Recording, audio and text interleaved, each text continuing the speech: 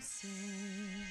Can you see by the dawn's early light what so proudly we hailed at the twilight's last gleaming, whose broad stripes and bright stars through the perilous fight o'er the ramparts we watched were so gallantly streaming, and the rocket's red glare, the bombs bursting in air,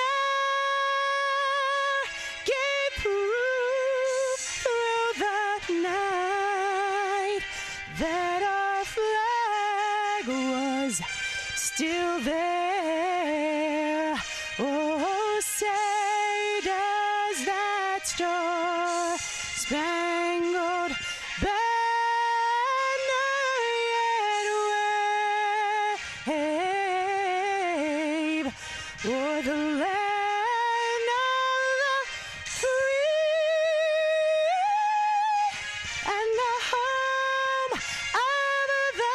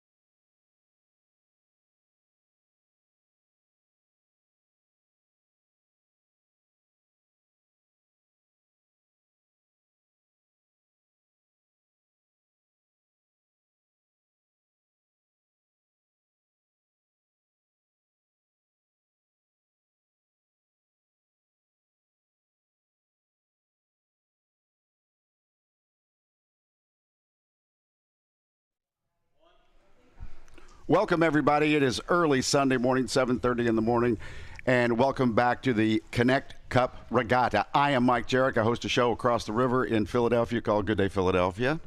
Welcome. Sitting next to me is Charlotte Buck, who is quite the proficient rower, walked on at Columbia University and rode her way to the Olympics in Tokyo. She's training for the World Cup now and training for the Olympics in Paris next year. Exactly. It's going to be a fun time. Good to see you again. Nice to see you again, too. And see that guy down there? That's Joe Leonard, and he is a rower from St. Joe's Prep. 4 years at St. Joe's Prep? Yes, sir. Rode his way to Syracuse University. So there are the experts when it comes to regattas, and I am the novice. So let's get this started. Yesterday was awesome. Give me a little recap, Joe, of yesterday. Yeah, so, started at the same time yesterday morning, 7:30 a.m., perfect conditions. We had a slew of heats to, see who was going to make it into these finals throughout the day.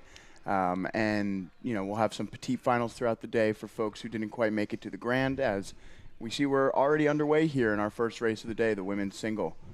We don't mess around. No, we They don't. get right to it. We start right on time. I mean, it's a little cloudier today, but nothing's deterring these single scullers as they head down the course. How are the weather conditions today different, do you see, Joe, than yesterday? Yeah, so it's a little bit cooler outside today to start at the very least. It's a heavy fog to start the morning. It should relax a little bit in the next hour as the sun continues to come up over us, but a little cooler. The other main difference is yesterday there was mostly no wind, and then in the later afternoon we had a bit of a tailwind as the sun started to come out and a storm started to roll in. Today, slight headwind, so Conditions are a little bit different. The top of the water is moving in the opposite direction, so we'll see if that affects any of the crews. But still, pretty good conditions. Yeah, pretty for us glassy, today. I'd say. Yeah. So not a bad day for finals. So who do we have out there right now? So we've got the women's single in lane 1, which when it comes back, lane 1 is going to be on the right of your screen. Okay. And then next lane over, Gordon B, Central Oklahoma, LaSalle, Gordon A, and Dominican. This is a single sculling event, so each rower has 2 oars. They're in the boat by themselves. They have to steer. They have to motivate themselves. And you can see we already have some separation as we're coming down the race course. I think we have lane 1, Bryn Mawr, Cameron Terrains. I'm sorry if I'm not saying your name right. In the lead so far in this nice blue shell. How far are they going? They're going 2,000 meters. So same as yesterday.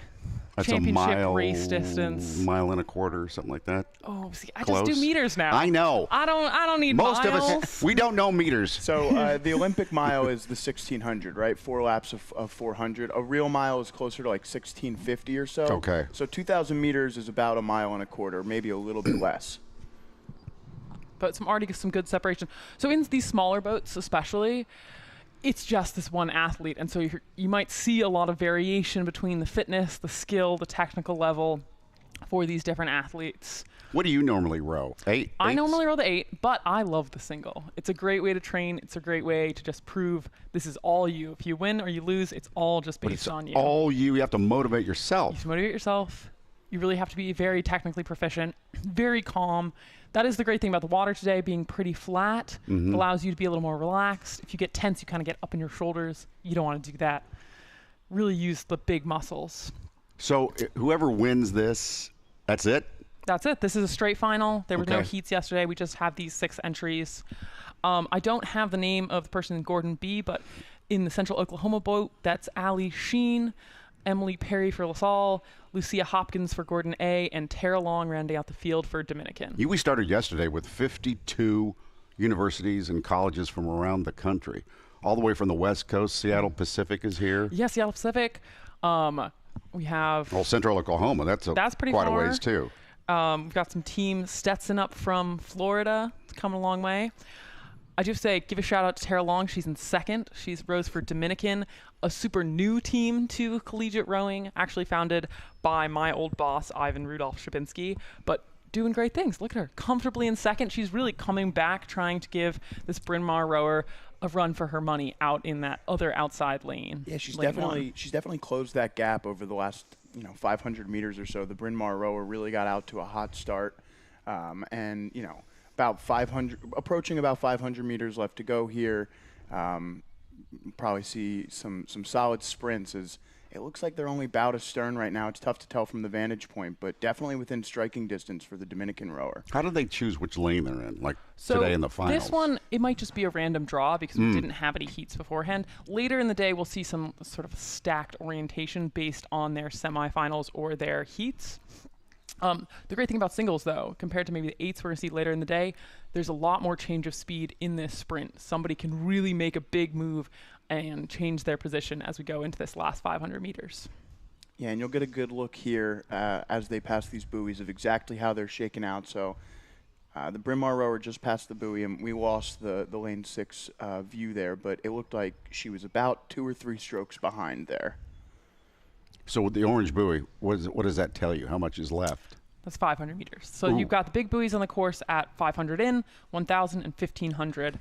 And then we'll see as they get down into this last part of the race course, the buoys will turn red, and that's the last 250. You really got to hit the gas and get to the finish line. It's really important for these rowers in these sculling events who don't have a coxswain with them and essentially have to execute their game plan on their own.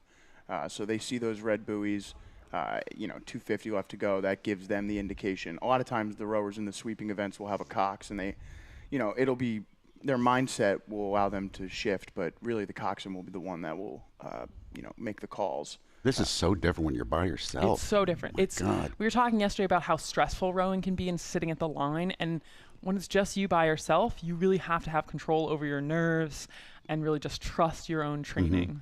This is one of our drones that we have up showing the 3 competitors. So way off to the left is Bryn Mawr. Yes, we've got Bryn Mawr left, Dominican to the right of our picture now, and I think we've got Is that Central? possibly Gordon A. in third place in lane 5. Lane 5. So that's Lucia Hopkins. But a really good push. And I mean, still so close between first and second. They've only probably got about 200 more meters of the race course. So let's see how close we're going to get as we come down to the line. Yeah, the Bryn Mawr rower holding strong here. Nice push from the Dominican rower. And you see a nice view here of just the fog at the moment. It is lifting. It was sitting a little lower about 30 minutes ago. It's starting to come up, but the drone gives you a good idea of kind of the level of it at this point, just above the tree line. Isn't this optimum weather? This is pretty great. This is the temperature you want. You want it to be cool, so you're not immediately sweating bullets as you start the race. Charlotte asked you this yesterday. What is now hurting on their bodies? Oh my God, everything. The lungs are burning, the legs are burning, especially in the single. If you have anything you've been like technically having issues with and you're, overdoing, that muscle is going to hurt your shoulders, your arms. It's really a full body sport. So nothing is saving you. But it does look like we've got Bryn Mawr taking the win, Dominican coming in second, and securing third place, I think, is Gordon A. I'm going to go ahead and say I think that's LaSalle. You think that's LaSalle? Yeah, oh, you're right. With the white oars, and then Gordon B there in lane 2 is going to cross in fourth. But really great racing. Congratulations to that Bryn Mawr rower for taking the first win of the day. That's the first final. It's pretty great. Yeah, we're off and running, and here's the men. By the way, Gordon College is up in Massachusetts, Windham, Massachusetts. So in our men's single final, in lane 1 we have Pittsburgh, then Gordon B, Gordon A, Brandeis, and rounding out the field, George Mason. Yeah, it looked like that rower and George Mason off to the screen just disappeared. So lane 5 off to a pretty good start as they approach the first 500-meter marker here. Victor Correa, maybe he's in lead. We'll see as sort of the view gets a little more parallel to the field. As we were talking about yesterday, sometimes the angle we've got of the cameras can be a little deceiving. Mm-hmm. And if you're new to watching rowing, you might say, oh, I definitely can tell who's out in front. But you got to make sure you sort of look along where the buoys are at one of the markers to really, have a good idea when this view is a little staggered. The cameras can kind of fool you. They can fool you a little. So, Joe, yesterday you were telling me about why Cooper River is so good for this. Yeah. Because it's a fair course. Explain that.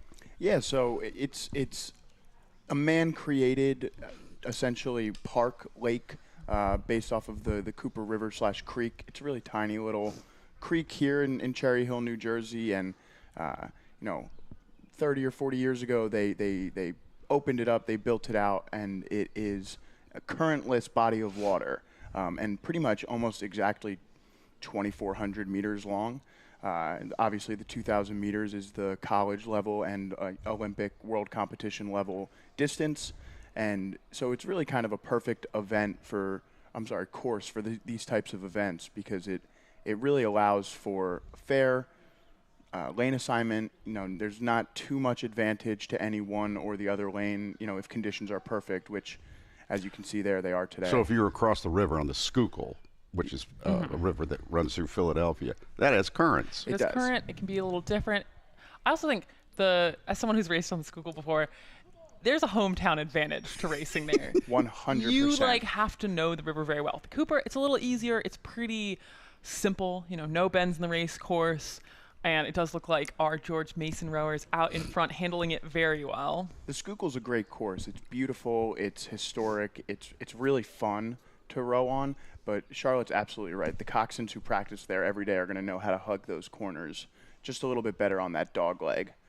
Cooper, straight shot for 2,000 meters. The building you're seeing on the right-hand side of the screen, that is the Camden County Boathouse. That's where we are right now. Mm-hmm. And you can see these top 3 rowers have just gone through the 1,000-meter mark with those big orange buoys, with our race leader about, I would say, pushing out to a 100-meter lead.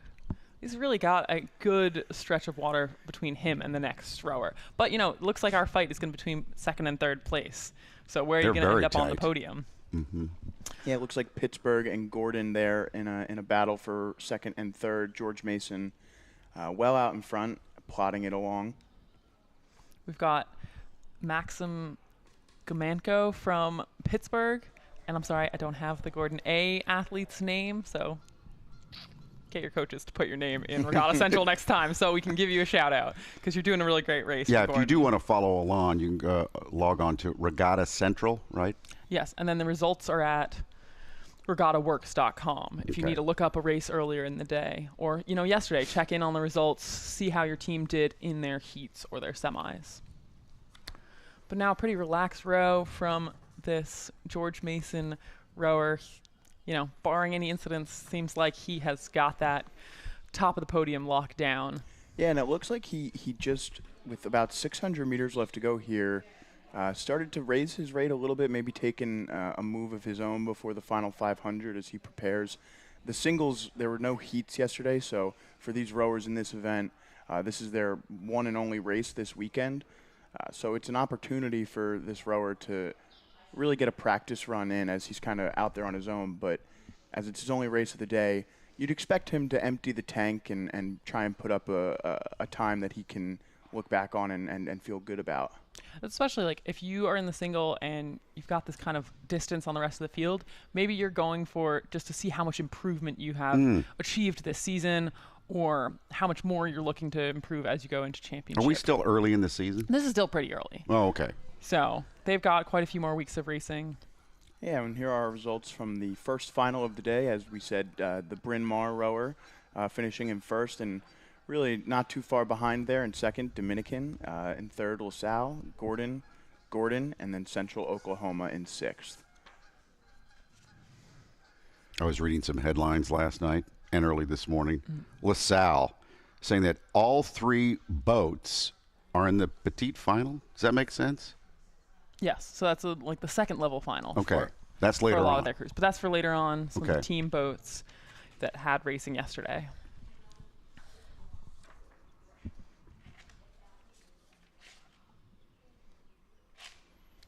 It does look like that race for second has separated pretty reasonably at this point. Yeah, and the rower from Pittsburgh, Gamenko, is handling that pretty well. Which that's the way you win sometimes. You take a move early, your competitor can't respond. You can try to break your competitor's spirit, and he looks like he's pushing back into that lead from our George Mason rower. Really, Yeah. when somebody goes out that far ahead of you, I mean, you can't give up. No, but you can sort of... Dispiriting. It is dispiriting. You feel it. Adrenaline is really important in these races, so you got to keep the spirits and vibes high as you're racing down the course. Again, the voice you're listening to there was Charlotte Buck from Nyack, New York, but walked on at Columbia University, and now you're training for the Olympics in Paris. Olympics again. Went to the Olympics in Tokyo, and I know a lot about the nerves on these courses. Definitely, I still experience that sort of stress, especially in the smaller boats. The single, we're going to have the pair coming up next, one of my favorite boat classes. But it does look like George Mason rower Victor Corha taken the win. So congratulations with that Pittsburgh rower coming in second. Is nerves good or bad? They're helpful, but only to a point. You got to have a little bit of nervousness. You can never get too calm. A win is never guaranteed, even if you think that you have got sort of the field locked down. So it's good to be a little nervous, but if you get too nervous, that takes away from sort of the calm and composure that you Would have. you agree with that, Joe? Yeah, definitely. I think you need nerves in order to feel competitive. It's part of that process. You can't have one without the other. But there are times when you can allow it to consume you, and that's part of this mental battle that this sport just is. It is part of the sport. You have to be able to control your emotions while also, getting yourself amped up to compete. It's a balance for sure. And that's why we might see some change between this is still sort of early in the season for some of these athletes. They're just getting used to championship racing distance again. They did some fall racing that is a longer distance, and so they're just trying to fine-tune how they're dealing with their stress on the race course, but also just how they're executing their plan. And so as you get more and more experience, it becomes a little easier to manage those nerves. We're back up to the start with the final of the men's varsity pair. This race also, this is a straight final. We didn't have any heats yesterday, so we don't know what's going to happen. In lane 1 to the right of your screen, we have Fordham. Lane 2, Iona. Lane 3, Adrian. Lane 4, Pittsburgh. And rounding out the field in lane 5, Brandeis. Is there a Super Bowl of rowing? It's the Olympics. That's what it is. Yeah. It's got to be. It's got to be. I mean, IRAs and NCAAs and dad veils, like those are all, that is collegiate height of racing. But end all be all, I'm going to say it, World Championships in the Olympics. It's pretty cool. You've been there. I've been there. I'm going to do it again, hopefully. So the Dad Veil Regatta is very famous. Very famous. Normally on the Schuylkill, but it's going to be on the Cooper River. It is, yeah. This year they're going to have it on the Cooper. Not the first time it's been on the Cooper, but obviously there's been years where the Schuylkill's been unrowable, and the Cooper comes in handy being so close. But this year they're hosting it on the Cooper River. It should be a fun weekend. It does look like we have this crew in lane 3, Adrian, taking an early lead as we pass through the 750 of the race course here. So the pair, we can see a little different than the single. Still 2 oars, but now each person has 1 oar. So, Mike, remember from yesterday, what's the difference between the 2 types of rowing? Oh, God. I had no idea there was going to be a test. Look, you got to prove you learned something. Well, many hours of rowing. Like these individual rowers here have 2 oars in their hand. No, they have 1 now. What? So this is. We're in a pair. So each. Let me get closer to the monitor. Yeah. So you have pairs in there, but they each have 1 oar. So they each have 1 oar. 1 starboard. 1 starboard, 1 port. One's port. Yeah. And you can see the boats are not all rigged the same. So sometimes you have the port is the person who's stroking. Sometimes you have the starboard person is stroking. So in this lead crew from Adrian, you have a port rower stroking the boat. For the whole season, I would just be starboard or port? Usually. So it looks like we do have a pretty tight race between 2nd and 3rd here, between Fordham and Iona.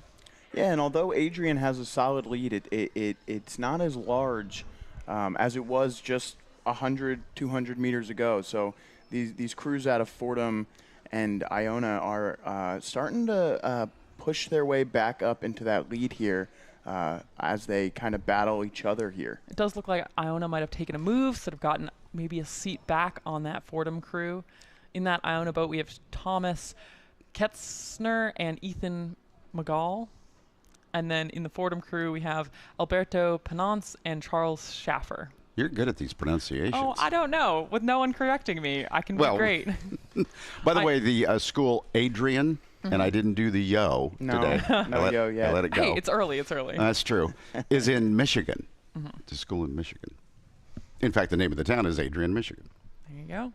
Well, making the most of coming out here to New Jersey with this early lead, establishing themselves well. Yeah, and Iona started to put some distance between them and Fordham, but still kind of hanging on there behind Adrian. So as they approach about 750 meters left to go here on the course, we'll see if either Adrian or Iona can kind of, put an end to this race. Iona and Fordham have to be rivals. They're so close together. They might see a little bit of each other out there on near City Island and Pelham Bay. So they maybe have a better idea of sort of how the 2 different crews are doing and keep an eye on each other. Yeah, and you see there, even from our earlier shot of the doubles, the sun has kind of started to break through this fog cover. We should have a really beautiful day ahead. Not too much sun, a little bit of cloud cover headed our way. So it should be a really nice day for rowing. Would you always have the same partner? No, not necessarily. So the pairs especially, it's so important for you to have a really good working relationship with your pair partner.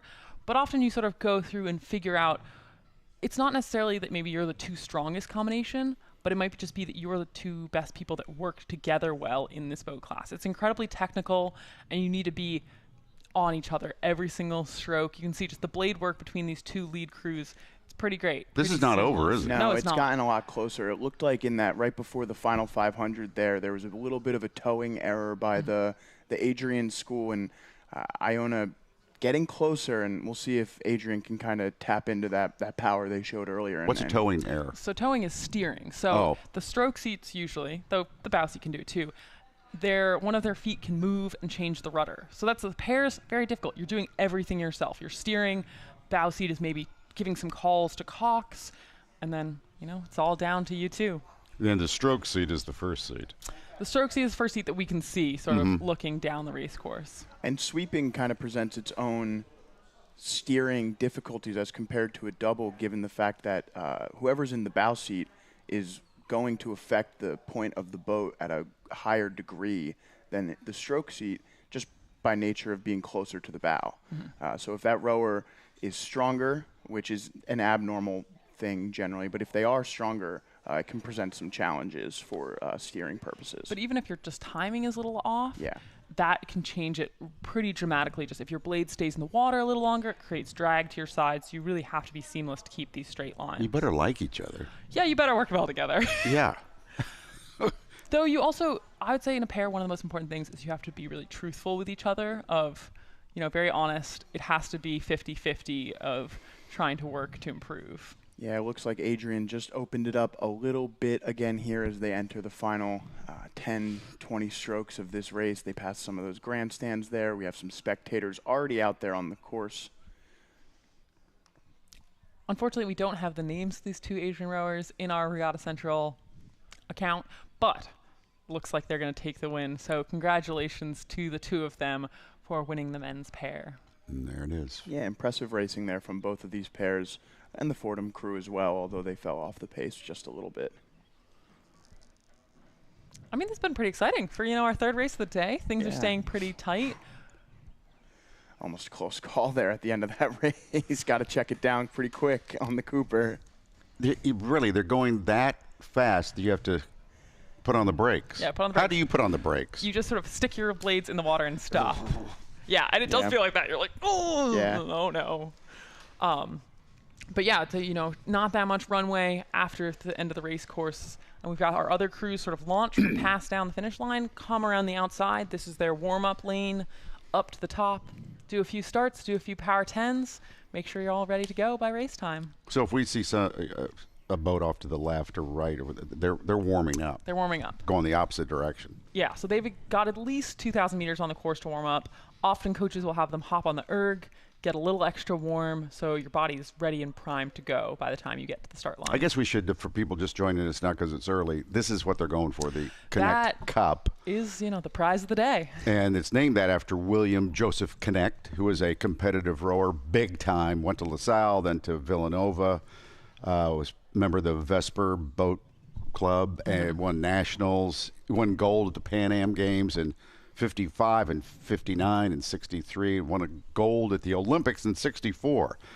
Then he became a judge in the 92 Summer Olympics. And the woman that you heard at the top of the program here, if you joined us, there were about 40 or 50 people on.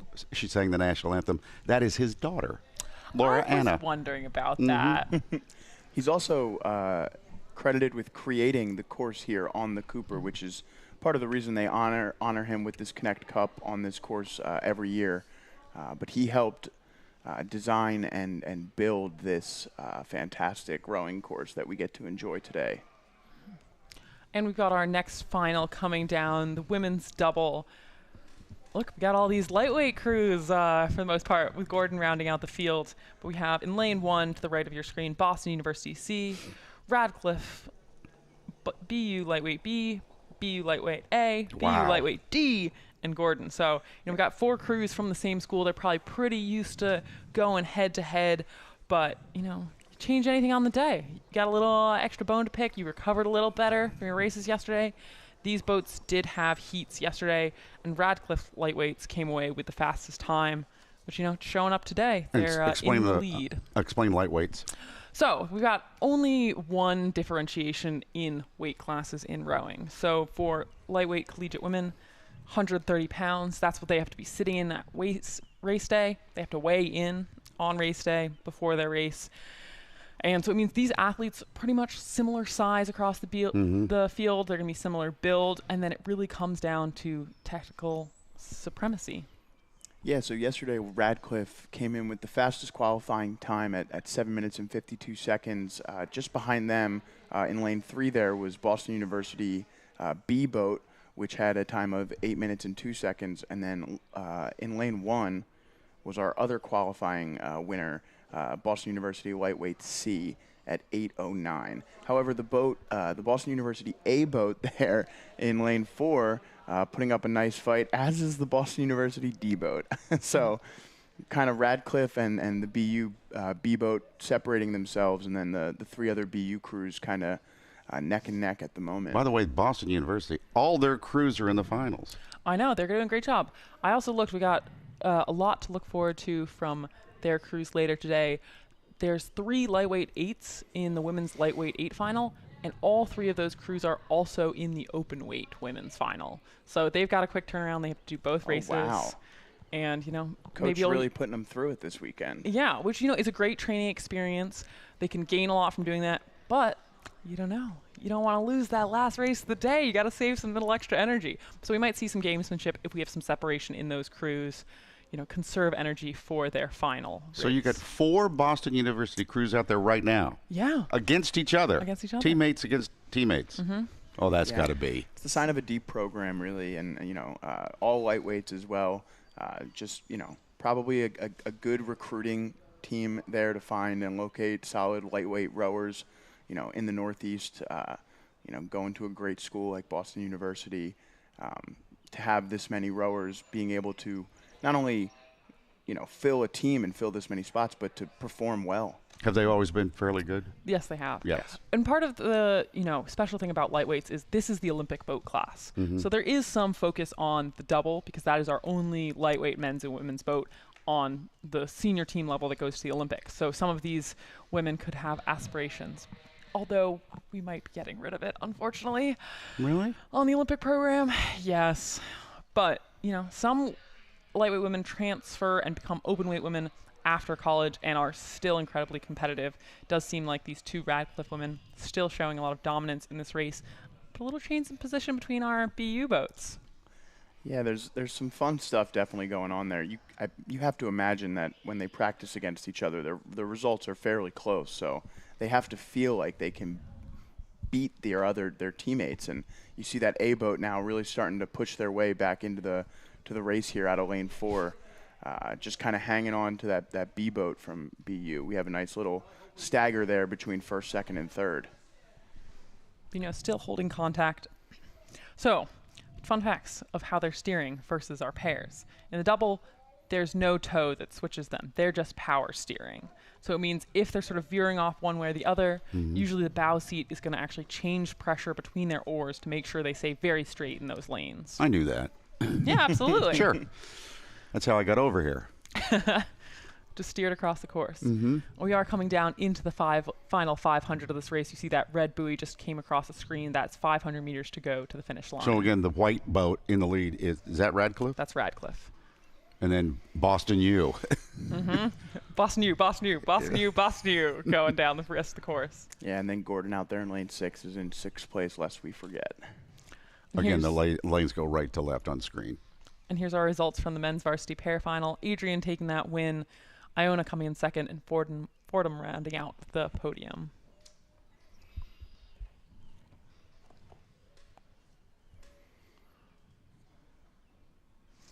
It does look like we can see, our tents down there at the finish line. We'll have a lot of parents out there cheering, your teammates after they finish racing. You really can hear spectators cheering on this course, so make sure you've got a crew you're rooting for. Let them know. Again, these are college athletes. Tomorrow morning, they're back to class. Back to class. It does not stop for these athletes.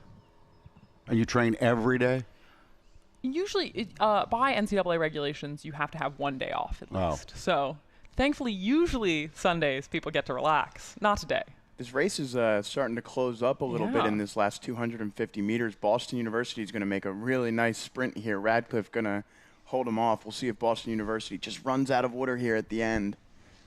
I know, sometimes you just have to time that sprint exactly right. So that would be Boston University lightweight B? Yes, out of lane 3. Radcliffe just kind of hanging on here. The gap has definitely closed, but that finish line can't come soon enough for Radcliffe at this point. And in that Radcliffe crew, we have Sophia Campbell and Isabel Meta. And we'll see if they can hold on to that lead in the last 5 or so strokes of the race. But, it's getting very tight as we come down to the line. Yeah, BU really outstroking them, but it looks like they're just going to run out of space here at the end as Radcliffe is going to cross first. Really great racing, though, from the BU boats. And that was BU lightweight B with second place, Alana Hoffman and Kylie Lowe. Great race from you guys. That was an excellent, excellent sprint. Did not make it easy on that Radcliffe crew. No, and then the other BU boats filling in there, and we'll see Gordon coming in fairly shortly. It's kind of hard to see the finish line, but they're little red buoys there that they crossed. Yeah. So when you're in the boat, it's a little easier to see, you know, on you're your level. Right there. Yeah. And maybe as the sun comes out, we'll get a little more contrast with those colors. But another great final. And then we're on to our men's double next. Yeah, so this should be a race between teammates once again, as we have the two qualifying times yesterday were from Gordon, their A boat and their B boat. Their A boat put up a time of 7 minutes and 27 seconds.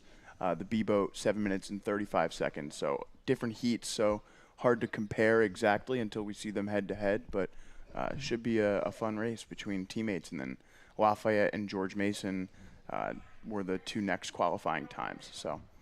Yesterday, I asked Joe, we have some, is that results or is this starting? No, so this is the start of this next doubles race.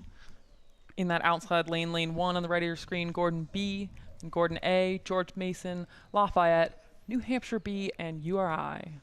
Yeah, and you can see already the two Gordon crews out in front of the rest of the pack, just based on this camera angle.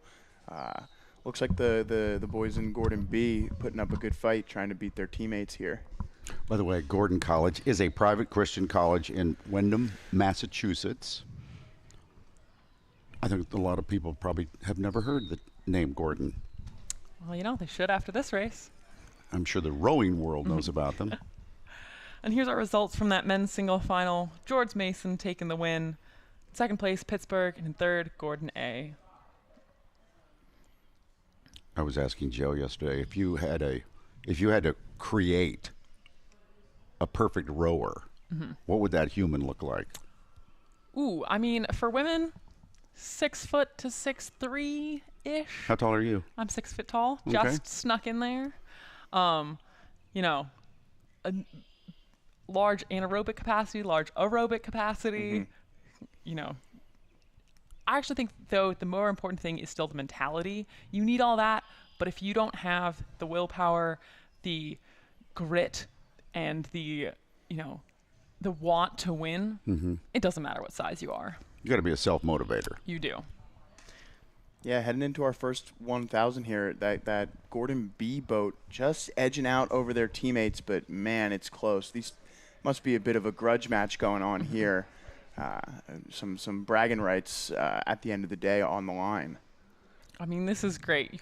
You maybe know a little bit more about your opponent's race plan when you're coming from the same school. Maybe you know, okay, they're really good in the middle 1,000, but we can sprint, and as long as we're connected, we'll be okay. You would know that, wouldn't you? You would know. Yep. So it's a little different than you're racing other crews that you've never seen before. You're like, oh, I don't know what they can pull out, but you might have a little more information.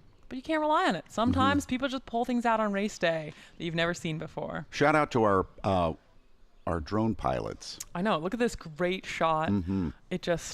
It makes rowing look so beautiful. You can't see their faces or how hard they're working, but they're working hard. And check out the teamwork here. All 4 rowers pretty much catching at the same time. They're a little bit off sync now, but for a couple strokes there, it was really, really close. Gordon B taking the rate up just a little bit as they start to outstroke and outpace their competitors.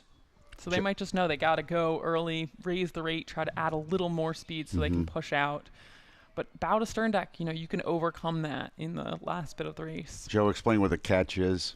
Yeah, so the catch is the contact point there of the blade to the water. It's as you get bunched up. Yep, right there, catch. Okay. You know, imagine for anyone who's familiar with weightlifting, you know, when you're at the bottom of a deadlift, ready to, you know, explode up with your legs, that's the catch point as you begin to push up with a deadlift bar. Very similar motion, similar muscles involved, which is, to Charlotte's point about the anaerobic capacity, it is a strength building exercise, despite the fact that it is aerobically difficult as well. It is almost unique in that sense. And here are these results from the women's double final. Radcliffe taking the win, followed up by those 4 Boston University lightweight boats. B taking second place, A taking third. Great job from all those crews. And it does look like we got a little more separation. Yeah, just a tad of open water here between these 2 crews. We'll see if the boat out of lane 1 can put a sprint on and try and come back into this. But right now, the boat out of B really dominating that middle 1,000. And you can really see, as we were talking about with sort of weightlifting, they have really nice, relaxed arms. You've got to hang off the catch, not sort of that worst technique, let's say, is if you break your elbows off the catch, it's going to put a lot of stress on your biceps, on your shoulders. You really want to be as efficient as possible in using those large muscle groups in your legs. Yeah, similar to a power clean or a hang clean. As you kind of come up, you want to let those arms get loose. They're really not doing any of the work. They're just a lever at the end of the day to exert the force that your legs and your back are applying. Something I learned yesterday, that in the 1940s in the United States of America, rowing was one of the most popular sports. Exactly. And then what, gonna football come came back. along? It's going to come. Well, Okay. I believe. How long will we have to wait? Hopefully not till the end of my career. Yeah, it used to be one of the biggest sports in the country. I mean, it's still one of the biggest women's collegiate sports. But yeah, not the same press a lot of the time as football, basketball, soccer now. It's always been very popular, but more individual stars coming out of especially women's soccer. And we only really see it at the Olympics. Yes. On TV. Until now. I mean, that is the great thing about having this coverage, getting to see your athletes in college. This is a harder endeavor, than filming in a gym for a basketball game. We've got these drones out here, cameras on the launch. It's a very different experience as an outdoor sport. Yeah, and this really just an impressive second half of the race from this Gordon B crew, just pushing their teammates away, executing their plan to a T, really. Can't say enough about how they really just kind of dominated there in the second half. It's after being so close as they went by here, just to kind of put their foot down and say, all right, we're just going to go.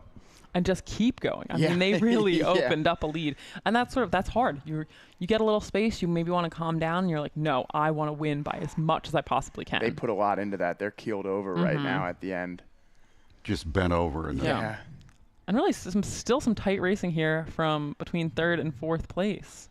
Now, when you say Gordon or whatever school, A, B, C, D, what do the letters mean?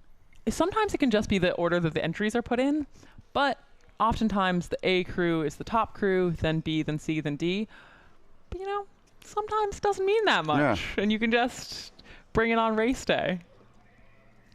Yeah, I mean, especially if there's not much between those crews in practice. And as we said, it's still somewhat early in the season. We have about a month before championship rowing starts to, pick up. Coaches are still tinkering with lineups, and there's still a lot to be proven between those 2 crews and who's going to get those 2 spots in the top boat. And even then, there might not be much between the rowers, and even in championship rowing, things happen. Yeah, things get pretty close. Yeah. We keep mentioning all these schools from mostly the East Coast, but they're great rowing schools out west, right? Absolutely. I mean, are they better? Well, it depends. They have an advantage because they can row all year. Some places that is a really big advantage. Currently, for women's teams, the top-ranked teams are Texas and Stanford. So, Texas. Not here. But for men, it's Yale, Cal, and University of Washington that are ranked 1, 2, 3. Don't quote me on the order, but I think it's Cal, Yale, Washington at the moment in the top of the rankings. And we have our next race coming down the course, the women's lightweight 4. Yeah, 4 boats in this event here. We have Boston University, MIT, Radcliffe, and Iona. And again, the lightweight crew from Boston University. So we didn't have a heat yesterday for these 4 rowers. So, this is our first time seeing them. But again, just kind of showing off the strength of the Boston University lightweight women's program here at the Knecht Cup. Yeah, not a shocker that they took the lead right away. No, not based on their performance and the rest of their crews. No, they've been an impressive program so far today and yesterday. Yeah, we'll see. So they're 8 had the fastest time of the women's 8s yesterday. So we'll see if they can repeat the performance. So those 3 boat classes, the women's lightweight double, lightweight 4, and the 8 are their 3 championship boats. So they really will be focusing on all those 3 boat classes because they need them to do well across the field to win IRAs for the women.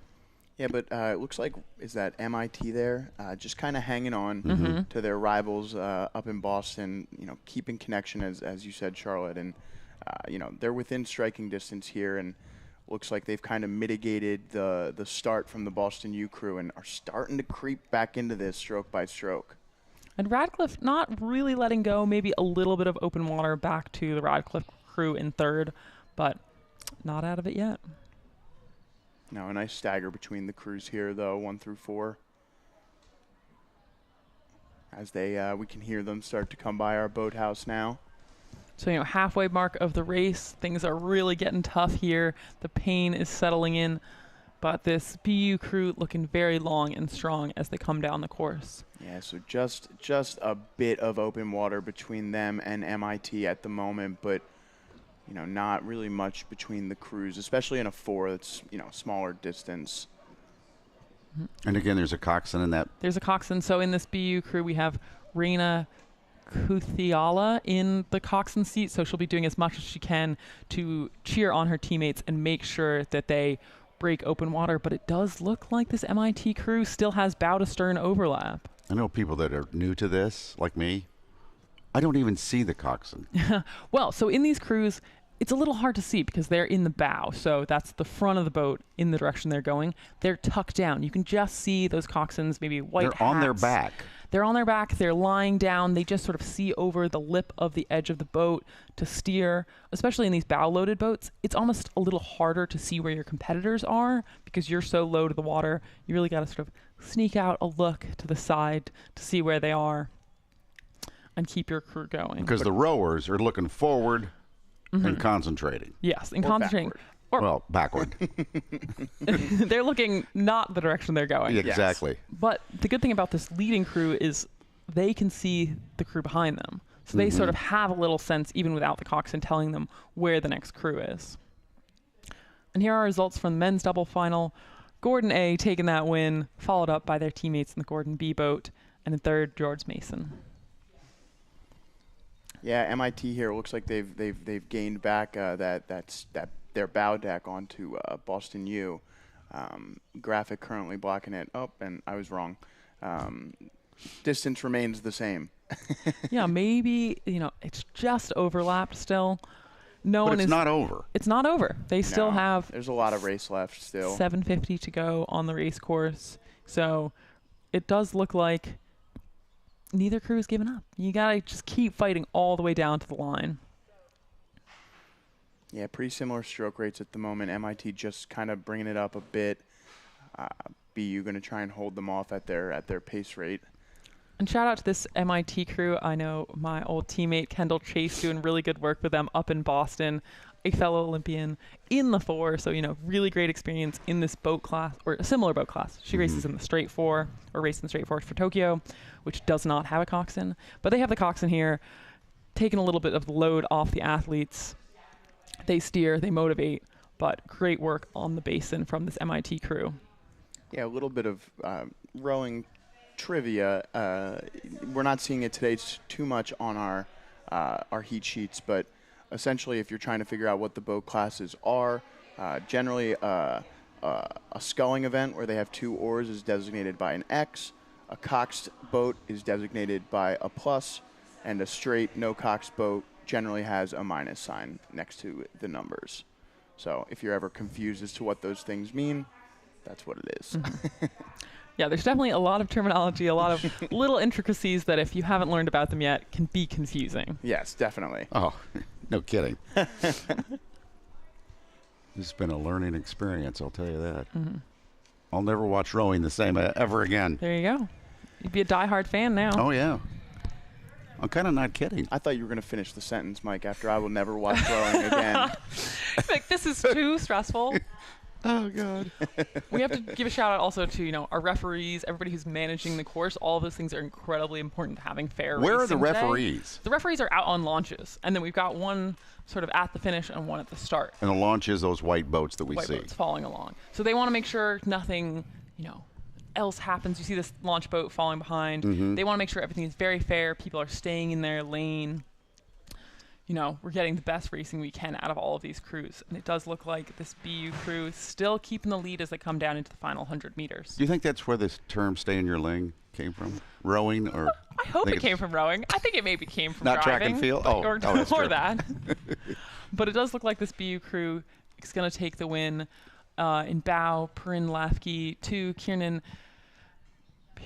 There's no one named Girardet. Smith. Oh, no, look, in 3, Lucy Smith. There you go. And 4, Nina Palmer, Cox Spy, Reina Kuthiala. Really great racing for all its crews. And the MIT crew really closely behind for that second place. It's got to give them some knowledge heading into the next few weeks of practice, saying, okay, we're only two and a half seconds behind BU.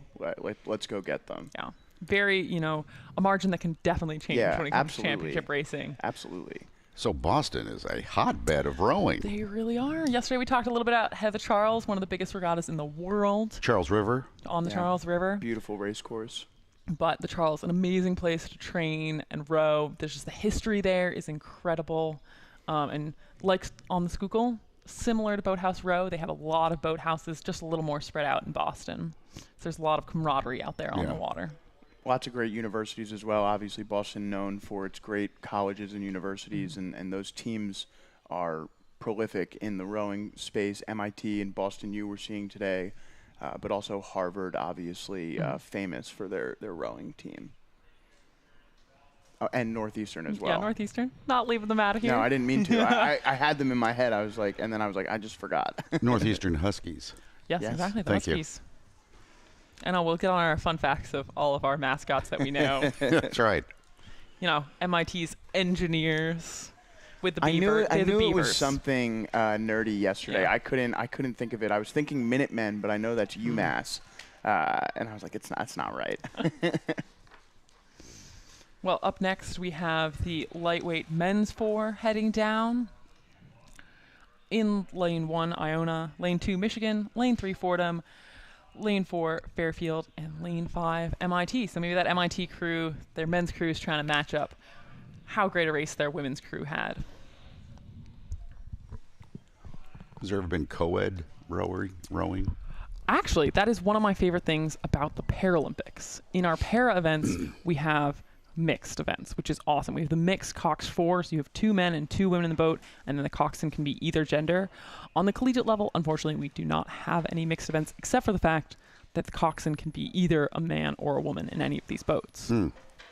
So one of our best races of the day so far here. We've got 4 crews all vying for first place. Looks like we can call it Fordham, Fairfield, MIT. Fairfield and Fordham pretty much even. MIT just a seat back, and then maybe about 2 seats back of MIT there is Iona. Just off the pace is Michigan in lane 2. But 4 crews competing for first right now. Fairfield and Fordham out in front just a bit as we head into the second 500 of this race.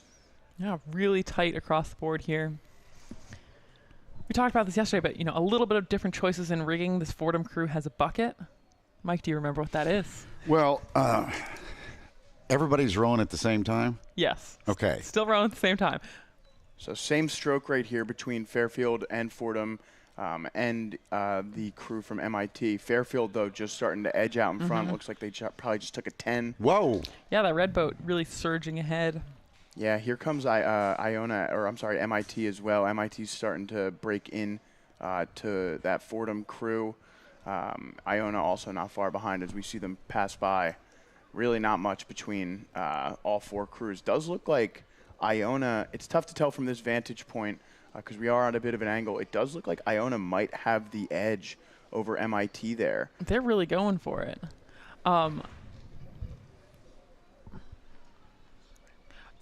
We're in the middle thousand of the race. This is like a classic time to take a 10, take a move, see if you can gain a little more speed heading into the back half. Now, taking a 10, I believe, means you're going to take 10 very aggressive strokes? Yes. It can be a 10 for focus. It can be, coxswains like to get fancy with it and use nice words. But generally it's, hey, pull really hard for 10 strokes. But sometimes it's like, hey, guys, like we're lagging a little bit here. Let's get our legs down. Like, let's take 10 to focus on really getting those legs down. Or, let's take 10 to really, finish up into our chests and get clean finishes. So sometimes they can be for focus, but even when they're for focus, often when you're in the boat, it's like, all right, time to pull hard. But it can be those things to key in on of, Yes. complete very cleanly, sit up at the front end, legs down faster. That can be what is causing this Fairfield crew to really push out on the rest of the field. And it does look like Iona is going with them to stay in second place. Yeah, Fordham just unable to keep up that blistering pace they kind of started out with, and MIT also falling off just a little bit. Iona starting to push through, and Fairfield really having a really strong middle 1,000 here. Fairfield out of Connecticut. Yep. Right. Yeah.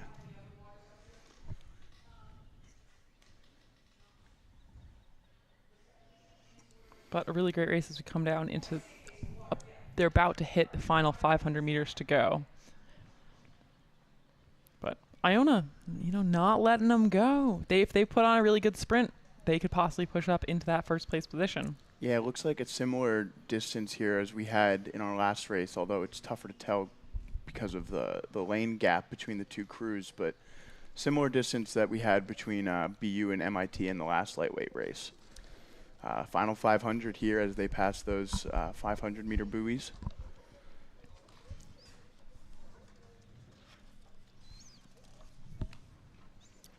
So they'll be taking sort of their last push up, trying to gain a little more speed, maybe a little more separation. In this Fairfield crew, it's coxed by Thomas Flynn, bow seat George Vigale, 2 Zachary Sweck, 3 Brendan Martin, and 4 Ryan Borsey. Really great racing from these guys. They're trying to stay ahead of Iona as they come down to the line. Iona making a really strong push here as they pass our flags there on the side of the Cooper River Park. Fairfield in a good position, though, to hold off any move as they counter move, if they see any of the crews start to inch in. So Iona's all the way to the left. Yes. Okay. As we come around with this drone shot. It Really seems like they're nice. neck and neck, but they're not quite. They're not quite. There's some amount of separation, but maybe they're closing the gap as we speak. I mean, that's the thing. Every stroke counts. You cannot let up till you get to the line. And you can see here the buoys have turned red. It means they're in their final 250. It's final last push to the line. You see this Fairfield crew really hauling on it. They're trying to make the most of their lead, staying ahead of Iona. But that's when the pain is really, really setting in. The line cannot come soon enough. I can see the coxswain a little bit better there. So sitting up in the bow, as Just the head comes down showing. to the line. Nice. Oh, popped up. Yeah, Yeah, popped they're done. up for They the win, won, hit the yeah. water a little. You want to see that celebration. You won the final. It's really exciting.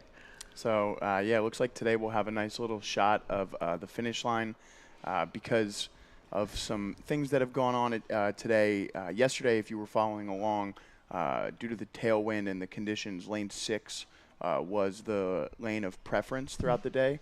Today, the referees have switched it. Lane 1 is now the lane of preference, and due to some waking issues, we won't have the boat in the launch in order to give preference to the crews that are warming up in lane 0. So let's try to explain that. The launch is the white boat following. It's motorized, and we had a camera on there yesterday. Yes. But we Yeah. can't do it today because it creates a wake. It creates a wake. Honestly, someone who's been down the race course, I'm sure you can agree, it's the worst thing It's getting waked horrible. out. Suddenly your boat is going like this. And Especially when you practice on a river that has a lot of crews that practice on it. There are certain coaches that you just know when they come by, you're like, well, there goes this piece. yeah, you just gotta relax, ease into it. But it can hurt your speed a lot. It can hurt the technique to have these extra factors, especially if you're not expecting a wake and it sort of jostles you. Not too fun. But these It can be very shells, they don't create wakes. Oh, they do actually. A little- So do they? if you're the leading crew and you're You create a wake? You create a wake. So the next boat behind you, if they're sort of in the right staggered position, you can feel that crew, and it's not great. It is more apparent in head racing because sometimes you can sneak in front of another crew and mess with them a little by sitting in front of them, and then it's actually physics-wise If you have a messes good with coxswain, you. for sure, and you can get those puddles of your side just kind of hitting them and hitting them and hitting them. No. And you do have a small little wake as well. Puddles are when when you catch. Well, so it's literally the water you're pushing. You create a little puddle. When your oar pushes through the water, it creates an opening behind the blade, And that's called? and that's your puddle. A puddle. It's sort of the water you're moving. Lots But of that's why all the terminology. physics really Yeah. matter. So when you do that, you actually change what the water feels like for someone else, and it feels less secure if you're in someone else's puddles. Yeah, especially if you have to catch into someone's puddle. You know, your blade can kind of get taken pretty quickly. Well, stay out of my puddle. Yeah. That's what. Well, you got to be winning. Jeez. And you gotta, I know. If you're in the lead, you get to do a little bit whatever you want. Now, when it says women's frosh, still freshman, right? Freshman. Okay. Novice. I mean, would this be their first competition? This could be one of their first races. They may have had a race earlier in the season, but myself as a walk-on, my first race, I was considered a novice. It was my first year of rowing.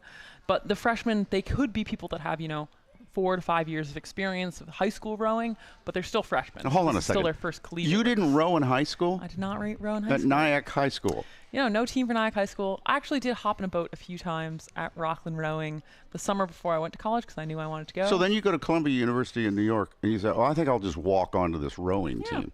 And now you're in the Olympics in Tokyo. That's the thing. Anything can happen with these athletes out here. You don't know what their trajectory is going to be. Joe did the same thing. He walked on at Syracuse. I did, yeah. But he had a little experience beforehand, From but high still the high same. school, Like, yeah. He chose to do it in college. Yeah, I was lucky in that sense because I was not a good enough recruit to go to a program like Syracuse, but once I got on the team, He's saying he was smart enough to get in, though. That's right. Darn right. But once I got onto the team, my technique was able to shine through, and I was able to, at the very least, help them in practice. Right. And then you wanted to be your major is broadcasting? Yeah, I majored in broadcast journalism at Syracuse. Syracuse, one of the best in the world. Yeah, it was a great school. It's really showing through on this slide. I think so too. Thank you, guys. That's too kind. Well, so this race is our petite final of the women's freshman or novice 4. So these athletes not racing for, all the big bucks, the winning, but still, nonetheless, winning the petite final, great bragging rights, maybe just improving off of their race yesterday. Well, explain that a little bit. Why do we call it petite? That's either petite second level, it's not the grand final, but Okay. nonetheless, very important. In lane 1, we've got this URI crew out in front. Tough break for them yesterday. In their 3 heats, it was the winner for each of the 3, and then the next 2 fastest times overall headed to the grand final. Oh, I'm sorry, it was 4 heats. And Rhode Island had the 3rd fastest non-qualifying time by what looks to be 0.2 seconds. So that's pretty heartbreaking. These athletes are really going to be trying to prove that they should have been in the grand final. Well, it kind of looks like that. Well, it kind of looks like that separation on the rest of the field, but they also, I would say, as someone who's been in petite finals, sometimes the redeeming thing is putting up a faster time than someone who made it to the grand. Oh. Definitely. And then you can sort of be like, okay, well, we're going to improve, our preliminary races the next time we race, but we can do it, and it's a good, goal for them, especially if they already have open water on the rest of the field. Yeah, and impressive race so far from Catholic there in lane 6. They had one of the slower qualifying times. They finished 5th in their heat, including to Connecticut and New Hampshire.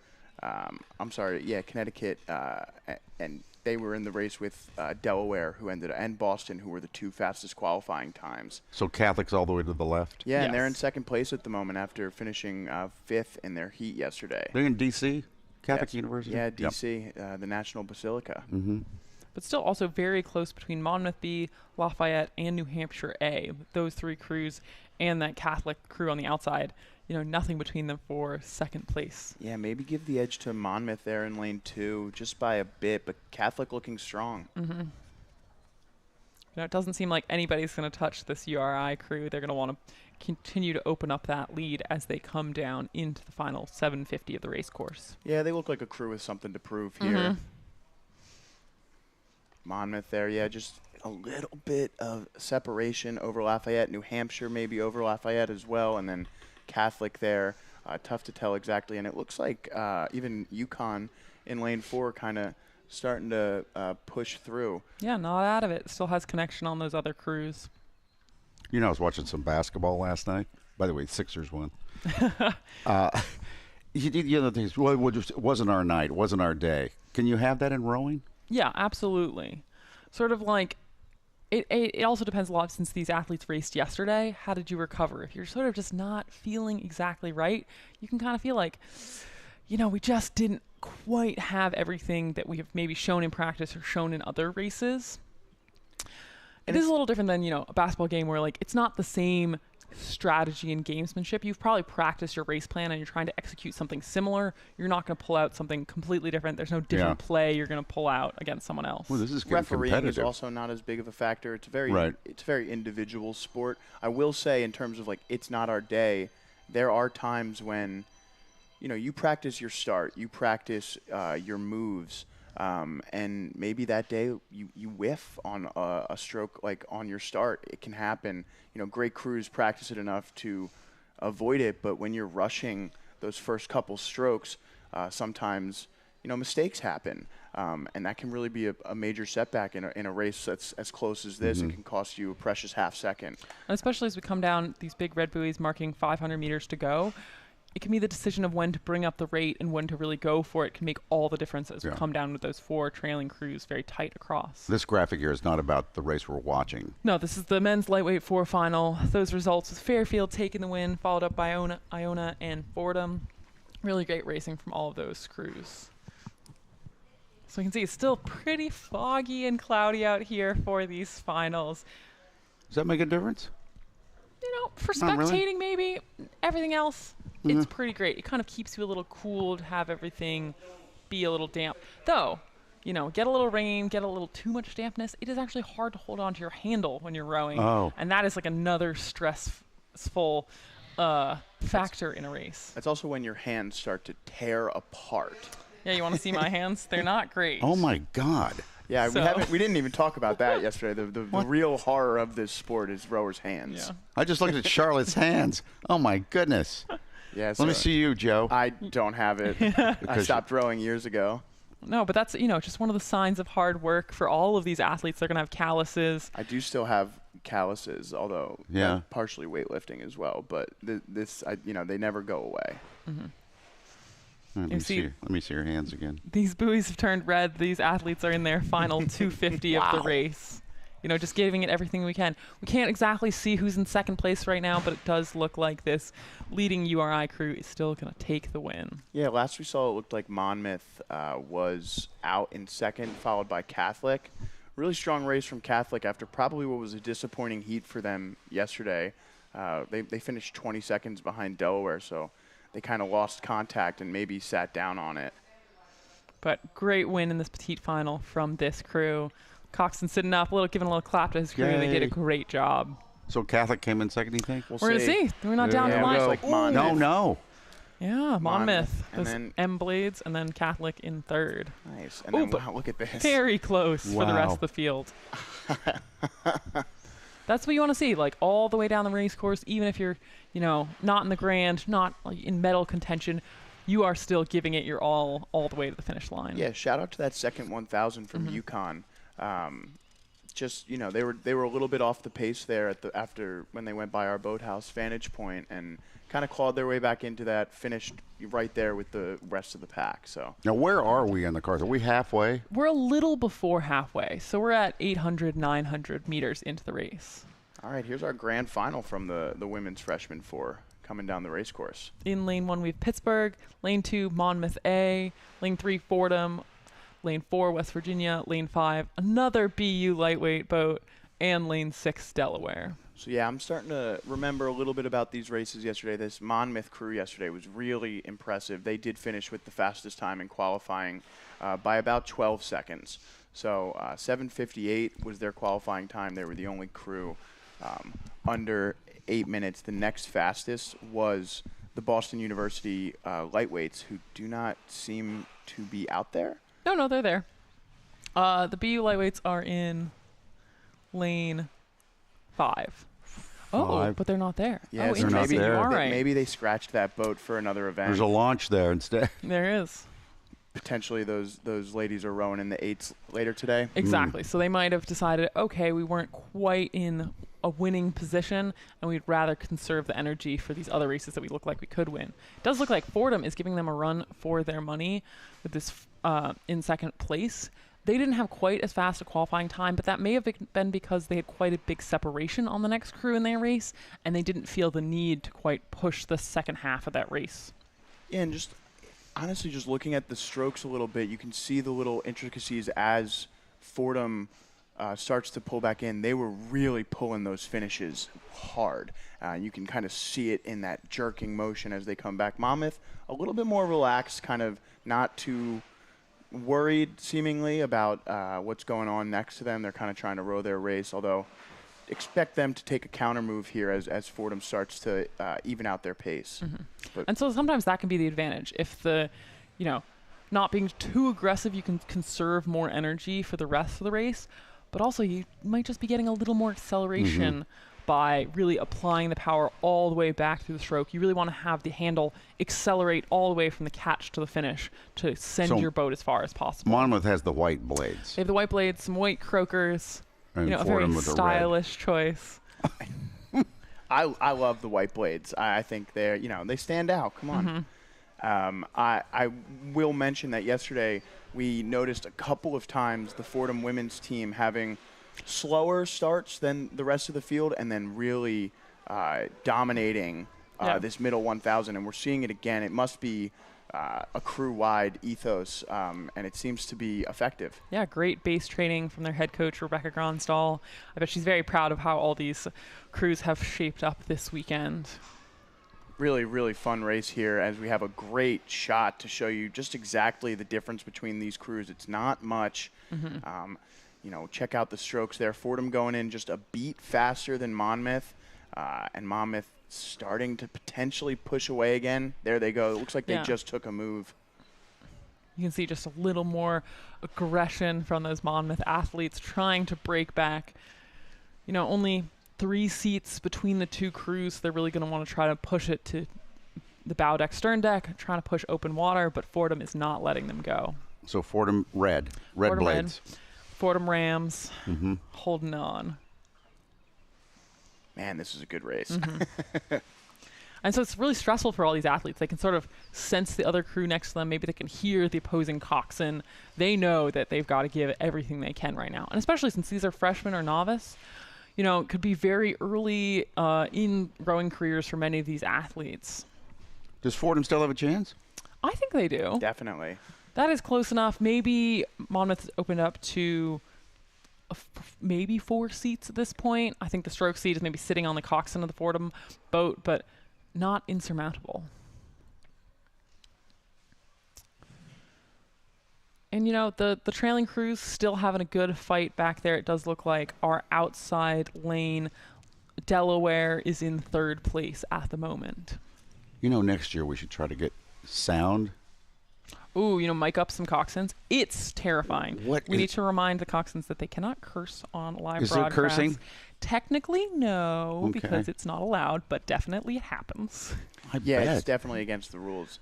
You can't cuss? I No. will say my teammates were always worried about us getting disqualified after All right, races Joe. due to having me in the boat. Oh, my gosh. Oh, my goodness. Yeah. You're cursing while you're rowing? Not while, Oh. after.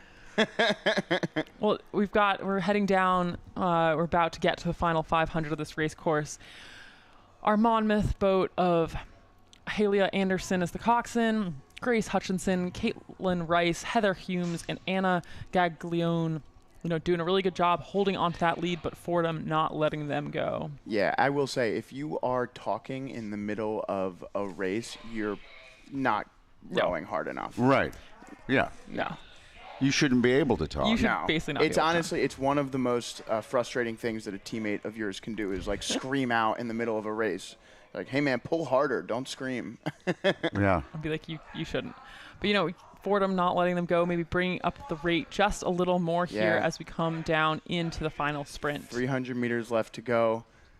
A bit of a lag here on our camera, so hopefully we can get a shot of the finish line here as they come through. Monmouth holding on to that 3-seat lead there. Fordham going to give it all they got here. Fun race ahead as we see the results from our petite final on the screen there. URI with that very definitive win. They're going to want to be watching the times as they come in for this final, see if maybe they feel like they should have been in this race.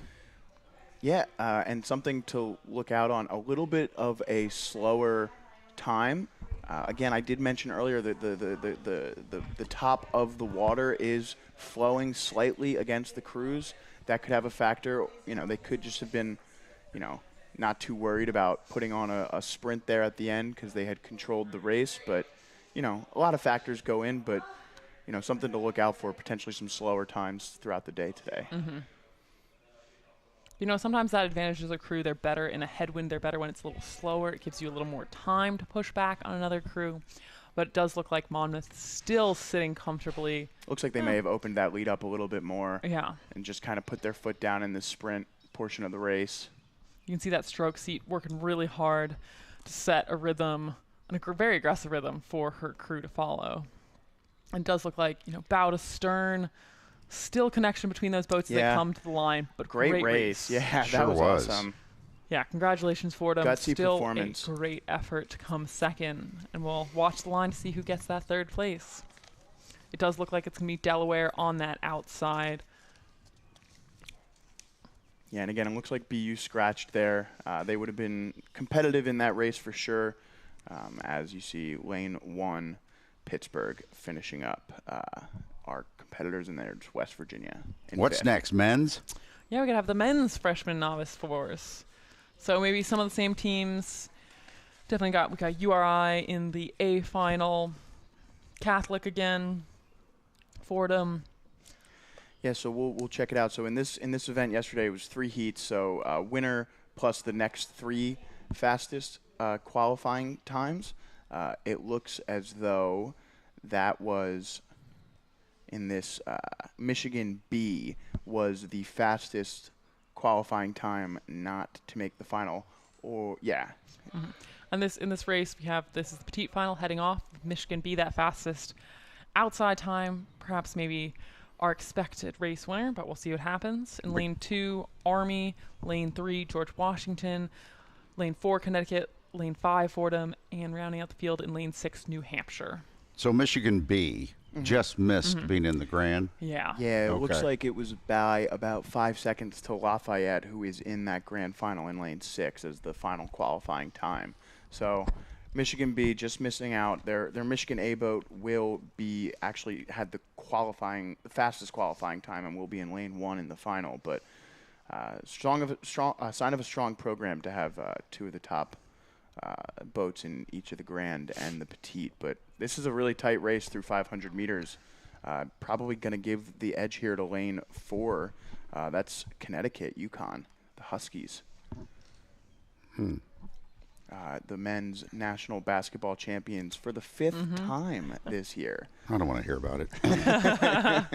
I think Kansas still has them beat historically. Yes, that's true. I went to the University of Kansas. We won it all last year, Yeah? but shout out to Connecticut. They had a great team. Yeah. Great school for sports in general. And looks like lane 3 has kind of put their mark on this race as well. George Washington, always a strong men's program. Great to see them here at the Knecht Cup this weekend. Michigan B going with them with this move. Yeah, definitely. We're going to see them cross by our vantage point here very shortly. You'll get a nice shot of the boathouse that we are sitting in. And we'll be able to tell you kind of what we see. It is George Washington by about a boat length. We definitely are on an angle here from our vantage point. The drone shot gives a pretty clear picture of how this has been breaking down. No, a great race from Michigan on this outside in that dark black boat in lane 1. They're trying to go with George Washington. Yeah, it looks like they might have just gained a seat back there. They're definitely within striking distance. And lane 2 starting to make a nice little push back into the race too. The Golden Knights out of Army from West Point, New York. I know they must train on the Hudson. I would be surprised if they were anywhere else to train. So, you know, tough rowing out there. They've definitely dealt with all conditions.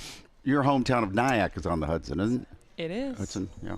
My favorite place, the Hudson Valley. Mm-hmm. There's a lot of schools that train up on that Hudson River and in Poughkeepsie as well, right? Yeah. Used to be, you know, the hotbed of rowing in the U.S. when we were talking about the history of rowing. IRA championships used to be held in Poughkeepsie. I believe that's where Dad Vale would coach, the man behind the name. Really? In Poughkeepsie? Yeah. Was Poughkeepsie where Mary Tyler Moore was from? Well, that's really aging me. Never mind. We're the wrong people, I think, to Exactly. ask that trivia. It does look like Michigan is still continued to push back on this George Washington crew, but yeah, Army really making a nice push here to get back into this race. You know, moving fast through this middle 1,000. You know, maybe go back to the drawing board after watching a race like this and say, okay, how do we improve the start so that we're not completely losing contact in the first 500? So the start, I know we don't have a camera there today, but it starts from a dock? it starts from a dock. You have a stake bolt holder, someone laying down on their stomach, holding the stern of your boat. And then you have to have the referees even out the crews so they start exactly with their bow ball, even across all 6 crews. And then you really are picking up this quite heavy system and trying to get it up to speed as fast as possible. So the person can't shove you off. No. They You just gotta start let with, go. Okay. Heading into the final 500 here, we're closing in on that mark. Given the nature of the finish line being slightly on an angle towards lane 1, I think Michigan's in front right now. I think they might be. And especially, like, this is where it comes down to who is going to make their sprint just a little more effective than the opposing crew. Yeah, let's see. So it is, okay. George Washington's still in the lead. You know, maybe bow to stern. Yeah, it's close. Maybe 4 seats, honestly, but it's tough to tell. You know, Really, on angles camera, it looks like they're way out. But no? No, I don't I think so. we're a little. The drone is a little behind. I think we're even with Michigan, so I got it you. might be slightly deceptive. But George Washington definitely has an advantage. It's not severe though. so Which is the white boat. yes, and you can see them bringing up the rate right now. They're going to be doing everything they can to add a little more speed to the boat. What do you call it when your blade just whiffs? Like you don't hit any water at all. Does that ever happen? It called does a whiff. happen. It's called whipping. Yeah. It is called whiffing? Yeah. I would say of the things you can do to mess up in rowing, less bad than other options. Yes. But Very embarrassing though. very embarrassing. Here's our result from that grand final of the women's freshman and novice 4. Monmouth A taking the win, followed up by Fordham and Delaware. Congrats to all of those crews. Really great racing. Yeah, that was a fun race to watch. Hopefully we get another one here with the men. I think we will.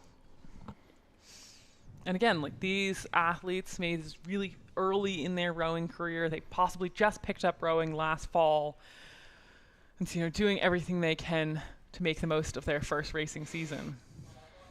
Does it get less exciting a little longer? No? Absolutely not. There's a classic saying in rowing, it doesn't get easier, you just get faster. It's the same pain, same excitement, but maybe you're finishing the race slightly sooner. Get easier. It does not get easier. It's a lot. It's similar to any sport that requires a high level of aerobic or anaerobic fitness. You need to continue to push yourself, or you will plateau. It's why swimmers. Ooh, looking close here. What is Michigan this? might have Michigan. surged ahead, but I'm not exactly sure. Oh, Yeah. it does look Oh like my Michigan God. took the win. Yeah, they certainly seem to think so. So that's the great thing about even the last 5 strokes, you can make a big difference if the other crew is sort of running out of steam. Someone else can pop in and take that win. We'll wait on the final results as lane 2 there crosses. That's Army. The Golden Knights finish in 3rd in the petite. Lane 4, that's Connecticut there. And then New Hampshire. And then I'm sure we'll see Fordham shortly. So I'm sure Michigan V trying to, set a good standard for their Michigan A boat that is in the grand final, and I'm sure they're both trying to have their best performance they can today. So that was a really great As they sprint. come to an end there, the next heat is happening. I mean, let's see. The Do final, they launch right away? They launch right away. So there's 8-minute centers between the races. So Yeah, they should be off at this point. They've been pretty good the past 2 days, the referees, of getting these things off on time. So. And the races themselves sort of vary in length depending on the boat class. Obviously, the slowest races we're probably going to see here are the women's singles we had earlier in the day, since it's just one person. And then the fastest race is going to be the men's eights at the end of the day. Are the men faster than the women? Yes, they are. But not by much, actually. Not by much. And, I've beaten a lot of men in my time. You're darn right on you the have. water and the erg, so That's right, Charlotte. it's not everything. What's the fastest you could do 2,000 meters? Well, the men's world record for a men's 8 is 5:18, I think. So that is come on. blistering. 5 minutes and 18 seconds to go 2,000 meters? Yeah, crazy times. 8 in a boat. 8. Well, 9 boat. You got the coxswain still. Yeah, coxswain's in Carrying that coxswain weight. And then we have our final for our men's freshman novice 4 heading down in lane 1, Michigan, lane 2, URI, lane 3, Pittsburgh, lane 4, Catholic, lane 5, Army A, and rounding out the field, Lafayette in lane 6. So if you're just tuning in, lane 1 on the right side of your picture, lane 6 on the left. They're crossing those big red buoys 500 meters into the course right now. Really tight racing from all 6 crews And across the field. Lane 1 is to the right. Yes. So it does look like lane 1, Michigan A, maybe with the slightest advantage, but nothing between them, URI, and Catholic really pushing for that first place position. Yeah, how about Catholic? They finished 3 seconds behind Michigan in their heat, which was the second fastest time in qualifying yesterday. Rhode Island winning their heat along with Pittsburgh there in lane 3. Pittsburgh's time was a 7:19, Rhode Island 7:22.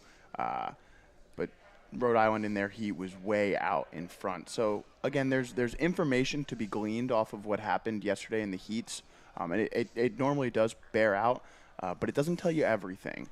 There's a lot that we don't know about these crews that they can show to us right here. Oh, this one's good. Yeah, this should be a good one. No crew is out of it yet at this point. All 6 are still in contention. Check out lane 6 there. That's I know. Lafayette. Yeah, they were the last qualifying time yesterday. Maybe they just snuck through. They were like, we got this. Yeah. It's okay. They've We're got a gonna shot at a save podium it for the here." final. But really, really tight across all 6 of these crews. Yeah, Michigan slightly out in front of Rhode Island and Catholic there, but really, really tight race. And possibly back to Army for 4th at the moment. Excuse me, Pittsburgh for 4th, and then Army rounding out the field in 6th. I wish you could hear this. As they go by us, you can hear people yelling. Now, who's yelling? The So coxswain? the coxswain is yelling. As we were saying before, hopefully not the Yeah. athletes. No one else. They're too focused. But, a lot of what makes a great coxswain is just what you imbue in your voice and how motivational and energetic and enthusiastic that sounds when you're telling your crew to do something. Encouragement. It matters a lot, encouragement. Sometimes the opposite of encouragement Yes. is also welcome. You suck. Yeah. Okay, well, maybe statistically, negative reinforcement is not good. That's not good? No. Okay. Statistics lie. But, you might have an athlete that you need to be like, you have a chip on your shoulder. I'm going Exactly. to activate it right now. I mean, Charlotte, pick it up. yeah. we hear all the time about professional athletes who are at the top of their craft, who are the best in the world, who everybody believes in, constantly say, nobody ever believed in me. So there is something to That's be true. said of just, this me against the world type of attitude to be reinforced. But yes, in general, most athletes prefer to be told they're doing a great job. Well, and especially, these athletes in rowing, you've got 5 people in these shells. They have to believe in each other. And that trust between your teammates is incredibly important. If you are doubting that someone in your boat is pulling hard enough, that is not great for a race. That makes you more worried and focusing on that instead of just focusing on the best performance that you can put out. Would you say something to the coach? Like I don't. Yeah, maybe not. It's a little easier at my level. I trust all my teammates. If you're listening, definitely trust all you guys. But it is because you trust when you see all your teammates put in the same amount of work as you. You know that they're doing their most to get you to the finish line first. Yeah, so last time we had a really tight look at these crews, Michigan was out in front. It looks like that's bearing out. Catholic still really impressive into this final 500. Let's see if they can hang on to that second place spot. Looks like Rhode Island is starting to come for them. Pittsburgh just slightly back in fourth place. Not much between Pittsburgh and Lafayette either, although they're slightly out of your picture. And then likely Army there, probably further back. But really Catholic, one of the more impressive performances we've seen today from a crew with a relatively slower qualifying time. And for that, these are the results of the petite final for the men's freshman. Novice 4, Michigan B taking that win, followed by Army B and George Washington. This Michigan A boat, coxed by John Deering. In stroke, Ryan Millam. 3, Benjamin Woodman C. 2, Harry Sanders. And in bow, Evan Klein, trying to take this win, match the win that their Michigan B boat had in the last race. Yeah, it really would be a nice coup for the Michigan freshman men to take the win in both the petite and the grand final. Obviously, they probably would have liked to have both boats in the grand final, but it's a nice, feather in the cap to take both home. So what's the difference between petite final, grand final, and final? Well, final, it's just the end race for all of them. A grand final, that's when you're competing for the cups, the medals. Petite final, it does mean you're going for 7th place through however many crews you have. But it does look like Michigan's still staying ahead. This Catholic crew, though, not letting them go. We'll see. Here and comes lane Rhode 2 Island. still. Yeah, Rhode Island. Catholic's got it. Nice. But very close. Rhode Island ran out of water there at the end. But, Pittsburgh. 3rd place, still staying ahead of Pittsburgh. Great racing from all those crews. Yes. Really one of the tightest across the field that we've seen so far. Okay, that's a new term. This is our second day of doing this. I never heard we ran out of water. That's a common phrase? Yes. So if you're surging ahead at the end, but you don't quite make it, I think you feel like sometimes, if the race was 2,500 or 2,050 meters, you could have gotten it. But that's what it comes down to, sort of like finessing your race plan. Sometimes you have to decide to sort of sprint, bring up the rate earlier, time it exactly right. And sometimes you just catch that other crew starting to, come down in speed, and you just have just enough time to catch them. Ran out of water. Yeah. I'll remember that one. So. Also, if you've been noticing, if you're the first time you're watching something like this, there are geese on the course. And they don't move sometimes. They don't move. We got some hazards out there. It makes it, we really are a live outdoor sport. Anything can happen. I mean, I'm sure you guys, when you were headed home after the broadcast yesterday, torrential downpours that we just escaped. So sort of anything can happen on the race course. And it got severe over here, didn't it? Oh, it was bad. I got out of here. I was driving very slowly back up to northern New Jersey. Well, I was back in Philly, and you go right back to Philly yesterday. Yeah, I did. And looking back at Jersey, oh my God, it was just dark. That was me in my car. When you said that. I don't think it rained in Philly, did it? No, it never rained. Well, for all my New Jersey schools that people went home, I'm with you. I drove back up to Princeton, New Jersey, where I live now. In a driving rainstorm. Oh, it was terrible. Oh, man. People with hazards that's the on. Worst. Oh, yeah. I've done that race. I'm sure a lot of people here have been to Summer Nationals out in Bethel, Ohio. I dread that car ride. You hit these storms in the summer. Same thing. You're just like, well, I guess I'm going to drive at 30 miles per hour now. Got to stay safe. But it looks like we're going to have great weather for the rest of racing today. I'm sure everybody's happy that, we got through all the races yesterday. It is a little easier when you don't have these adjustments in the schedule. Everything stays continuous. But as my coach Tom used to say, even at the Olympics, the schedule changes. So you have even at the Olympics. It did when I was there. Darn. So you can never know. What was Tokyo like?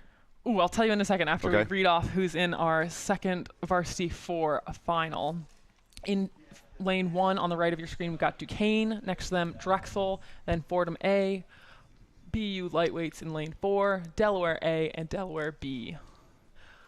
Duquesne just with a lead on the rest of these crews, but pretty close across the field so far. Yeah, no qualifying yesterday, just 6 boats in this event today. So this is just a straight final. So these might be some of the deeper teams that have a really big roster and they're able to field a second 4. Yeah, I think that bears out as we've seen Delaware, Drexel, Fordham, BU, Duquesne all competing in a bunch of different women's events throughout the day yesterday, and I'm sure we'll see more of them throughout the day today.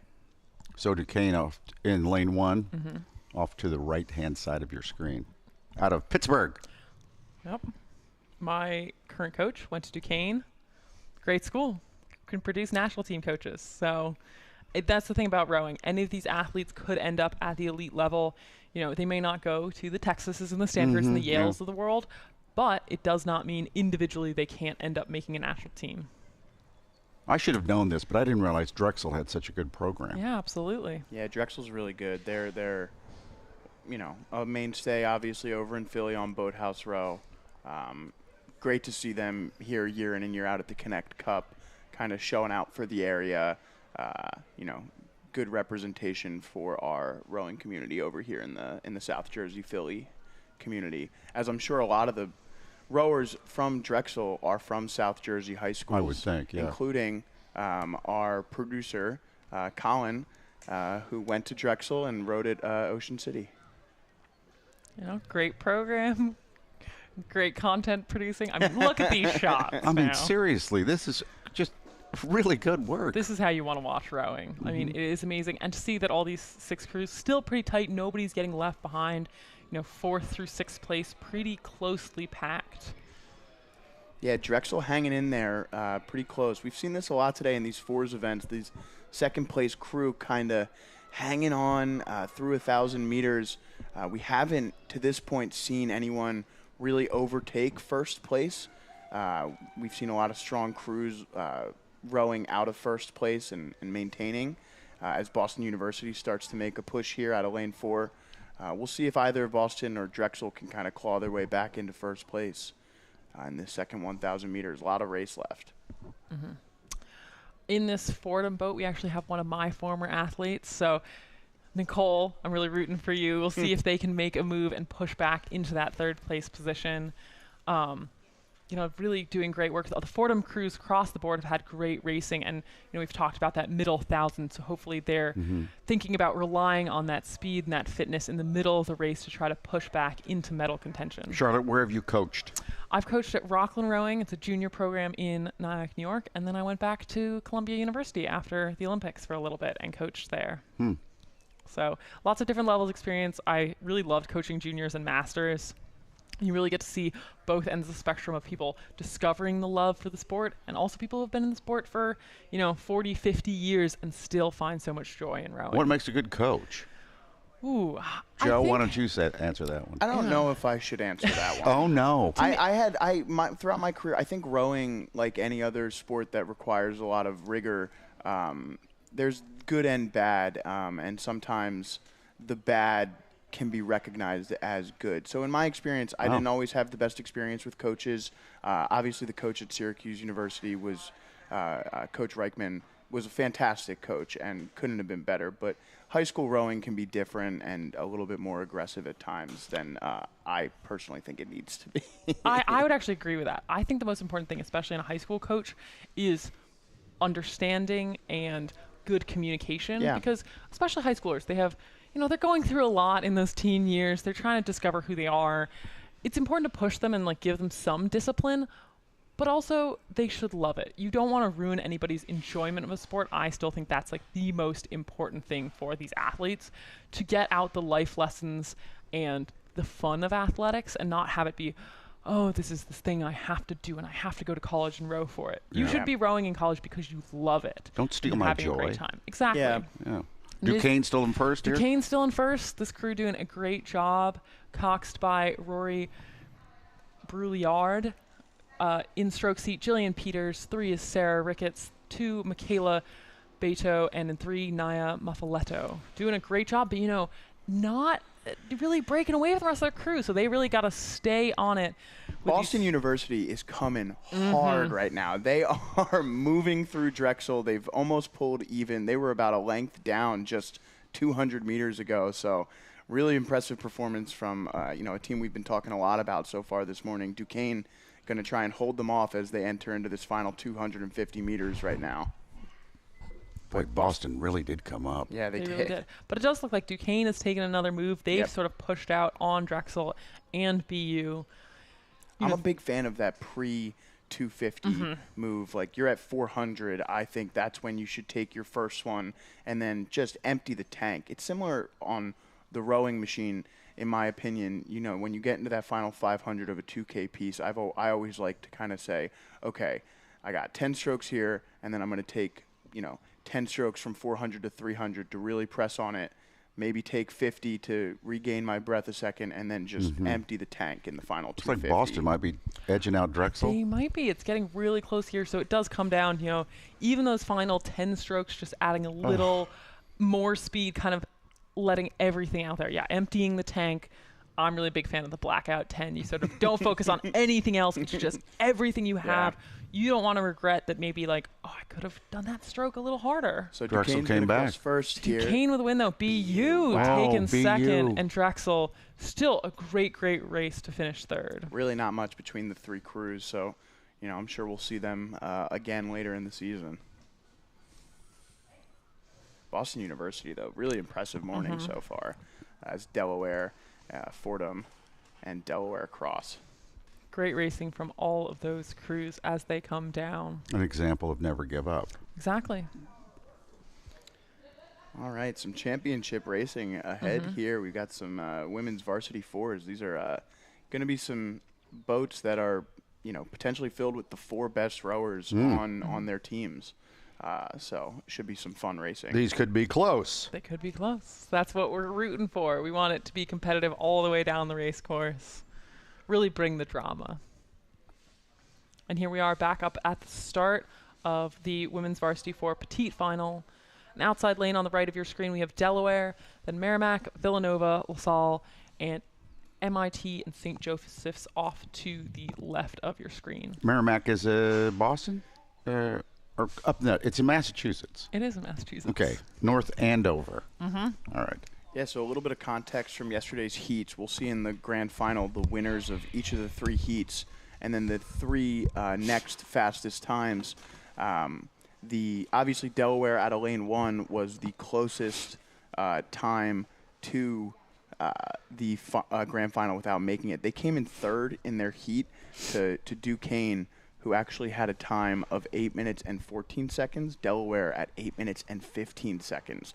So really close for them there, just missing the grand final. We saw that earlier today with Rhode Island, just missing the grand final, and then dominating their petite. We'll see if we can see it again today from Delaware. Delaware is dominating now. Yeah, through 500 plus some change, Delaware out in front. And then, the rest of the 5 crews really close together at the moment. Villanova has a good program, too. Yeah, specifically the women's program from Villanova, they're always solid. They don't race on the Schuylkill like some of the other Philly schools do. They race out in they practice out in Conshohocken with a couple other high schools, but they're one of the only universities down there on that stretch of the river. It is on the Schuylkill. It's just a different part of the Schuylkill that most folks are accustomed to. Still a really nice piece of land to racing to practice on, though not a ton of racing goes on there. Yeah, I didn't realize they did that. Yeah, if you know anything about the Schuylkill River, if you're driving down the Schuylkill Expressway, past the city line bridge, and you start to look over and see some of those homes. Yeah, Geese. Yeah, start to see some of those homes lining the banks of the Schuylkill. That's the rowing course that Villanova practices on. Geese again. Yeah, oh man. Really aggressive geese out there today. You'd think, after the racing goes down once, they would, smarten up and stay out of that part of the course, but it's just not the case. Yeah, you do it like a group text to all your other geese friends. Stay off the Cooper. So in this race, again, Delaware came in at a time of 8 minutes and 15 seconds yesterday. Merrimack, 8 minutes and 18 seconds out of lane 2. Currently in second place, it looks like Villanova Villanova 8 minutes and 22 seconds yesterday, but they were pretty far off of Drexel and Connecticut. So looks like Villanova showing that they had a little bit more than they showed yesterday. They're right in the middle. Yeah, lane 3, Villanova. But Delaware not as much of a lead as you would have potentially expected. Because they were so fast yesterday? Based on their times yesterday, only 7 seconds faster than Villanova yesterday. Merrimack also pretty close, but Delaware had a really competitive race against Duquesne. And so that can come down to how well these athletes recovered. It can be really tough racing 2 days in a row, and you really have to make sure you have refueled well, hydrated. It was really hot yesterday. And just how good is your training that you can perform day after day and still have very similar result? I just got a tweet from Michelle Miller. She says, this is a great day to be a dragon, a Drexel dragon. A Drexel dragon. Yeah. I mean, They are they're doing well. great so far. We love to see that, people cheering on their schools. Definitely, it's a little easier if you're a Philly school, friend of a teammate. Come over here to the Cooper. Cheer on your friends as they come down the race course. Yeah, so Delaware maintaining a lead. Looks like the crews have started to come back a little bit onto Delaware here. MIT there at a lane 5, potentially in second place. Looks like a little digger there in lane 3 for Villanova. They're back on track, but definitely some movement in that boat slowing them down. Again, the lanes are right to left. Yes. So that's if you're trying to tune in, look at, you want maybe a little more information, keep track of what crews are in what lanes, go to regattaworks.com, look up the Knecht Cup. You can see all the results come in. Look at the results from yesterday. Yeah, so a little terminology I used there. So we talked a little bit yesterday about catching a crab. Sometimes when your blade gets stuck at the finish, it can jam in the water and you can't get it out. A digger is a mini crab, you would say. It's at the finish there where you get stuck, but then you pop out really quickly and you can get back into the stroke, but it does slow the momentum of the boat down considerably. The coxswain has to readjust. It is surmountable, but it can be really detrimental to your efforts. Yeah, so you look at this Delaware lead crew, just that light blue blade is going under the water. That's what you want. You don't want the water going up the rest of your oar shaft. It is just that effective blade face that's pushing the water away. When I was a freshman in high school, I transitioned the same year. I learned how to sweep to sculling. And one of the most difficult transition periods that year after learning to sweep only months prior was I was putting way too much of the sculling blade into the water because I was used to a heavier, bigger sweep oar. And one of the things that was able to help break me out of that was that I had to envision as if I was only placing half the blade in the water, and that allowed me to row at the correct. All you want is the blade. Yeah, just the colored blade face. And here's our results from that last race. Duquesne taking the win in the second varsity 4. Followed up. BU, man, steaming back. BU, just, 2 seconds ahead of Drexel. Really great race from all of those crews. And coming down to the line, it does look like it's pretty tight, especially for second place in this race between possibly, is that Villanova in the center? Yeah, Villanova in lane 3. And MIT in lane 5. Yeah, MIT with a strong race there. Delaware maintaining their lead. Check this out. This is a nice shot. Oh, man. I mean, it looks like we've got some movement in our race leaders. Yeah, Delaware is going to cross here in first in just a couple of strokes. Looked like MIT had a hold on second, but Nova was coming strong there after a little bit of shakiness to start out the final 500. Delaware wins the women's varsity 4 petite. Look, a great race win and great, race for this second place in this petite final. Look at it. All four of these boats coming across, really connected to each other.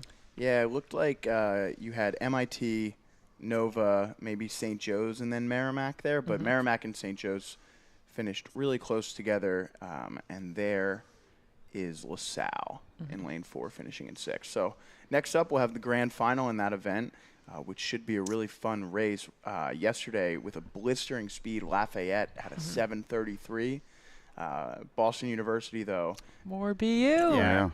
I don't know, you guys. Not too far behind them. But Radcliffe lightweights, I think, posting the fastest time yesterday. No, Lafayette. Lafayette. Oh, yeah. very nice.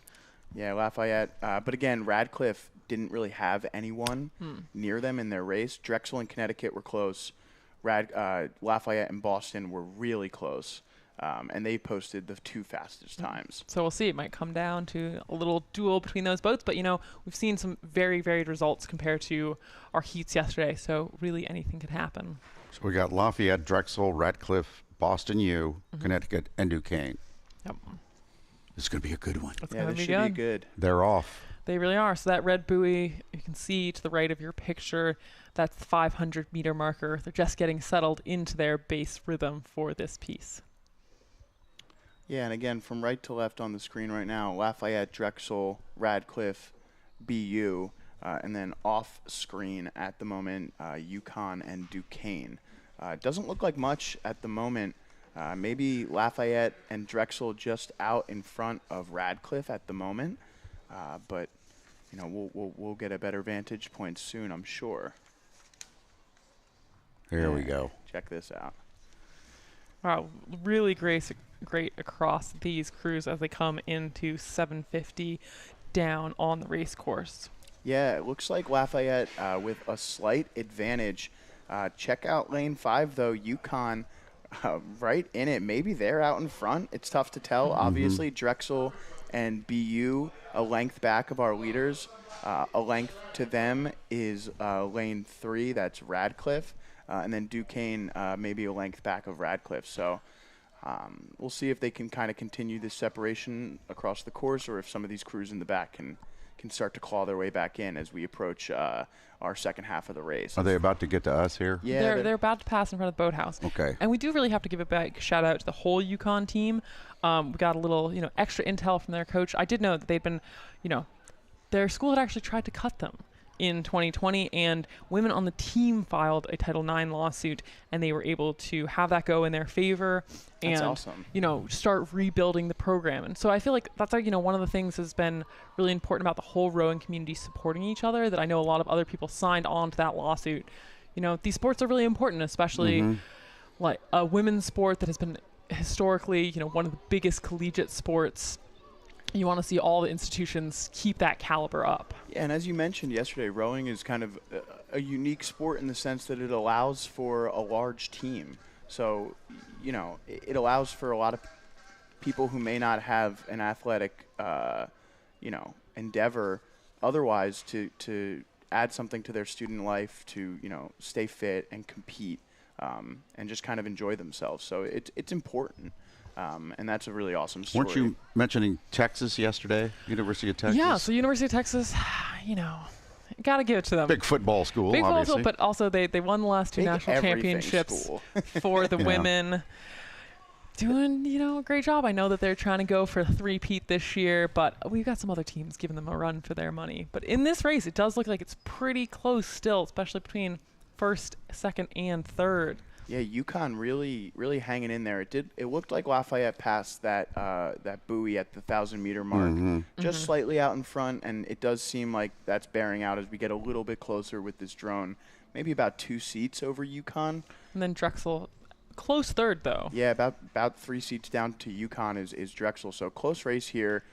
BU, and then coming back strong at a lane 3 right now is Radcliffe. Watch out for them because they did have a fast qualifying time yesterday. We've seen their lightweight women's team perform pretty well throughout the day, yesterday and today. So Never doubt Boston University, though. Yeah, No. that's what we're learning. Here comes Drexel as well. They're pulling even right now with UConn. And they've kind of regained some contact there with Lafayette. So about 600 meters left to go there at that dock. We'll see the 500-meter buoy start to peer up as Lafayette looks to kind of put the finishing touches on this one.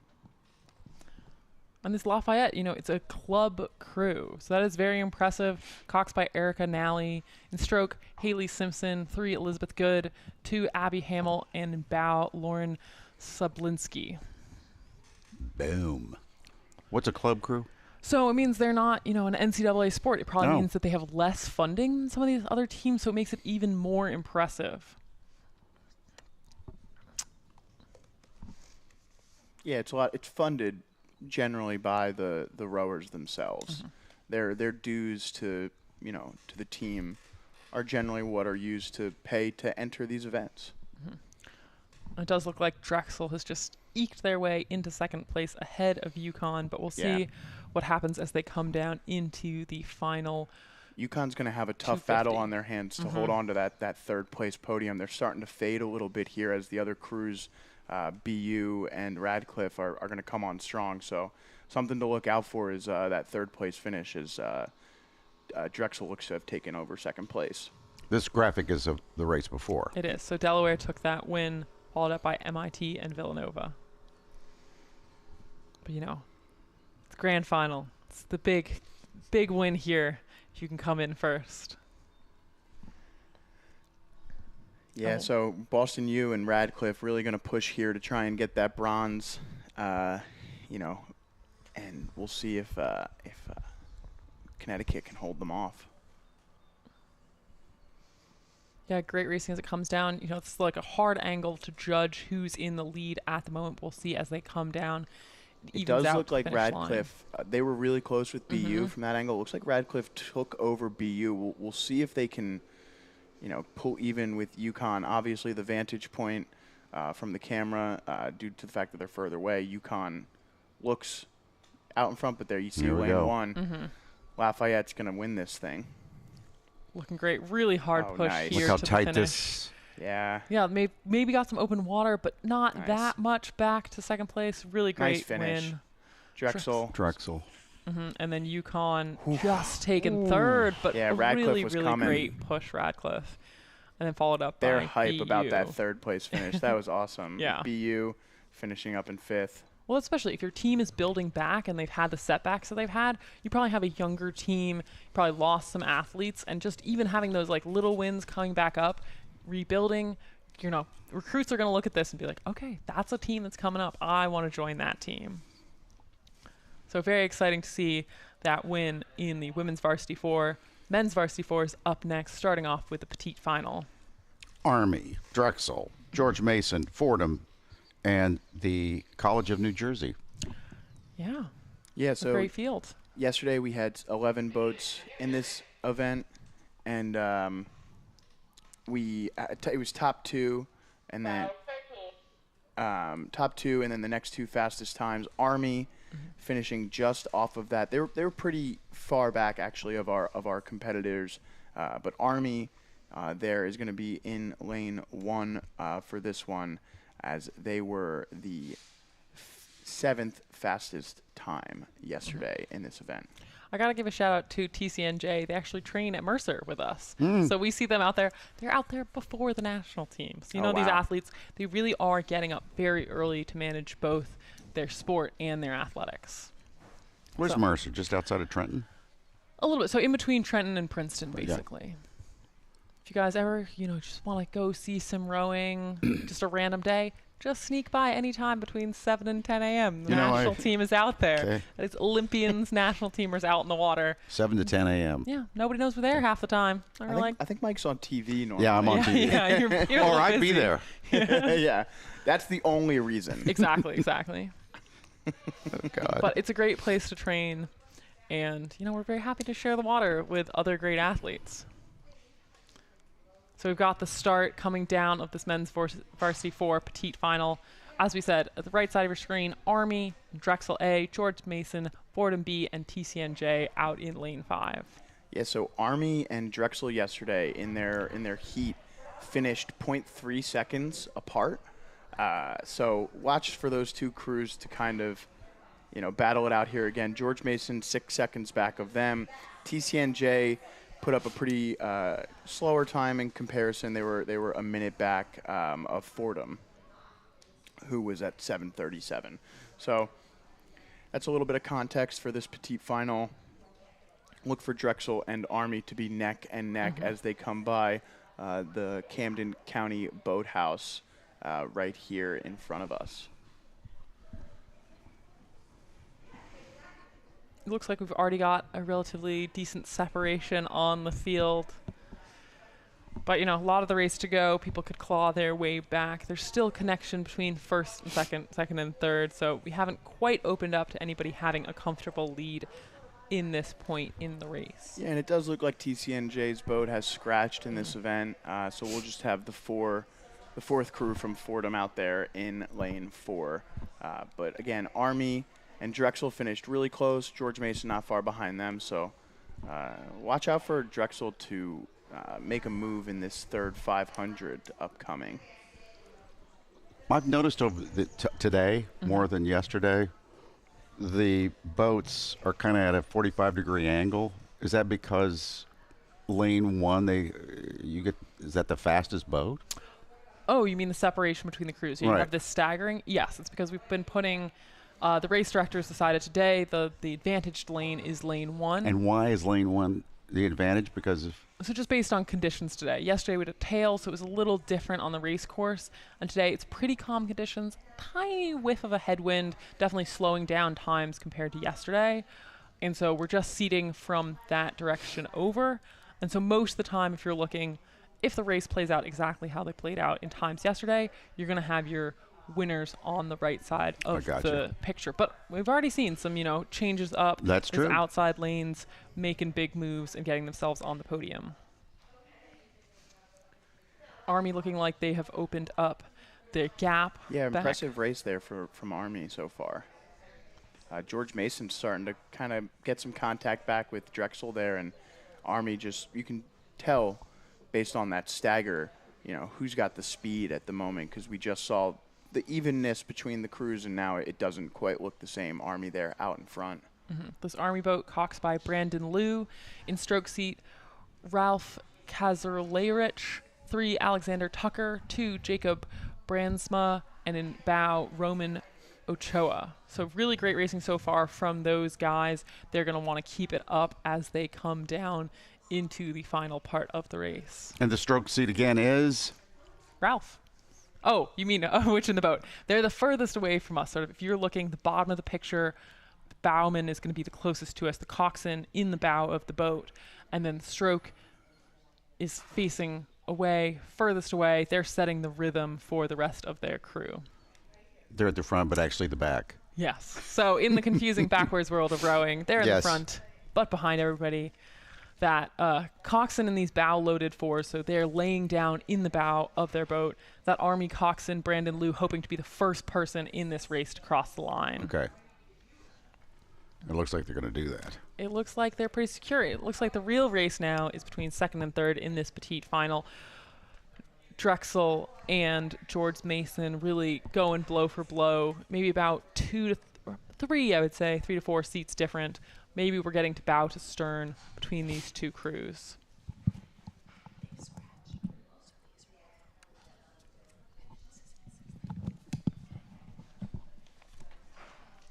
Hi, Laura.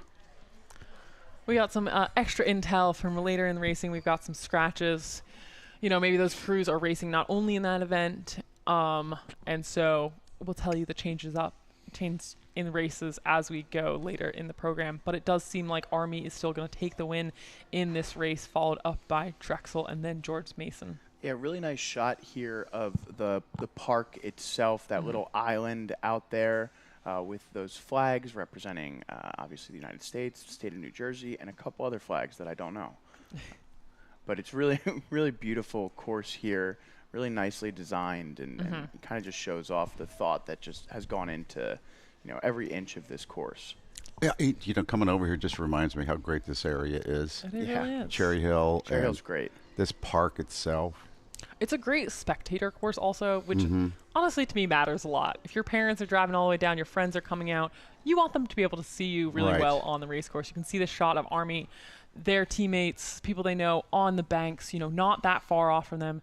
Cheer for them. You can see right there the grandstands at the finish line, giving them cheers to go on through the line, taking that win with Drexel coming second. Man, and yeah, George Mason. hard check down. Yeah. You know, you got other boats. So the boat park is past the finish line. That's where crews are rigging up their boats. They're launching from there. They're going to go up and see all the racing on their way to the start. it kind of gets you a little motivated when you see, some tight finishes. You're like, that's what I'm going to do in just 20 or so minutes. When I went home, I said, I'm going to take up rowing. Yeah. Yeah. Okay, see, we said your mom rows, right? Absolutely. Yes. My mom started rowing in her 50s, so And that's something. you can choose to do it whenever you want. So your mom started rowing because you started rowing. Yes, I basically made her do it.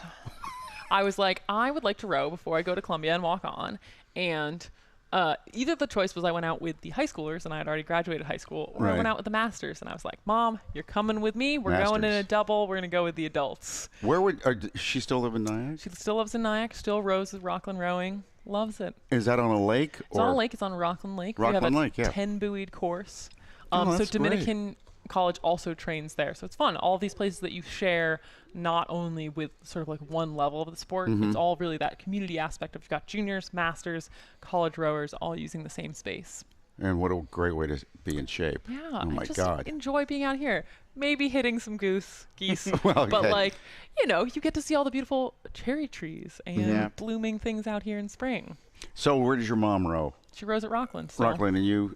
My mom rows for White Marsh Boat Club in Conshohocken. they're very good. Conshohocken. Yeah, she's actually the director of their junior program as well. So Oh, my gosh. Yeah, shout out Marie. Hey, Marie. I think she might be listening, so she texted me. I think my mom might also be watching. Well, we've probably got a lot of parents, if they're not, from the area watching this men's varsity 4 grand final. In lane 1, we've got Drexel B, lane 2, Mercyhurst B, lane 3, Fairfield, lane 4, MIT, lane 5, Fordham A, and lane 6, Mercyhurst A.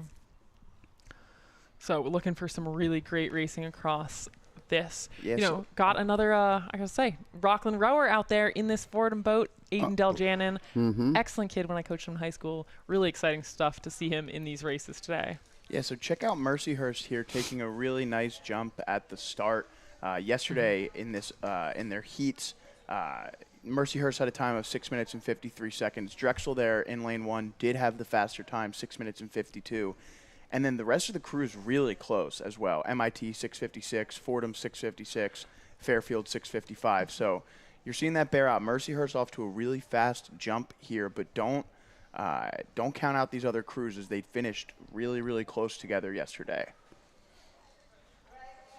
And Mercyhurst's other boat, of course, also in the race, 658, they're out in lane 6. So even they were very close as well. So not much between the crews in the heats yesterday. Obviously, as they come by our vantage point here, Mercyhurst really impressive so far through the first 900. Yeah, not even at the 1K, and they have almost a boat length separation between them and the next crews. But then from 2nd to 4th and 5th, and then we got a really tight grouping here. Everyone is going to be pushing to get onto that podium. Mercyhurst out of Erie, Pennsylvania. Yeah. All right. A very long, storied rowing program. That's as for well. sure. Yeah, they've been around for a while. All right, $10 to name their mascot. Oh my God, we're back to it. I can't do it. I don't know. It's on Lake Erie. I wish it was just the Erie Canal or something. Like they had a weird anthropomorphized canals. I don't think that's what I think it they're is. the Lakers. Oh, very nice. We've got the Carnegie Lakers too. There you go. Up in Princeton. It does look like, look, the race right here is 2nd through 4th. The Lakers play today. Other Lakers. But it does look like Drexel, Fairfield, and MIT very close between all of those crews. And honestly, even back, our race between Fordham and Mercyhurst A is very, very close. Mercyhurst sandbagging yesterday, huh? I guess. Look, sometimes you do that. Yeah, no, for sure. You're like, I got it. It's fine. We know how good. We know what speed we have. We can take 10 seconds off and still win.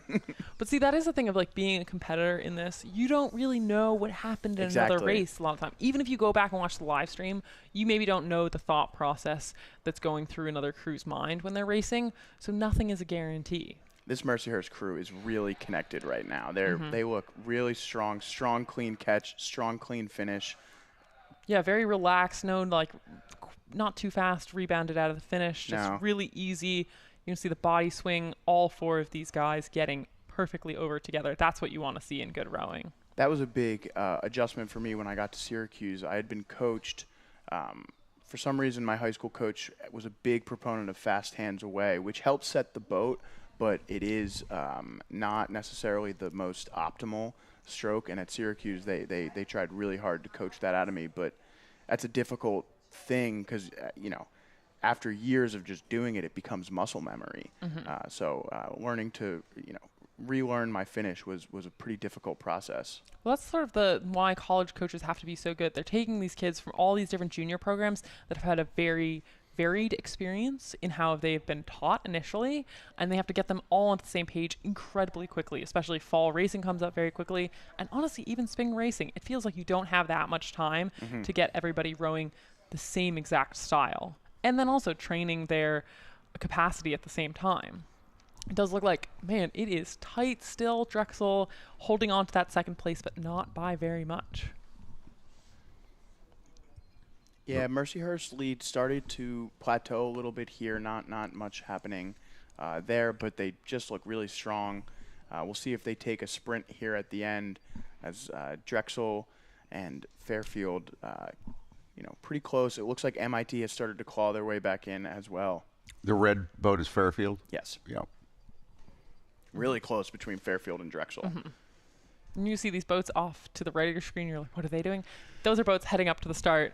They're just doing the polite thing. As we were saying, you can wake out other boats by moving, so they're stopping, allowing the race to go by, maybe cheering on some of their teammates. Yeah, there was a little tight there by a couple of them. I wouldn't have been so pleased if I was in lane one. And that's our results from the petite final, Army taking that win. But here in the grand final, it does look like Mercyhurst is going to take the win. Yeah, really nice race from these four. Yeah, you can see they look long and strong and relaxed. Even though this is hurting them quite a lot right now to put themselves in this position, they look relaxed as they come through to take that win. And Drexel there in second. They edge out Fairfield. Ooh, but very close. Love to see that overlap. MIT with a strong second half of the race there, finishing in fourth. The minute you cross, that's it. Yeah, you stop rowing. It's the bow ball too. Collapse. Yeah, so you're supposed to. They teach you to take, row through the finish line, take 2 strokes. It's like anything else. You want to try and, not lose any speed right before you finish. But on a course like this, they have to. You kind of want to stop right away. Yeah, they have to stop right away. So the winner, does the whole boat have to go through? It's the bow ball. So you'll see. So like yesterday, we had one of the best races of the day was one of our men's varsity 8 finals, and it came down to 0.07 seconds between first and second place. So they do a photo finish of just looking at the bow crossing first. So Mercyhurst and LaSalle, right? Yeah. So you see we've got a lot of shells around us. We're in a boat bay here. On the end of a boat, you have a bow ball, and usually that works as like a protection. BALL? Yep, a yes, ball. Okay, a little ball. bow ball. Sort of up there. You've got one. You can sort of see behind us on whatever this side. Oh, yeah. That usually is just for protection if you're to hit and collide, but also in photo finishes, that's what they mark off of, what bow ball crosses first. There is a little ball right at the tip of the boat. Like a rubber ball, almost like a mini lacrosse ball, essentially. So if you really want to pip other teams when you're, in practice, you think you're really going to win, you yell bow ball when you get past them. Yeah, the coxswain yelling out bow ball, it's pretty demoralizing. So there's trash talk in rowing. There's definitely trash talk. What's the worst thing you could say? Check out my bow ball. Possibly. I'll say people keep it pretty civil most of the time because I feel like there still is the rowing community aspect where nobody is disrespecting anybody out there, but definitely people have very tough rivalries. Obviously, we still have the Harvard-Yale race. It is fierce between the two of them. Okay. That, there's always a little extra spice at the line with that. HYP is always a fun event. That's Harvard, Yale, Princeton. The 3 top Ivy programs year in and year out. Obviously that changes. Brown, Dartmouth, both also very good. I know, it's been really cool to see Brown especially has predominantly American crew in their 1V. So we do actually have a lot of international athletes now, especially at the top collegiate level. But Brown got a lot of Americans still. Nice. Shout out, we had 2 Brown alums on senior team last year. So really a great program producing some excellent athletes. Providence, Rhode Island, right? Exactly. Brown. Yeah, the Bears. Bears. I know that one. Yeah, it's pretty obvious. Brown Bears. Yeah. It's their logo, I'm pretty sure. Yeah. So we've got the D3 final for the varsity women's 4. So a different category of NCAA racing. In lane 1, we have Cabrini, then Bryn Mawr, Adrian, Gordon, Stockton, and rounding out the field, Catholic on the left side of your screen. Yeah, it looks like Adrian and Gordon off to a pretty strong start there in lanes 3 and 4. We'll see, as we get the drone back over there, a better view. But Adrian and Gordon look like they are leading the race. Lots of action in lane 0 right now, warming up for these ladies 4s headed up. Yeah, I mean, got to get up there in time. You always want like a little break at the top of the course. Man, look how close that Pittsburgh crew is to lane 1. I know. You got to be a little careful, and, that's the ref's job to make sure that everybody is safe out there. You hope these crews maybe stop. They just waned off. They did. To allow the other crews to pass by them. Well, that's one thing I've noticed too is when you're not rowing in competition, you're rowing to warm up. Yeah. Runners do it too. You got to go for a little pre-race jog. Before the marathon, you run around a little bit. Yeah, exactly. So same for us. You can't go into it cold. It is too hard a sport. It does look like the battle is between first and second here. Not much Adrian but a bow Gordon. ball between them. Yeah, exactly. So Adrian in this yellow shell, and then Gordon next to them in the black shell. By the way, Stockton's from New Jersey. I always have thought that the bow ball as a protection is a pretty comical thing, because if you're going fast, it's really not going to do much of anything. But small little bumps, it'll protect the front of the shell. I'd like to voice my displeasure with a certain Florida Masters rower who my paired partner and I collided with before our final in Florida for our last racing this year. So it doesn't do much. No, it did not hurt. It was not great. Well, I'm saying, how do you back. collide? Well, this is really me just venting. Oh, sorry. He was We're in here for it. He was We're in here for it, the Charlotte. incorrect warm-up pattern, which is why these warm-up patterns are really important. Yes. The coxswains are doing a great job keeping their athletes safe. Yeah, this man was in the wrong part of the course. He should not have been with the national team out. And my pair partner is like one of the most safety-conscious person I have ever met. Did not know that someone was going in the wrong part of the course because she didn't expect that. Right, because of course. We hit this man before our final. Thank God we won because it made it a little better. Yeah. But Was it a glancing blow? No. Well, slammed right into him. The rigger slammed right into my friend Jess. So Oh no. not great. That hurts. It really hurts. That's hard metal. That's the thing. This sport, people are like, oh, you're off by yourself. It's just you and sort of effort. Things happen. Yeah. People crash. We were talking yesterday, crabs. People get hit in the face, with their oars. These two crews that are leading, like those people are going as hard as they can to win this race. You're in a vulnerable position. Yeah. You can overdo it. Question. How do you get hit in the face? Okay, so if you catch a crab, your oar can come up. What's a crab again? Okay, crab is when your blade gets sort of sucked under the water. Maybe you were just a little off on timing. And so because your blade is down in the water, the handle then comes up towards you. Oh. So people get concussed. Yeah. Terrible stuff happens. They can get ejected from the boat at times. It's rough. So Yeah. we're hoping we see none of that Pretty today. Pretty gnarly. Well, actually, it can be kind of fun. Have you Okay. been ejected? I have never been ejected, thank Joe? God. I've never been ejected, but I have flipped. You flipped a boat? Yeah, I flipped in a race one time. My coaches threw me and someone who had never rowed a double before into a double, and we flipped in the head of the Schuylkill actually while it was snowing. Well, this Gordon crew does not look like that's in the cards for them. Instead, they're making a great move as we come down into the second that half was of this impressive. race. It looked like Adrian had taken a slight lead in that second or third 500, and now as we head into the in that second 500, now in the third 500, Gordon really starting to show their prowess here. Gordon is school up in Massachusetts. Adrian, Michigan. But both of these crews about to come into the final 500 meters of the race. We'll see who has, it's going to come down to the sprint, who just has that little extra energy and juice left. As we talked about in one of the previous races, sometimes it comes down to efficiency. Have you saved up a little more energy that now you can expend at the end? Or are you starting to fatigue and fall off the pace of the race? It does look like Gordon continues to push off. They're almost bow to stern on this Adrian crew. What's more important, oomph or technique? It is 50-50. If anybody tells you that you need just one, they're wrong. You can't use your strength if you don't have technique, and if you don't have any strength, your technique doesn't matter. So you need one and the other. It is a very technical sport, though. There's a hard learning curve. It takes time.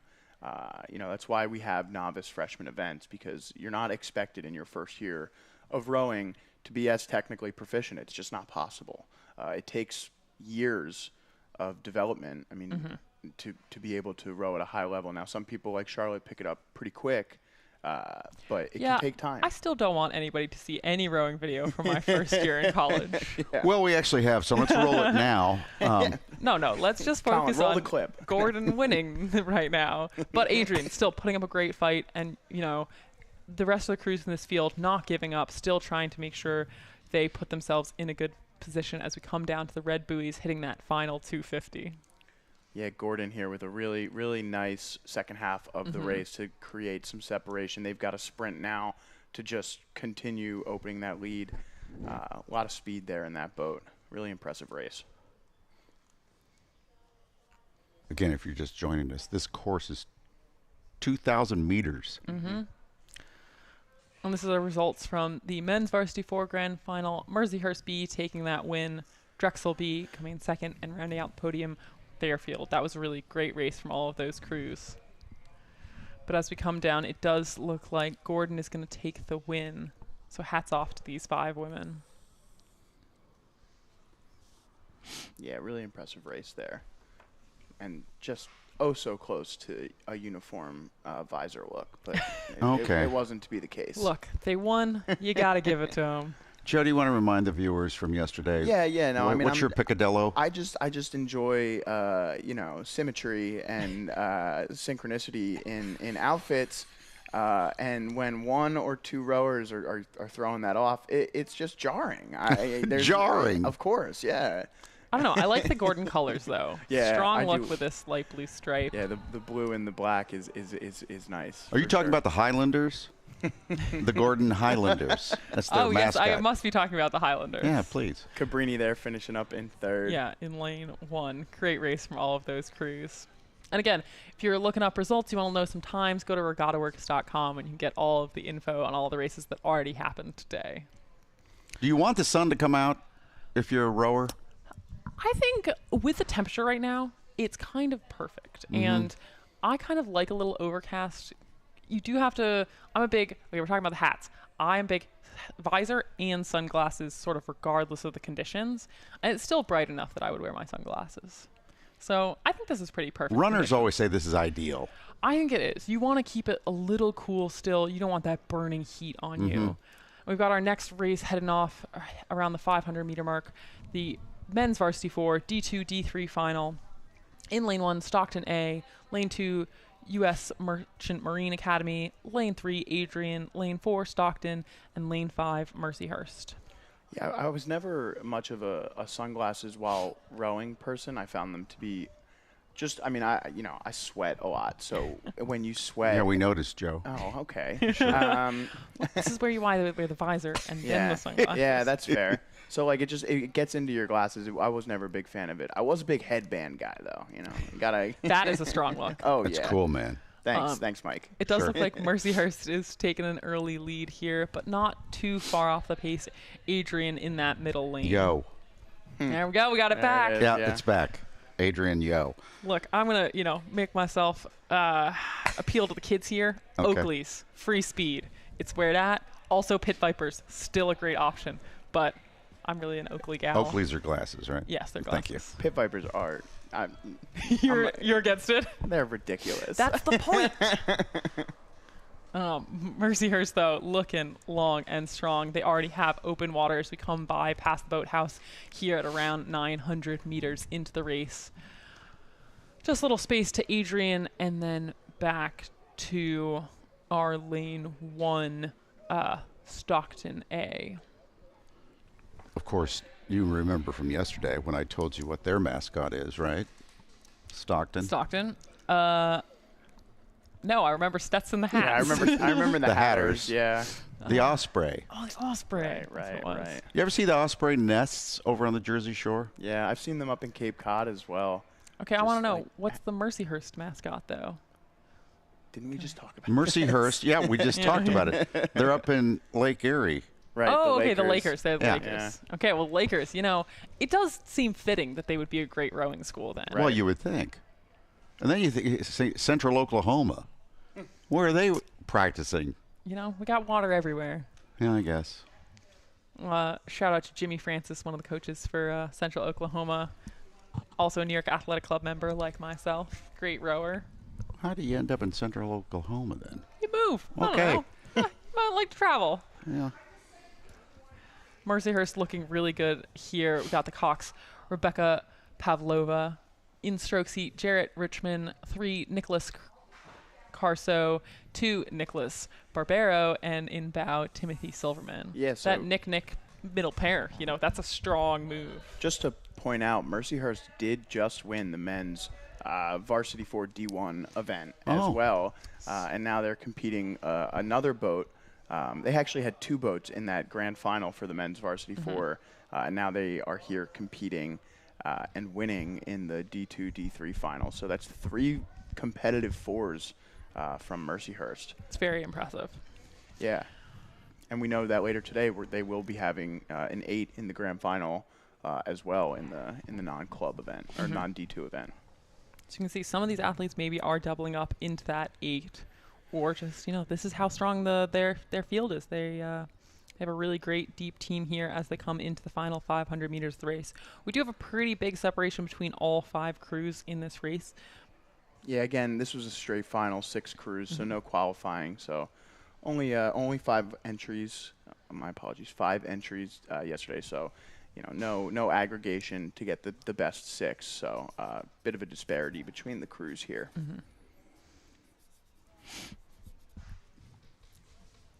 But looking really good as they come down to the line.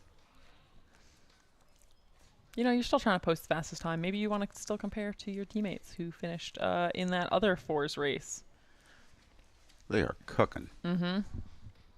Yeah, nobody's letting up today for these finals. They're really just trying to go for the fastest race that they can put down.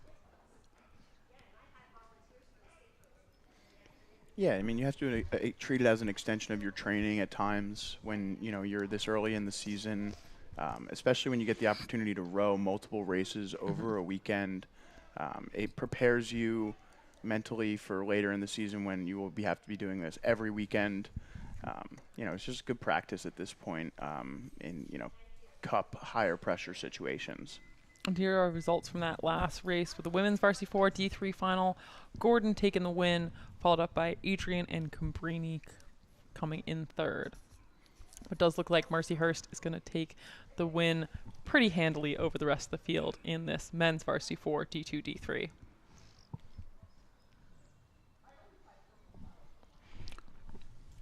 Hi, Laura. Oh, look, they're still bringing up the rate even more at the finish line. Man. You Great got to go race. for that last power 10. Use everything you've got. Power 10, 10 aggressive strokes. 10 aggressive strokes, as we talked about before. They can often just be technical focuses, but here at the end of your last 10 strokes in the race, that is just going to be every last ounce of strength you have put onto that blade face to get you across the line.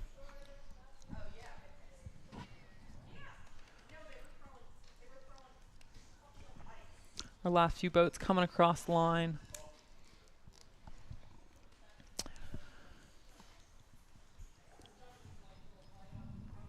Up next, we have the women's club 4 for D1, D2. These ones did have races before, so we got a petite final and then a grand final coming up.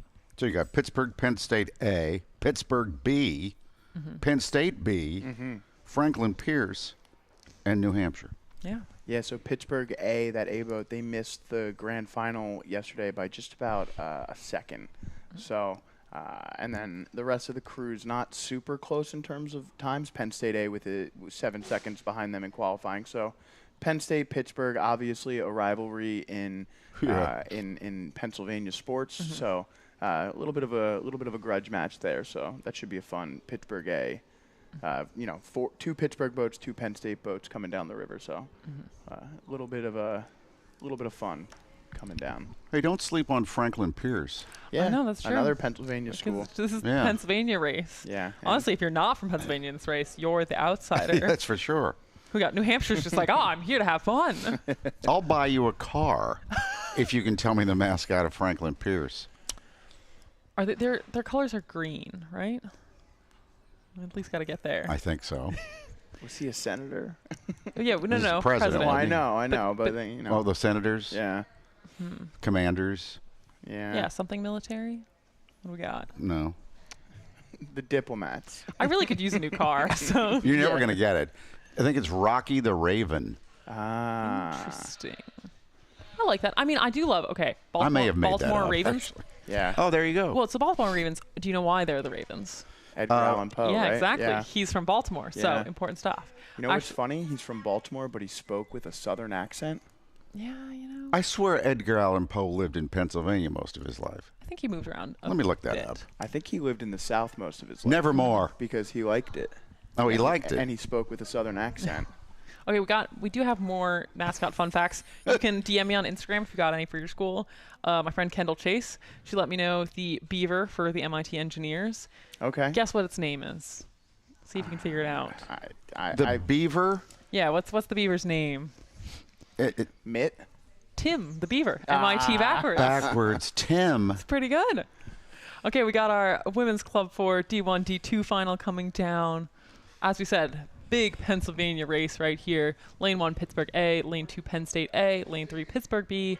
Lane 4, Penn State B. Lane 5, Franklin Pierce. And Lane 6, New Hampshire B. Yeah, so this is the petite final. We will have a grand final after this. And you can see here, really close race. Franklin Pierce and Pittsburgh, your leaders through 500 meters. The two Penn State crews and the other Pittsburgh crew just back. And then New Hampshire off the pace in 6th. According to Wikipedia, Edgar Allan Poe was born in Boston. Yeah, but He died in Baltimore. Baltimore. Oh, what a didn't great way to, yeah. Yeah. we don't need Let's to. name him after the place where he died. Yeah, the Baltimore Ravens. Super Bowl Look, champs. I think that we need more mascots that are named after literary figures. This is my pitch. Okay. So. But really tight racing here as we're coming down. It's about 7:50 into the race here. You know. Go Rick- J.K. Rowling. But, Oh, yeah, maybe. all right. The Rowlings, the rowers.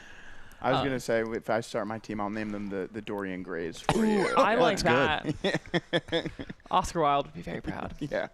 But we have a pretty close race between lanes 1, 4, and 5 here, with Pittsburgh A just taking that edge in that yellow boat, yellow blades on the outside. Joe, you predict that they would win this because of their performance yesterday? They did have the fastest time by a considerable margin in terms of these crews in the petite. Franklin Pierce, really impressive right now because their time was significantly slower at 9 minutes and 6 seconds. But they're putting up a pretty good fight. And then there might be some tomfoolery going on with these Penn State crews. Although they did finish like really, really close together in terms of times yesterday. So they're still pretty close together now, but the Penn State B crew and Franklin Pierce trying to claw back towards Pittsburgh. They're not too far down at the moment. No, very close across the field for these top 5 boats. So sometimes it can be an advantage or a disadvantage to sort of be this lead crew and not have someone exactly next to you pushing you. You then much more have to rely on your coxswain to tell you where you are, because it's a little hard to see over to those outside lanes in 4 and 5 and know exactly where those boats are. Yeah, meanwhile, those two really close together, not much between them. Penn State starting to pull away a little bit. And here's the results from our previous race. Mercyhurst taking the win in the men's varsity 4 D2, D3 final, followed up by Adrian and Stockton A.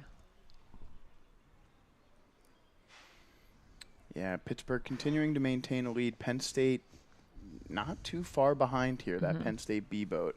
Now, yesterday they were in the same heat. Pittsburgh beat them by about 9 seconds. So it looks like a closer race here from the Penn State B crew. We'll see if they have a little bit more to give than they did yesterday. Weren't you guys telling me back in the day when this was so popular, rowing in the 40s, Did the seat move? When did the seat start moving? Ooh, this is where my rowing history fails me. But that was a more recent.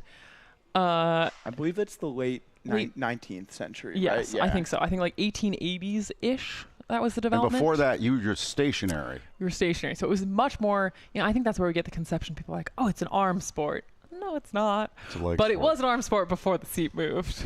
I believe, I think they talk about that in Boys in the Boat a little bit, about how there was that the University of Washington had the head coach and then also the assistant coach who built their shells. Yeah, the Pocock. And shells. the Pocock shells, which you'll still see around every now and then. Yeah, still a great boat manufacturer, still centered out in Washington State.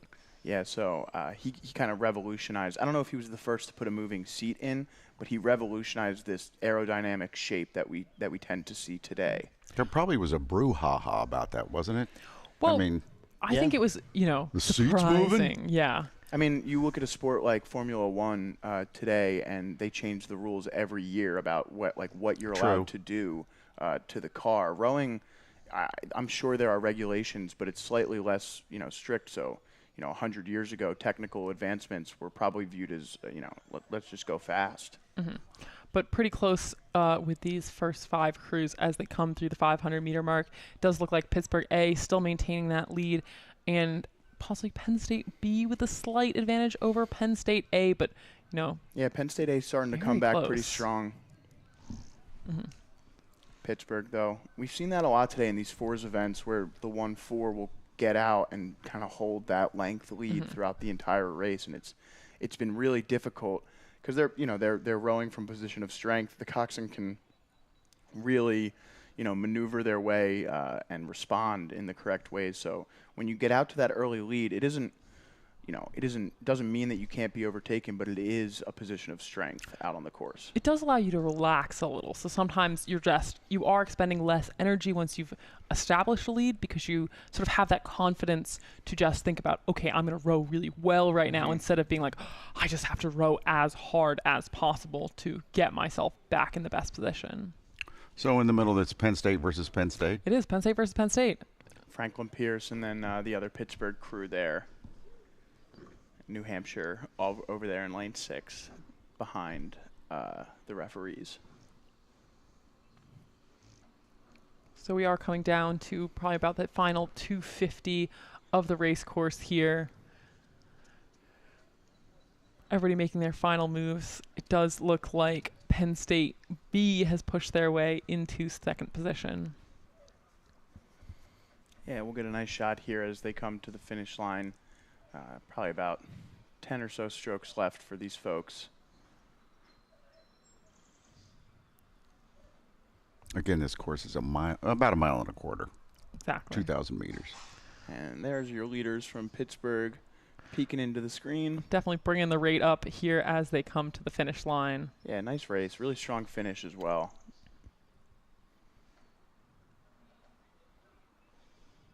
Nicely done. Yeah, great win to the petite final from Pittsburgh A. And Penn State B, followed by Penn State A.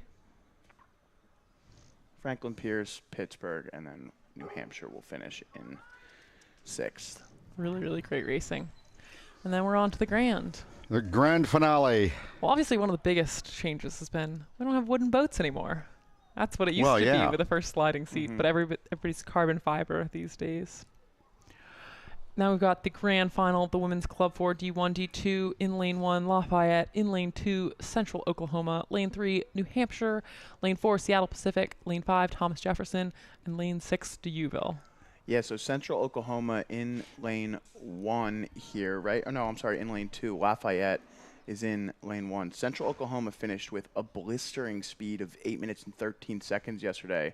Lafayette at 8:33, New Hampshire at 8:34. They were the 3 winners. Seattle Pacific, though, with an 8:24.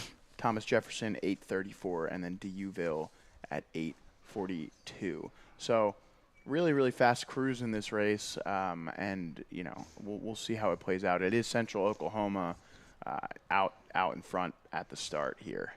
So you're predicting a very good race. I think so, think unless so. Central Oklahoma runs away with it like they did in their heat yesterday. They are establishing about a stern lead so far as they're coming through the 750. But, not breaking open yet. So Yeah, okay. New Hampshire A still holding on there. How about the Falconers? They're doing well. It's Seattle Pacific. Okay. I mean, came a long way. I got a DM from one of their athletes. She's really excited to have come all the way here from the West Coast. It's a great race to It is come a great to. race. 2,500 miles to almost close to 3,000 miles, probably. Oh, no. We're getting back into miles. I don't know miles. Well, We it's talked all the way about across this. the country. Yeah. So they drive the boats. They drive the equipment. The athletes fly. But, yeah, a lot of work on the coaches to get them all the way out here. So really hats off to all of those, especially assistant coaches that have to take the trailers across the country. Yeah, so New Hampshire hanging on here a little bit. Central Oklahoma trying. They got close to opening some water there, but looks like New Hampshire started to reel them back just a tad.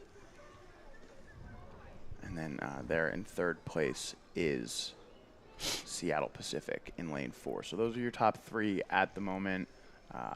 Pretty even stagger between them. The Central Oklahoma boat, stroked by Samantha Hutchins. She can sort of see that they're about to open up the lead, so you're definitely going to, keep trying to push away from the next cruise out there.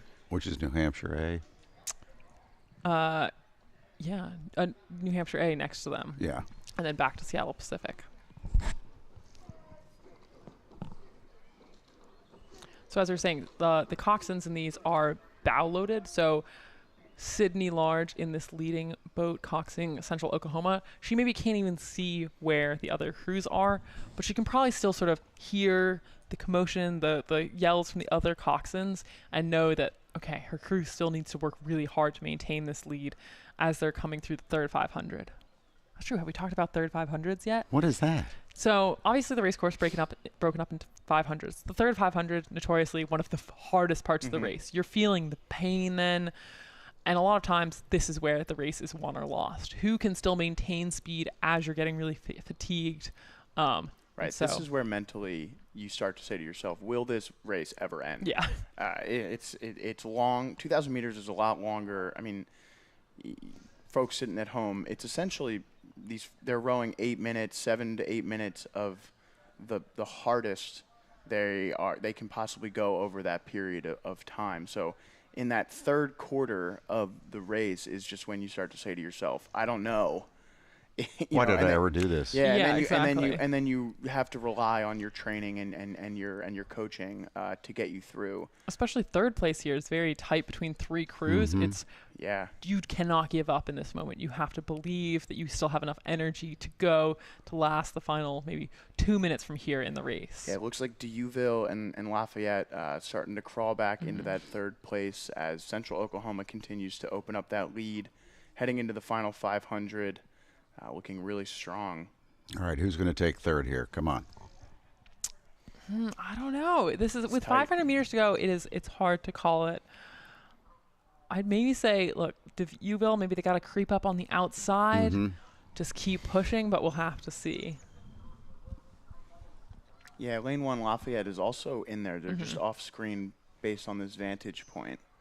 You see there, they are a bit down though. But yeah, Seattle Pacific holding it now. And again, look at lane 5 start to come through. Thomas Jefferson starting to come through as well. Really finding some speed. So I would maybe give the edge to Seattle Pacific at the moment, but anybody could gain a few more seats in the final 300 or so meters of the race. Does look like Central Oklahoma pretty easily in the lead without a boat length of open water to the next crew. They're going to be just trying to stay as relaxed as possible, bring the rate up a little. But, when you're in that position, the worst thing you do is sort of catch a bobble at that moment. So you're really just trying to stay calm and maintain what you've already established.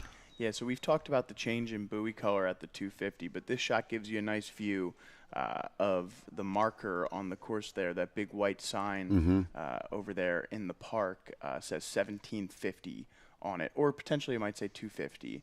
To signify how much of the race is left. And so these are the results from that petite final. Our last race, Pittsburgh A taking the win, followed by Penn State B and Penn State A. And here we are for the grand final. It does look like Central Oklahoma is going to take this win. Mm-hmm. So we've got Sydney Large-Coxing, Samantha Hutchins in stroke seat, Danielle Hull, Audra Heffington, and Peyton Mailer in the bow. Look at those snazzy 776 unis looking good. We wear the same ones in the national team, so maybe it's a little extra speed. Oh, is that right? Yeah. Mm-hmm. But really great as they come through the line. Yeah, and then second place there to the New Hampshire crew. And you see Lafayette with a strong finish there. Looks like they were going to cross third. I mean, that was a tight race for third place. Yeah, we'll see when we get the results. But based on that view, it looked like third place to Lafayette. Just for a split second, it looked like we could see that. I was rooting for Deauville. Is Is that how you say it? It's French-Canadian. Yeah. Our accents are not correct for however we're supposed to say it. Yeah. But she's a saint.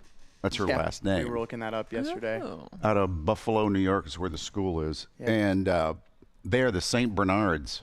Oh, very nice. Yeah. Very trustworthy dog. And next we've got the D1 final, men's club 4 coming down. In lane 1, Lafayette, lane 2, Michigan, lane 3, Connecticut, lane 4, Penn State A, lane 5, New Hampshire, and lane 6, Pittsburgh B.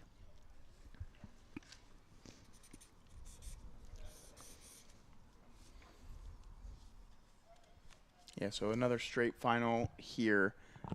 The next two races are of the such. Actually, the next couple of races are just going to be some straight finals. So we'll probably move quickly through the next series of events before we get into some of the 8 rowing to finish off our day.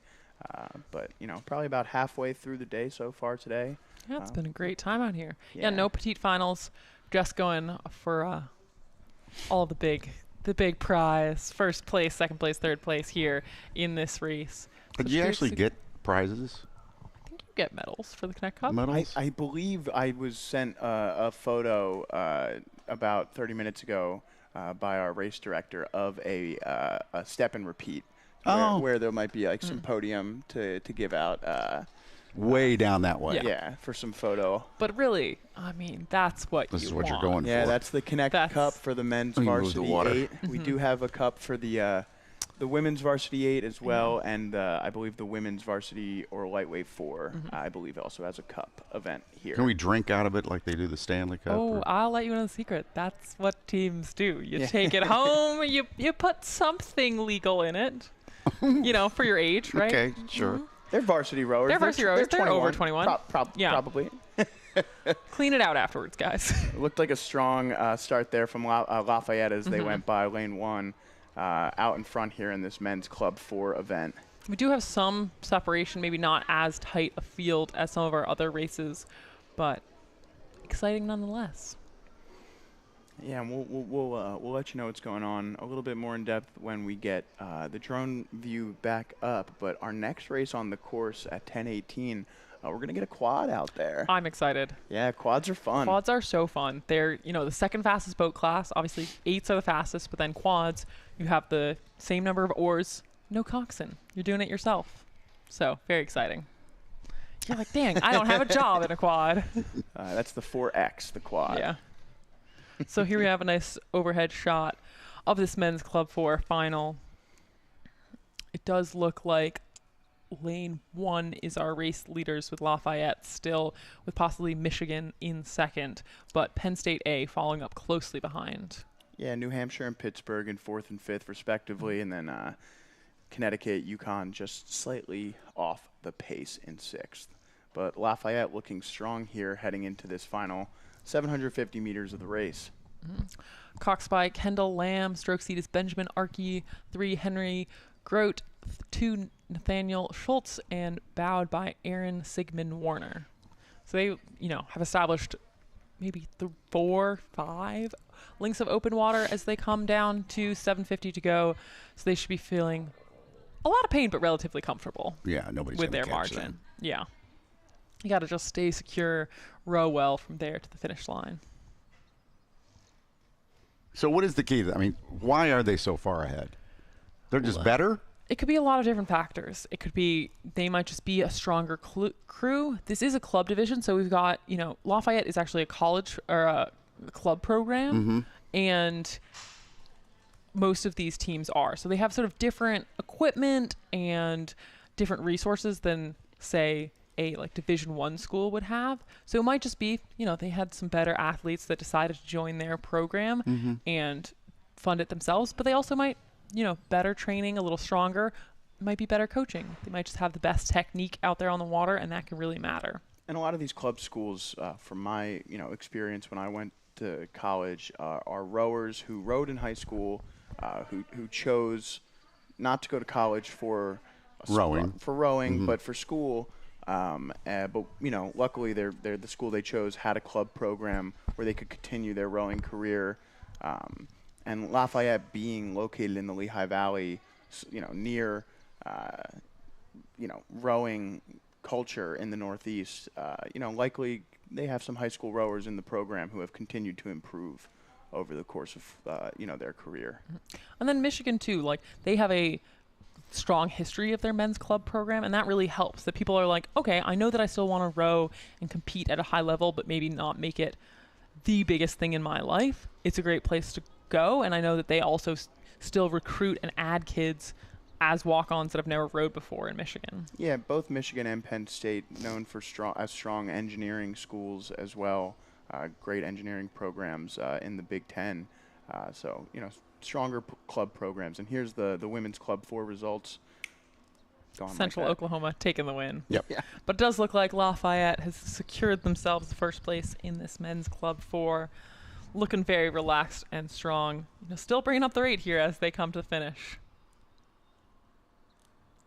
It's interesting. The next race here only has two crews. A duel. Well, it's quad. We're back to sculling. A quad. It's less common for programs to field boats like this because they aren't as common in sort of the championship season for collegiate racing. Often these crews will take a lot of people who sculled in high school, and they're like, this is what we're going to prioritize and do a quad. But, for NCAAs, IRAs, it's not one of the events that are there. Yeah, it's actually a huge race in high school competition. There are programs throughout the country, high school programs that focus mainly on sculling, and their quads are their premier flagship boat. They don't have sweep programs, so they don't compete in the 8s and the 4s. The quads and the doubles are really where they shine. Which honestly is a pretty good thing. Often scullers make the best sweep rowers in college because they have sort of a little more technical knowledge because they've been doing it themselves.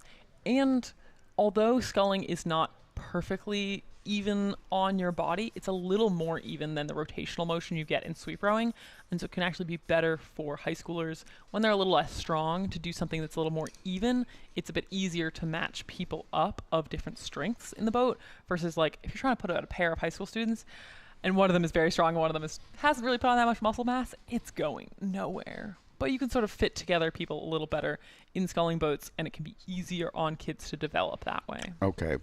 We talked about this yesterday. If you weren't with this yesterday, you better explain then sweeping versus sculling. So sweeping, 1 oar, sculling, 2 oars. So when you're sweeping, because you guys can see us right now, you have rotational motion. So you're going out to one side, your hands are both only on 1 oar. And then sculling, you sort of go out to both sides, take the catch, come back. Your body stays much more upright and centered in the boat the whole time. And it's a little less torque on your spine, especially when you're younger. Yeah, there's also a bit of a different catch point as well because the oars and the blades are smaller, so there's a real strong emphasis on getting those hands up when you scull, whereas it's a little bit easier sweeping to just kind of plop the oar down into the water. And again, catching is where the blade hits the water. Yes. You drop it in, you want to have a very clean catch, just drops in, locks on, you feel like you have a solid surface to push off against. But we'll see, so the quads are pretty fast traditionally with these 4 rowers, each with 2 oars. So you have a lot more If you just think about it versus the blade face, if you only have one oar, you've only got about this much space. But the sculling oars are a little smaller, but you've got two of them. So we're about to see each rower's going to have You can have two oars, and then since it's a quad, you can guess it's four. This should be cool. 4 people in a boat. Yeah, here they are. So we've got Dominican and Gordon. It does look like Gordon has already eked out quite a substantial lead, but we'll see as they come through this 500. Yeah, good call. Good eye. Yeah, so it is. You can see it's fairly aesthetically pleasing to watch a quad row. Yeah, I mean, the same as any other rowing shell, the timing is incredibly important, and you can really see it with sculling in a quad, that all 8 blades have to go in exactly at the same time. You really have to have that timing down between both sides to get your shell to go straight. And length is really important because there's a little bit less space when you sweep. Obviously, you have a seat in front of you without a blade. You know, if you're a little bit shorter, it's not ideal, but it might not show up as clearly. There can be times, like in novice quads, where one rower is just really flexible, really long, and is hitting the oars of the rower behind them, who's just not quite as long. So length is really shows up in a quad event. Now, it seems to me this would be harder. It's on the body. different. It's just different. It's just different. I think people in rowing really, they establish themselves as being like, I'm a sculler, I'm a sweep rower. Yeah. But honestly, the best thing is to do a little bit of everything so you have sort of a sense of it. And really, I think people fight over which is harder. I think they're both hard. Yeah. They're just hard in slightly different ways. Okay, they're passing us right now. Yeah, looking really good. I mean, Look at we've that. maintained the same sort of separation between Gordon and Dominican. We didn't really see their start, so perhaps Dominican didn't have the strongest start, but they still have about 1,000 meters to try to claw back that about maybe length and a half open between the two crews. Dominican's up in Rockland County, isn't it? It is. It's so exciting. Dominican, actually, they just started their program just a few years ago, a recent addition. So they're really building a program up there on Rockland Lake. And so it's been exciting to see what they put forward today. They, had a sculler in the women's single race earlier this morning. Did a great job. So hopefully this quad is going to repeat a similar performance and have a great race here. But, the length lead maybe shrinking a little bit, but still a decent amount of space. But we got about 900 meters to go. Gordon in the lead? Gordon in the lead. Yep. So I've raced every single boat class possible, including an octuple. Don't recommend. I've rowed in an oct. So What the heck is that? So that's when you take a quad and you have 2 quads together and you have 8 people all sculling. Oh my God. It's not a common boat because it's a little ridiculous. When you rig an 8 as a scull boat, you're saying? Yeah, it's ridiculous. A lot could go wrong. A lot could go wrong. It's a bit much, but I would say quad racing is super fun. My favorite quad race ever, I won New Zealand Nationals actually in a quad. So awesome. You really can get so much speed out of this boat class. In New Zealand? In New Zealand. Look at you. I know. You've traveled the world. Gotten to travel a lot. I actually was down in New Zealand training right before the pandemic hit. I thought I was going to Olympic trials. I flew back. We had a little hiccup in March of 2020. Right. But excellent racing down there in New Zealand. Very similar popularity of the sport. Yeah, so I sculled a lot actually throughout high school. My freshman year, I was in a freshman quad, and then my junior year, I was in a junior quad. And we were not the best sculling program in Philadelphia. The reason we ended up adding sculling while I was there was because we're in the Catholic League, which is a popular sporting league in the city, and they changed the rules to give equal points to 8s and sculls, or sweeping and sculling events. And so the sculling schools would just field an 8 to go out there to get points. Oh, man. So Roman Catholic from Philadelphia started winning the Catholic League, so we had to switch up our strategy. I feel like that's funny. I've heard of that in wrestling. My dad actually had to, in high school, they basically convinced him that they needed somebody in his weight class. He didn't know anything. Yeah. Really? Just to go out there God. They were like, we points. just need to have somebody in this class. So it is an interesting, you do sort of have to do what you need to do to win as like a points team trophy sort of thing. Yeah. But it does seem like Dominican keeps pushing back really on nice this second lead. half. So, maybe they can keep finding a little more speed, keep closing that gap. it's really exciting to see. Even in a dual boat race, which like is very common for a lot of college programs, this weekend is special at the Knecht Cup that we have so many races that are 6 lanes across, but you do get a lot of collegiate spring racing that is just one boat versus one other boat. Yeah, it's great to see a cup event like this field so many crews just kind of, and, you know, from far away, like we were saying, the Seattle Pacific crew, just trying to come out and see where they stack up against, you know, crews of a similar size. It's really nice to see. And they really have, you're right, closed this gap. I don't think they're going to be able to get all the way there, but, you know, really, really strong second half from Dominican, a race to be proud of for sure. Mm-hmm. Okay, now I'll paint your house if you can name the mascot of Dominican. Oh, but see, this is not fair because I know the man You're who Rockland started the County. program, I have so a I guess. do know. What do you guess? The Friars? Nope. No. It is religious. Yeah, because the Dominican order of priests, for sure. Isn't it the Chargers, though? Chargers? What does that have to do with? Isn't it a horse? Oh, no, it's actually a charger, like for your phone. No, it's Rosie B, B-E-A, and that's short for rosary beads. Yeah, Wow, I like that as a choice. I do too. Go beads. I believe, I might be wrong about this, but I believe the Dominican order of priests are Are they monks? Well, they're very, very strict Okay. order as compared to like the LaSalle brothers or the Jesuit priests. They're very strict. I believe they are strict followers of St. Thomas Aquinas. Gordon looking very strong, though, as they come down. Look, still great blade work, even as they're coming down through the line. That is like the sign of a great crew, is their technique did not deteriorate as they went through this race. Great blade work. But a strong race from both of those quads. Really exciting to see a very different type of racing I with liked the rest it. of these. Yeah, a dual race. It's very fun. Are we getting into 8s now? Yeah, We are getting into 8s. 8s for the rest of the day. So first off, these lightweight 8s, we do have some doubling up. I looked at the lineups of these on Regatta Central before. A lot of these crews are the same women that are in the open weight 8 later, but it does, we've only got 3 lightweight teams here at the race. So we got Radcliffe in lane 1, Boston University again in lane 2, and MIT in lane 3. So both Radcliffe, I guess all 3 crews, because we've seen them throughout the day, are having some doubled up rowers. Yeah, so then What? that makes it kind of fun of like everybody is getting sort of the same fatigue level, but then we'll see how it goes later in the day. It's a little faster turnaround than perhaps they had yesterday. It does seem like BU has taken an early lead, but not too much as they come through about 600 down the race course.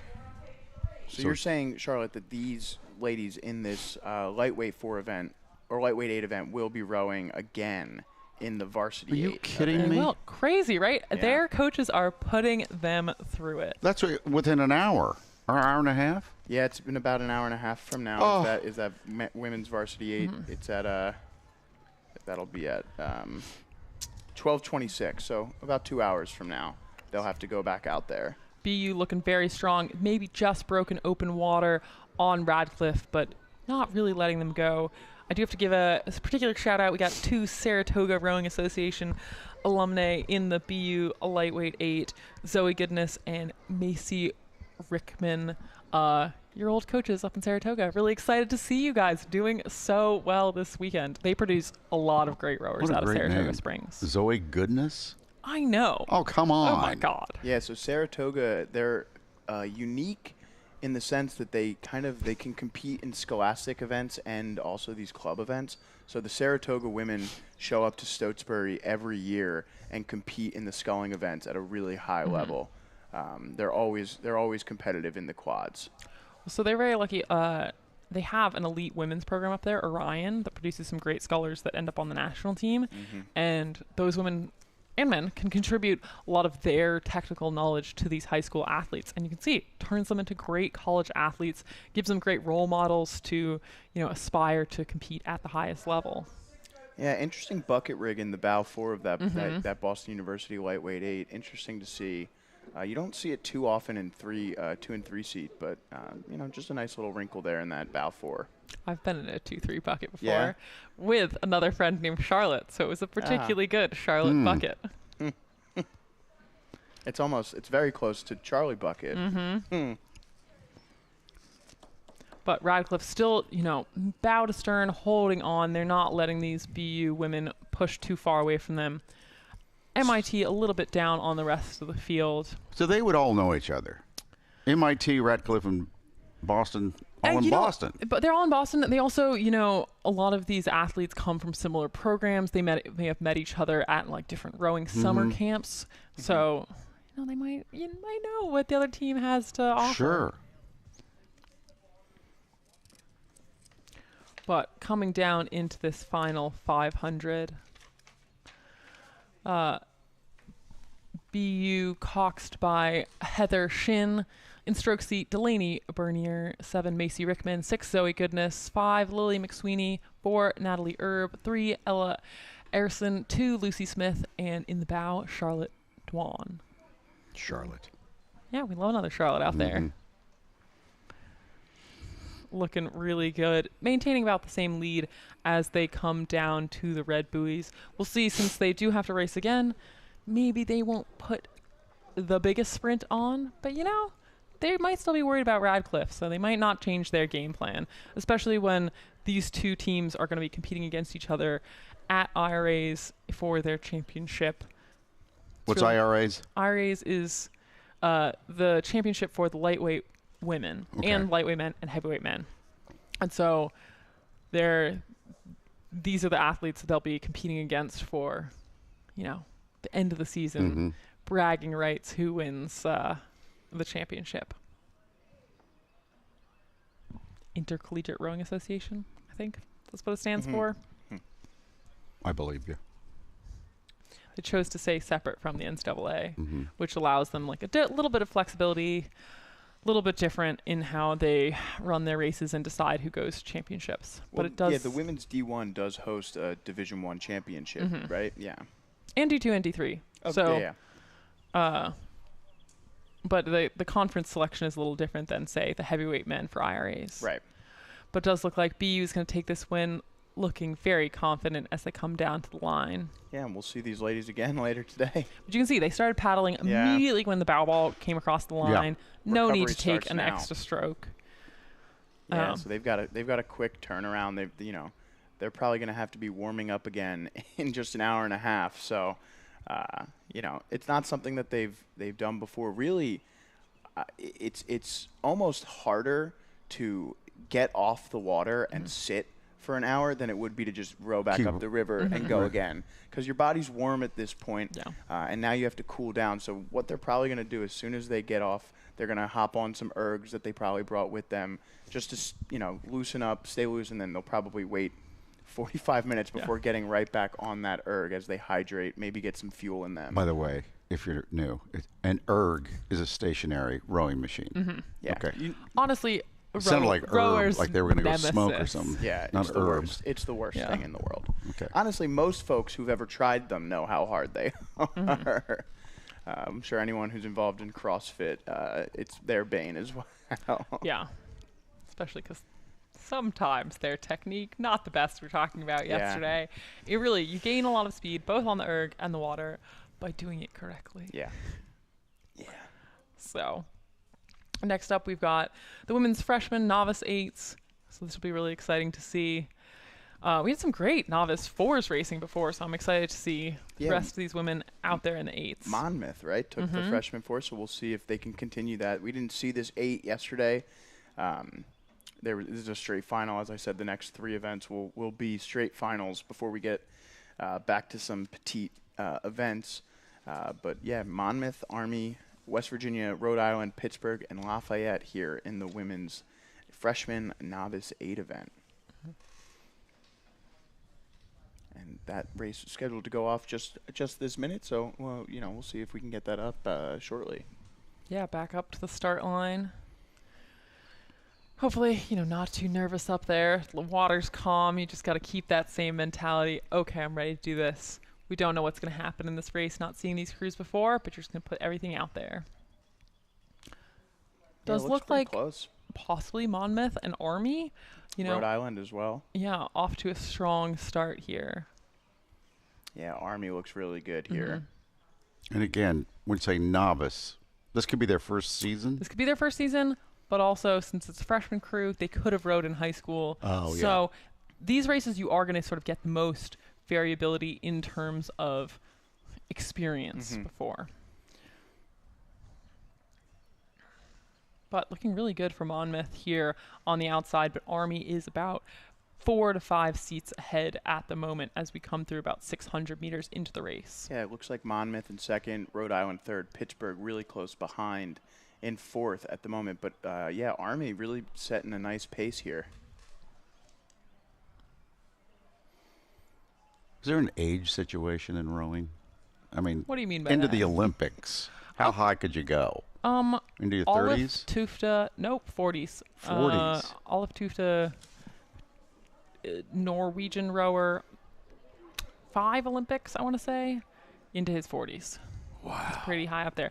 I would say peak time for athletes in rowing is definitely late 20s, early 30s. So that's the predominant age you're going to get. I think the age at the Women's Training Center right now, the average age is 27, 28. So I'm 28. It's a common time to peak, you know. You still have time to start a career after rowing. Sure. But Army looking very good here in this women's freshman novice 4. So these athletes, 18, it's pretty young. They got a long time to go, a long time to improve. So it's great to start off your first year with some great racing. Yeah, Monmouth is about a length back here, but as we watch them go by our vantage point, they look like they're pretty calm sitting there. So we'll see if they don't try and make a move here. Army outstroking them by just a little bit at this point. We'll see if Monmouth starts to take it up. It does seem like they are taking it up just a notch here. Maybe try and get in. We see here some ladies from Pittsburgh on their warm-up cheering on their teammates out in lane 4. It's always a boost when you can get that in the middle of the race where there are no other spectators. Now, you can hear the coxswains very you could easily. Definitely hear the coxswains from here. Do they have megaphones? They have mics. Microphones. So they're mic'd up, and then there are speakers sort of every other seat in the boat. There's a speaker. There's so a everyone speaker? can hear. Yeah. This is a complex system. That's like coaches got to be a little electrician, physicist, repairman. Like, you have got to do everything. So, yeah, they have a little headset mic. Obviously, used to traditionally, in the past, pre-putting this in the boat, had little conical megaphone sort of things. Right. But we've gotten past that. Yeah, you'll see comical representations of rowing of the classic coxswain holding the large Megaphones? yeah, or just like a cone. Like a cone. A cone? Yeah. Yes, sir. Exactly. But now it's great. Everybody can hear. So there's a cox box in the boat that the athlete, the coxswain has. They can see the speed the boat is going. They can see the rate. They have a lot of data that they can relay to their crew. And How early on in the rowing career do you get over the jokes about coxswain? never. It's always funny. It's always funny? Yeah. Rowing has a lot of good jokes. Even in it. into the Olympics? Oh, yeah. Oh, my God. We're not adults, Sarah. It is a term that exists on like ships as Yeah. well. Like, it is a real nautical term. I believe the British do pronounce it like coxswain. It's not as funny as the way we pronounce it. But, it doesn't get old. It's great to hear. Yeah. No, I think lightness in rowing, especially when it's such a hard sport, is so important. God, yes. You have to be able to joke around with your teammates. And even here, like, these athletes are all suffering, but what makes it better is all those bonding experiences you've already had with your teammates. For the rest of your life. Yeah, for the rest of your life.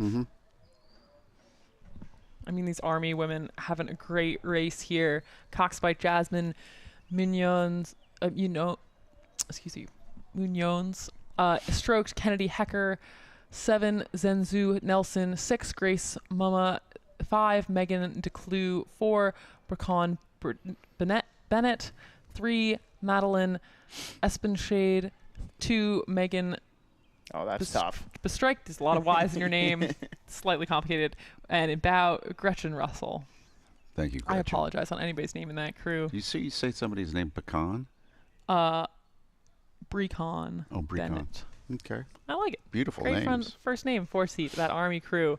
It is closing up slightly between Monmouth and Army, but, coming down into this final 250, tightening up, but I think Army still has the advantage. Nice contrast here between the all whites of the Monmouth and the dark black of the Army Golden Knights. Yeah, you know, a little croaker oars versus maybe some concept twos up the other boat. And here's the results from our previous lightweight women's 8 final. BU taking that win, followed by Radcliffe and MIT.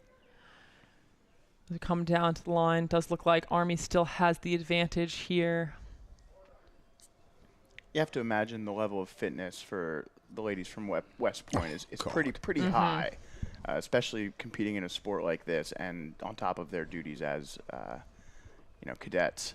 Yeah, incredibly challenging. Any of the sort of Army, Navy Academy, it's hard. It's like a third thing you're doing instead of a second thing that's already challenging as they take the win. But Monmouth still did come back there at the end. Great push from those crews. And we'll see who comes through the line in third position. Yeah, a bit of a gap there, though, for sure. But you can still get a dual race in a fully across race. Now we got some men's 8s. Yeah, same thing, but the men's side now. Yeah. See how these freshman novice do. Yeah, again, we've seen some dominance from the men's side. In the sweep events from Drexel in their varsity events at least. So we'll see how their crop of freshmen is shaping up this year. They're going to have to go against Michigan, likely. Laura. likely Michigan won this last year. Look what we're getting. What do they call this swag in the business? Yeah. Knecht Cup, got to represent a great regatta. Just show off later. This is nice. Have a fun weekend. Really nice, and it's Thank comfortable. You. Yeah, it's comfortable too. All right, thank you very much. Okay, looks like we have the men's freshman novice 8 heading down the course. In lane 1, Michigan, lane 2, Drexel, lane 3, Michigan B, lane 4, Army, lane 5, Connecticut, and lane 6, Pittsburgh. It does look like Drexel might have already nosed out to a lead. Oh, I don't know though. Lane 1, Michigan A, with perhaps 2-seat advantage as we come through 600. Similar colors between those two. Yeah, they're just trying to keep it confusing for parents that are Absolutely. new to this. But as we talked about yesterday, the blade face have demarcations so that Michigan with just sort of yellow on the edge, blue face. The Drexel Dragons have a dragon on their blade. Sometimes a little harder to see from a distance, but a great logo on that blade face. What's on the Olympic? Oh, I'm wearing it right now. This is the U.S. blade, red, white, and blue. Oh, really? Slightly I know angled. you can't see it, but it's really pretty. You have a necklace that's a blade. A blade. It has my Columbia blade and the U.S. oar. All right. My host parents gave it to me. It's very nice. It means a lot to me. Do you have a hobby? I have a lot of hobbies. I like crafting and other stuff, but Crafting? Yeah, rowing is my main hobby. Okay. It's my life. Seems to take up a lot of time. Takes up a lot of time. I bet. As it does for these athletes. I mean, it's how much time do you have for a social life or other things with school and rowing? Man, what a great race we've got going on here. Man, this is good. Michigan, and Drexel really, really close. We've seen those two crews throughout the past couple days be neck and neck a lot of the time. Obviously, freshman event, probably one of the first, major competitions that these freshmen have seen. Probably the first time they've seen each other this season, Michigan and Drexel. So a real test for these the crop of freshmen at these two schools. So Michigan all the way to the right. Yeah. Drexel. Yes. There goes Drexel, by the way. They just took a move for sure, and they just edged out in front. We'll see how they handle this second 1,000. We'll see how Michigan responds. They might take a move to sort of come back, push back here. Who makes that decision?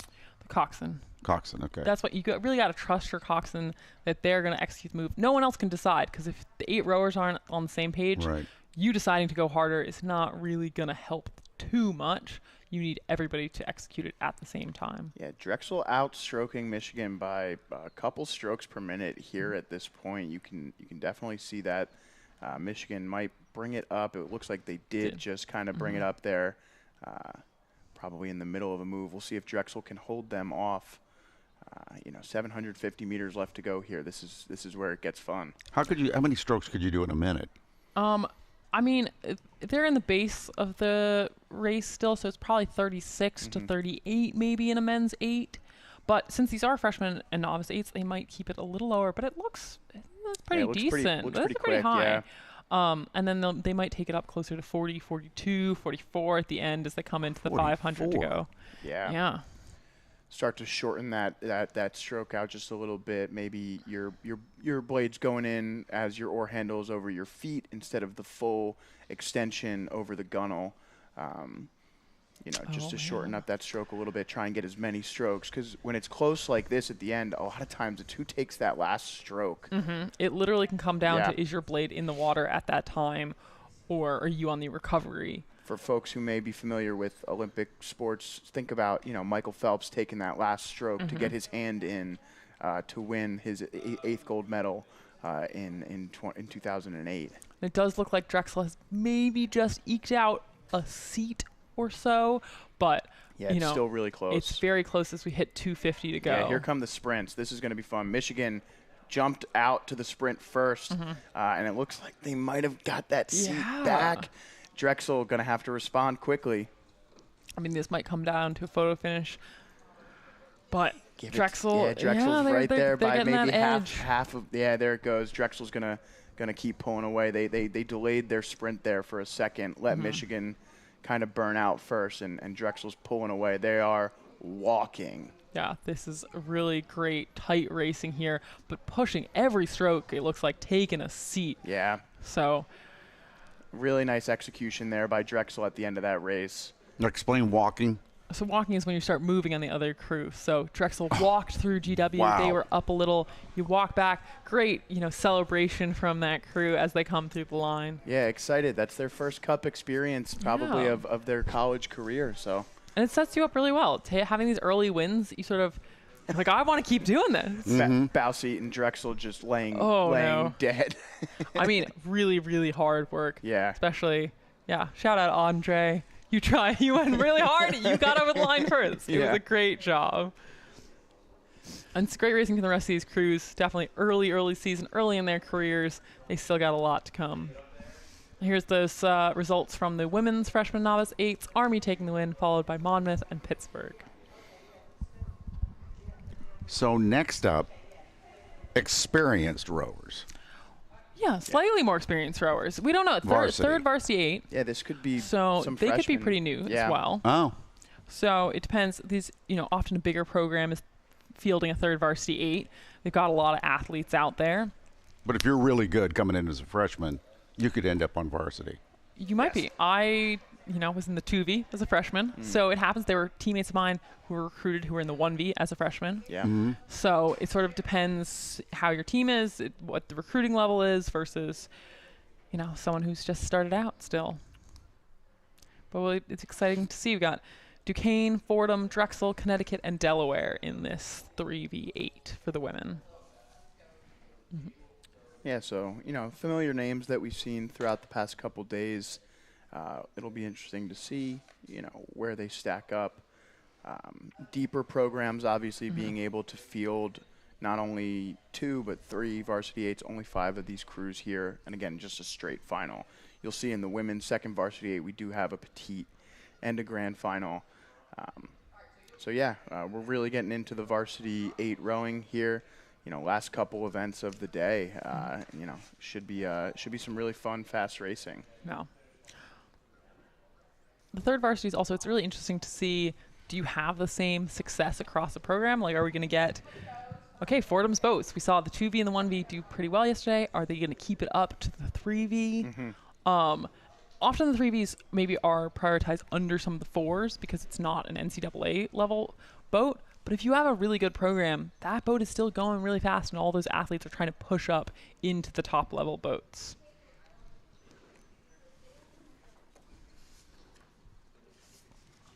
So besides your athletic ability, what does rowing do for you the rest of your life?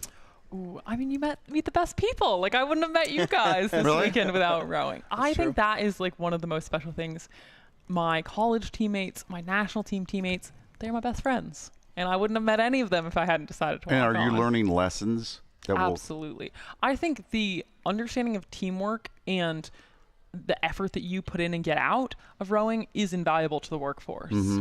It's also a lifelong sport. You don't have to give it up once you're done competing. It is, recreational as well. And we've got this third varsity 8 final underway. Does look like Drexel and Duquesne are pushing out maybe a little bit ahead of the other 8s as they come into the first 500-meter marker. Yeah, so we saw some competitive Duquesne crews earlier today. I believe that was their second 4 earlier out of lane 1 that won their event, their second varsity 4, which, is impressive. And now we're in this. So it just kind of shows the depth of that program. Drexel, obviously they're out in front. We've been talking a lot about just how deep that program is. It feels like they're in every women's and men's sweep event throughout the past couple of days. So, again, Drexel as a school is a Division I school. They are, very competitive up with some of the, the top end programs in the country. They can kind of go between both worlds per se and compete in events like this, and you can see them later on at Eastern Sprints, IRAs potentially. And so it shows as they, this is their third varsity 8, and it looks like a pretty solidly coached and, fast crew here. So it shows deep into their program. And I always really love a team that, both their men's and women's teams are excellent. You really have that, full boathouse experience of everybody's pushing each other. You guys are doing the exact same sport. I think sometimes people feel like, oh, men's and women's athletics are different. In rowing, it's not that different. It's pretty You similar. are doing the same motion, the same sort of training, the same boat classes. You really should be supporting your other teammates in the boathouse, even if it's not, your men's team versus your women's team. It is all the same technique, right? It is all the same technique. It is a little different because the physicality of men and women is a little different. Sort of upper body build matters a lot for men versus women. And so sometimes I do feel like I get frustrated if people try to coach women like they're men, but it is similar. So, you gotta support still. Yeah, Drexel's just kind of an example today of, they're not the only one out here. LaSalle's also, the Philly schools in general do a pretty good job of having solid women's program. I think it just kind of comes with the access and the nature of the sport in the city. Boston, similarly, you'll see those crews up there. BU does have a men's team. They're not here this weekend, but, they do, these Boston and Philadelphia schools, you'll see that a lot. In college, what's the biggest trophy you can get? IRAs and NCAAs. Yeah. Sprints is pretty big for the men on the East Coast, for sure, Eastern Sprints. And then for some of the crews, if they're really good, they will have a chance to go and compete in England at the Henley Royal Regatta. Wow. Which that is an experience. I went for my first time last year. Yeah. It's amazing. Rowing in England is on another level than it is in the U.S. Everybody's dressed up. Everybody wears their rowing blazers, fascinators. There's a lot of pageantry over there. It's a whole special experience. I love that. You got to bring a little flair to that. No, I like to the that. U.S. of it is something so special, and the people understanding the history of rowing is very strong in the U.S. But I think in England they really value and focus on that a lot because it has been, one of their biggest sports for their entire history. Are you on the Thames? You're on the Thames. Yeah. A little bit north of London, right? Not in London. Yeah. You're in Henley on Thames. But, we just had the boat race, which is one of the other biggest rowing races in the world, Oxford versus Cambridge, a really astounding sweep from Cambridge this year across all the men's and women's crews. Wow. It was very cool to see. A lot of national teamers often go and do their year after the Olympics there. This year was much more just a fully English crew from both sides. We got a runaway here. Yeah, we do. That's why we're chatting about other stuff. That's right. Drexel, They're just really impressive. Drexel! They're just killing it. Drexel's going to have an opportunity in this women's second varsity 8 as well. Duquesne and Delaware and Fordham and UConn actually. All 5 of these crews are in the grand final of the second varsity 8. And then if you check out the women's varsity 8 event later today, we will see Fordham, Drexel, and Delaware in that grand final as well. So just, program depth really being highlighted by some of these crews. Yeah, this Drexel boat coxed by Chloe Minucci, stroked by Maggie Horgan. 7 is Hannah Walseth, Ariana Townsend, J.C. Webster, Sabrina Batdorf, Sarah Gahaz, Kira Moss, and Winnie Wong in the bow. That's a great name in the bow, Winnie Wong. And looking very strong as they come through these red buoys here. Oh, we got some spectators on both sides of the river. Yeah. There's a path on the opposite side from where we are at the Camden Boathouse. You can bike along the path, maybe with some of the coaches, so you can see the whole race course. Yeah, and it's great to see this course in spring. I mean, just that park across on the south side of the course. Just you see those trees fully in red bloom. buds. Yeah, the red buds, the white buds. It's really nice. So Drexel taking that win, looking pretty relaxed as they come through, paddling it off. Finishing second. How long are these boats? Ooh, now we're getting to statistics that I often forget. They weigh around 200 pounds for an 8. The length, I'm trying to think. 30. Like the 8s. Say like 25 feet. 30, 35. Yeah. So we're getting in trouble with facts that I don't know off the top of my head. I don't know either. I'm trying to look at the boats next to me. They're much longer than I thought. They are very long. I would say even the single, people don't often realize how narrow it is. I think that's the thing that's the most traumatic to somebody sometimes is in a single, you're literally sitting on top of the shell. It is about this narrow. It's like under the width of my hips that I sit on. The 8s, they're a little wider. You have sort of the gunnels come up on the side. What's a gunnel? So gunnel is just like the side walls of the boat. Oh, okay. Great, especially when we have windier days than today. When the water gets kicked up, it doesn't go into your boat and make your boat heavier. Yeah, so it's like we were wrong. It's 62 feet. That's what I was like. I think it's pretty long because I think my 62. single is 20 feet. Wow, really? Not quite 18.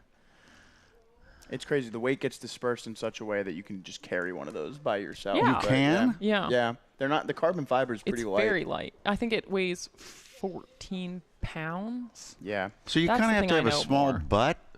No. So that one, the gunnels don't go over the side. So in the single, you're sort of sitting above it.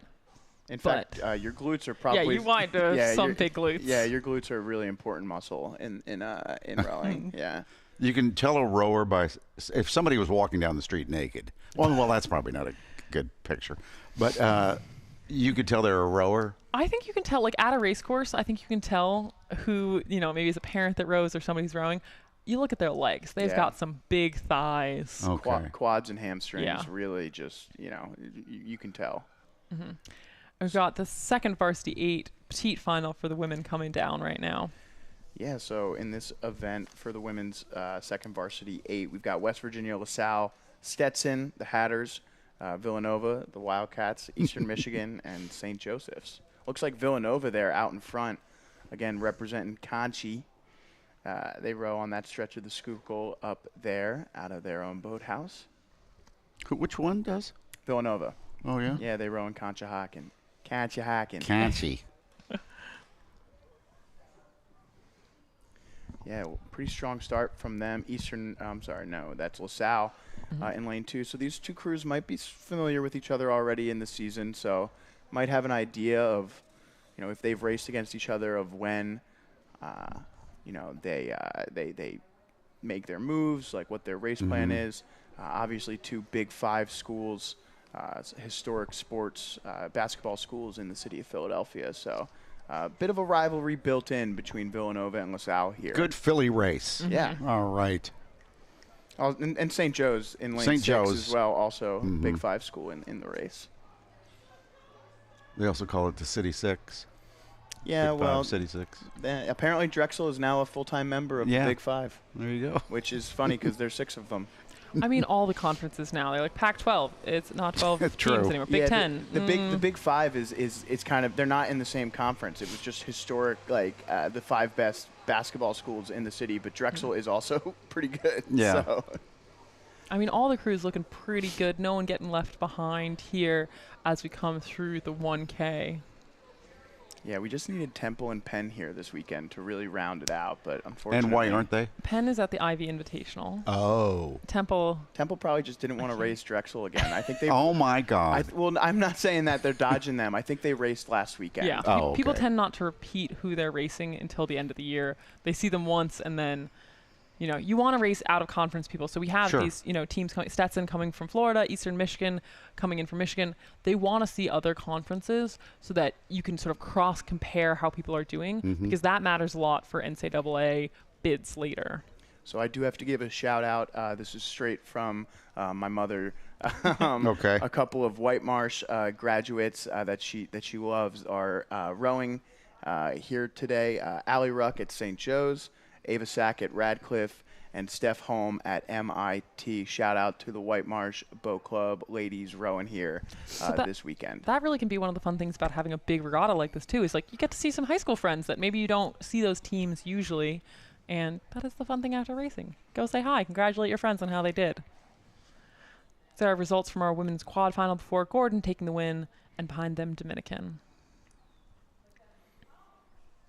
But yeah, Villanova here looking pretty strong. LaSalle trying to hang on as we have about 700 left to go for our leaders. You know, nice race here from all eights. No one too far behind. my friend Delaney doing a great job with these Eastern Michigan women here in 6th place. Really still has connection to the rest of the field. Yeah, that's what you like to see. Even though they're behind in 6th place, they haven't given up.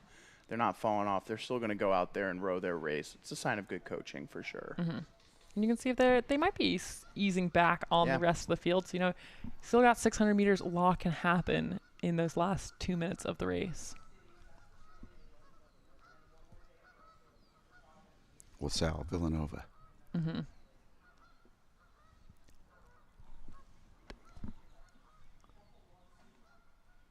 LaSalle's off to the left. Yeah, lane the 2 two there leads. on the left, lane 4 out in front on the right. LaSalle looks like they may have They're clawed. coming. Yeah, they're coming back a little bit. They're going to probably start their sprint. They have to start early. Nova has the, but I don't think Nova's waiting. Nova's going. I just saw their stroke rate go up. Yeah, sometimes, I mean, that's a strategy thing. You might just say, nah, let's do it now. Let's not give them a chance to come back. Other people might say, let's wait, then go. And that's about like knowing your crew and sort of what their capacity is. If you know, we can only do a sprint, maybe push it to 400 meters to go. Other teams are like, no, at the 500 meter mark, we're going then. Here comes LaSalle. LaSalle's definitely moving a little bit through them. We'll get a nice shot of it here. We'll see, you know, how it ends up shaking out as we see the women's third varsity 8 final results. Drexel, Duquesne, Yukon, Delaware, Fordham in that order. All right, here we go. And we'll see. So, you know, it's those coxswains deciding the correct moves. Aria Singh in that LaSalle boat trying to charge her crew on, see if they can get back into first place.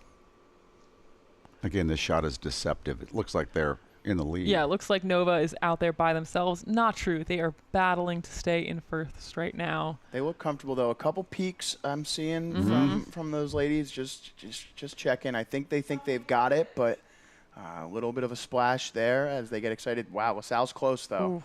I think we're going to see the finish line, and it's wow. Oh, I mean, man. very good. 4 seats between them. That was but great. Great job from that Villanova crew to stay in first. That was really, really impressive rowing from those two crews. Really fun finish there. And another fun finish for third. Wow. Ooh, very tight. So that's the thing. Sometimes, you know, not first place, so you still end up with a photo finish at some point. Yeah, and it's the petite final, you know, but Villanova really, you know, showing, and LaSalle both, you know, as if they, you know, should have been in that race. Nova with the time of 8:52 yesterday. In their heats. Sorry, that was the 4 event. But Nova yesterday in that varsity 8 event, really they finished last in their heat. They actually lost to LaSalle by about 0.3 seconds. Probably flipped that result today by maybe a full second. Maybe a second? Yeah. It's pretty good, though. I mean, now we get to the grand final of this event, so we'll see. We've got Duquesne, MIT, Drexel, Delaware, Fordham, and Connecticut. Yeah, so this should be fun. These races were fun yesterday in qualifying. Second eights are always pretty fun. Crews with a lot to prove, right? They're not on that first eight. There can be a sense of a little bit of an edge to a second eight a lot of times. Like all 8 of them, I'm sure, believe that they should be on that first eight, and they want to go out there and prove it. So second eights can really be a fun event, in my opinion. I honestly think it was one of the most fun crews to race because you have, like, in practice especially, you have nothing to lose any of the time. And they're kind of like the black sheep child of the family, looked down upon. The coach might not give them as much attention type of thing. And you're like, I'm going to come back. Yeah, exactly. We'll show them. Yeah, so we'll see. We got Duquesne in lane 1 on the right side of the screen, all the way over to lane 6 on the left with Connecticut. Looks like a pretty even start as we come across the 500. We'll see who can settle in. Yeah, and that makes sense based on these times from yesterday. Looking at it, we had, Duquesne 7:07, Drexel 7:10, MIT 7:13, Fordham 7:11, Delaware 7:17, and Yukon 7:18. So check this out. 6 boats, really, not much between them. And in fact, the boat in lane 2, that's MIT, they won their heat. They're currently in 6th. Obviously, a lot of race left. We've seen some comebacks from MIT. Wow, this is really fun. So that's Drexel again? Yeah, it looks like Drexel, and then lane 4 next to them, that's Delaware, the Blue Hens, with a strong start. So really, really fun race so far. We'll see if we can get some separation as we move down the race course. But Delaware, Drexel starting to push out in front of this one.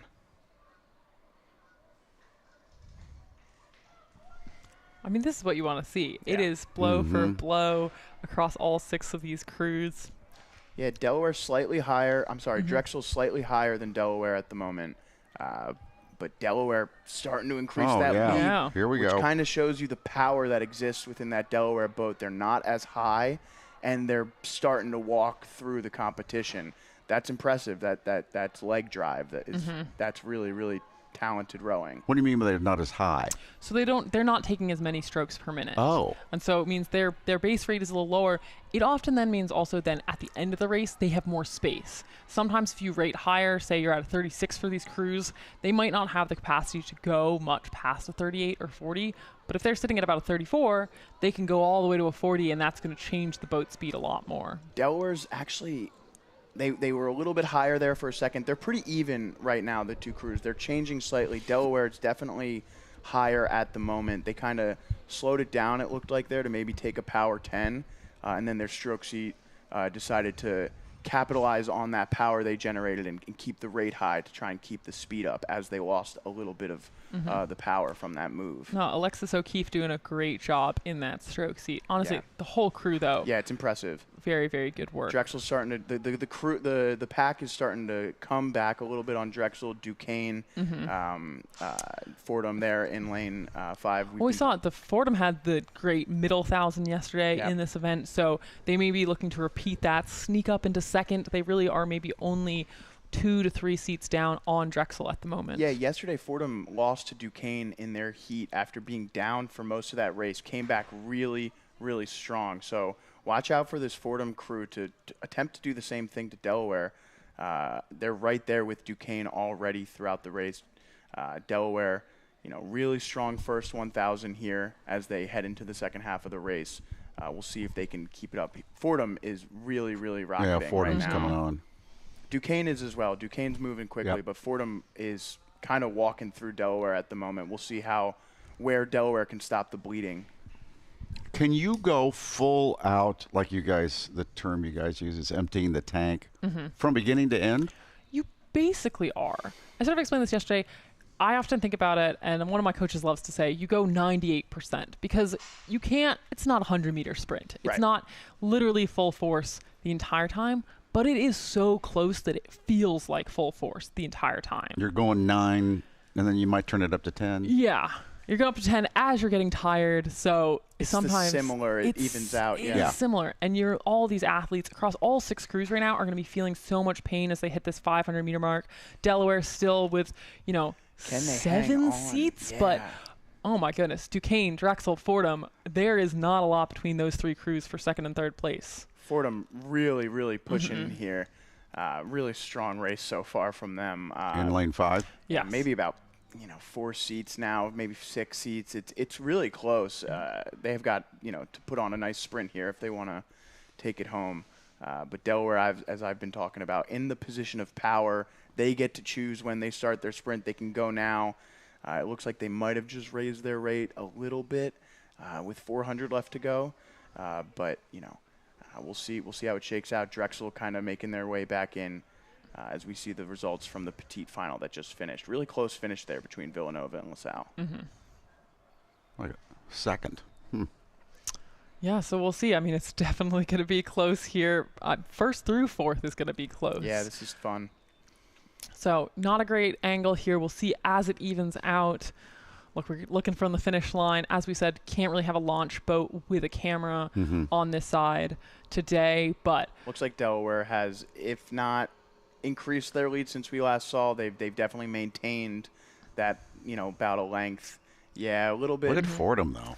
Yeah, Well, Drexel I with think Drexel or Duquesne might honestly on the inside have again, the advantage. That slight slant outward, just ever so slightly, kind of crosses in this finish line. wait a minute. Honestly, even lane 2 here, MIT looking really strong, came back quite a way. Great race, really great race. Delaware is going to take the finish here. And then I think Duquesne over Drexel, and then Fordham. But we'll have to go to the results to see. Yeah, that is just based on looking at their finishes. That is what it seemed. MIT crosses in front of Connecticut for 5th. Come on, that was a good one. That was a really good one. For 6th, I'm sorry.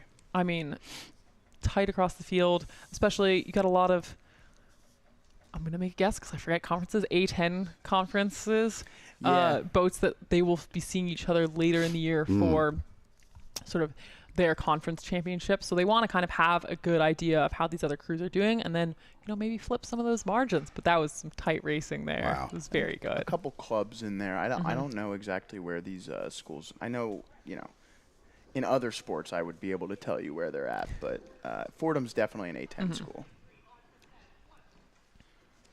My problem, I have to say it, I really only ever remember my league, and my league is like the easiest one to remember. It is, probably. So that and like the Big Ten and the Southern ones are obviously because they're so good at multiple other sports. But I know the ACC very well from going to Syracuse.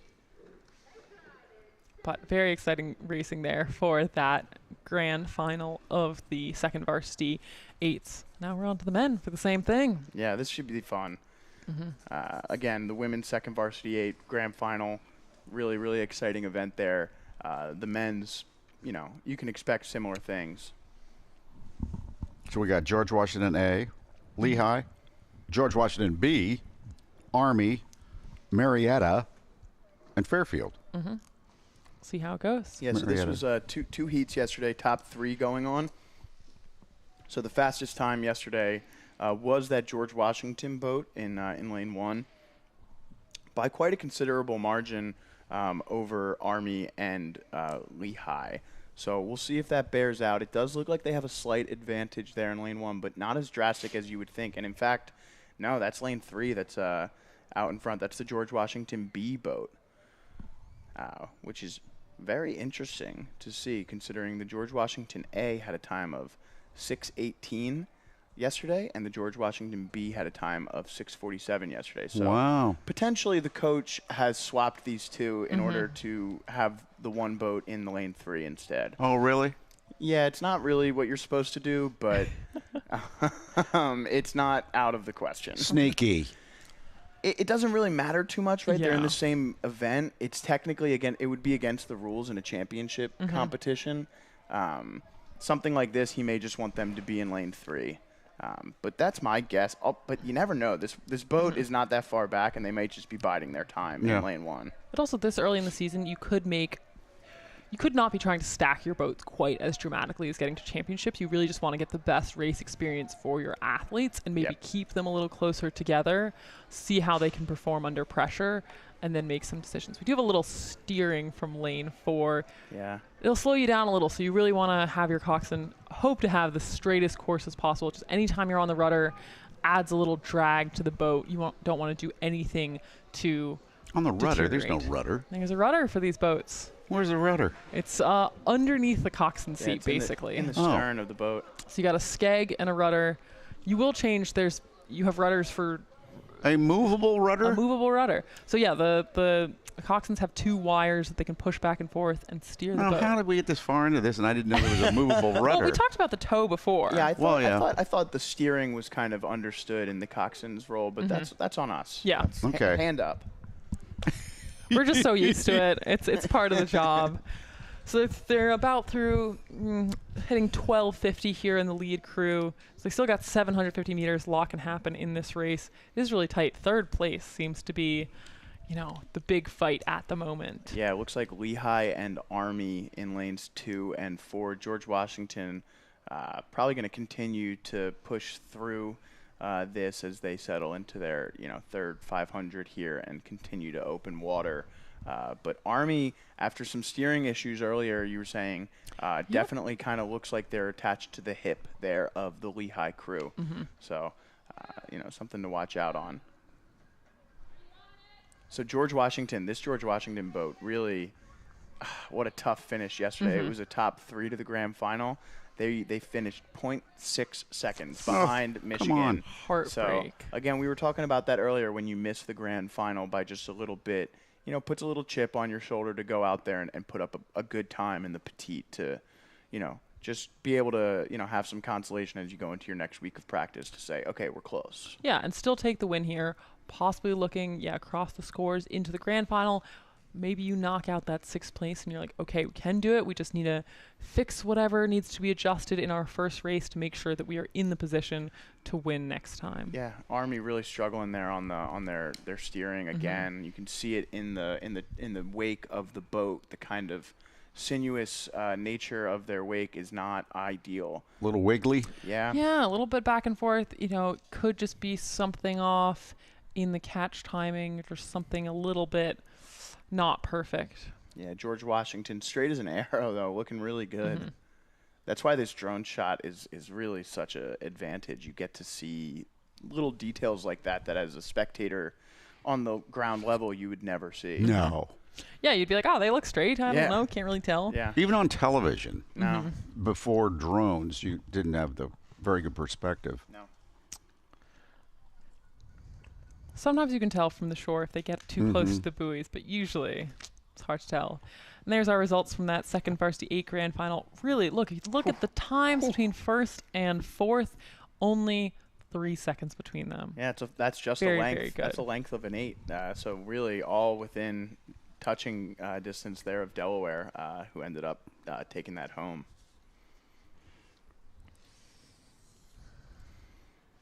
But it looks like George Washington pretty much has this win of the petite final on lock. And Joe believes they switched lanes. I mean, I don't think there's any doubt. Yeah. I don't know. I'm going to give it to the B-boat. Okay. They just, All right. underdogs, they went for it. Couldn't the coach be giving the B a better chance by moving them to lane 1? I think in conditions like this, it's There's so not a it's lot. really negligible at Okay. this point. Especially with the spacing they had on the rest of the field. It wasn't like our women's second varsity 8 final that we just saw. It didn't come down to such tight margins.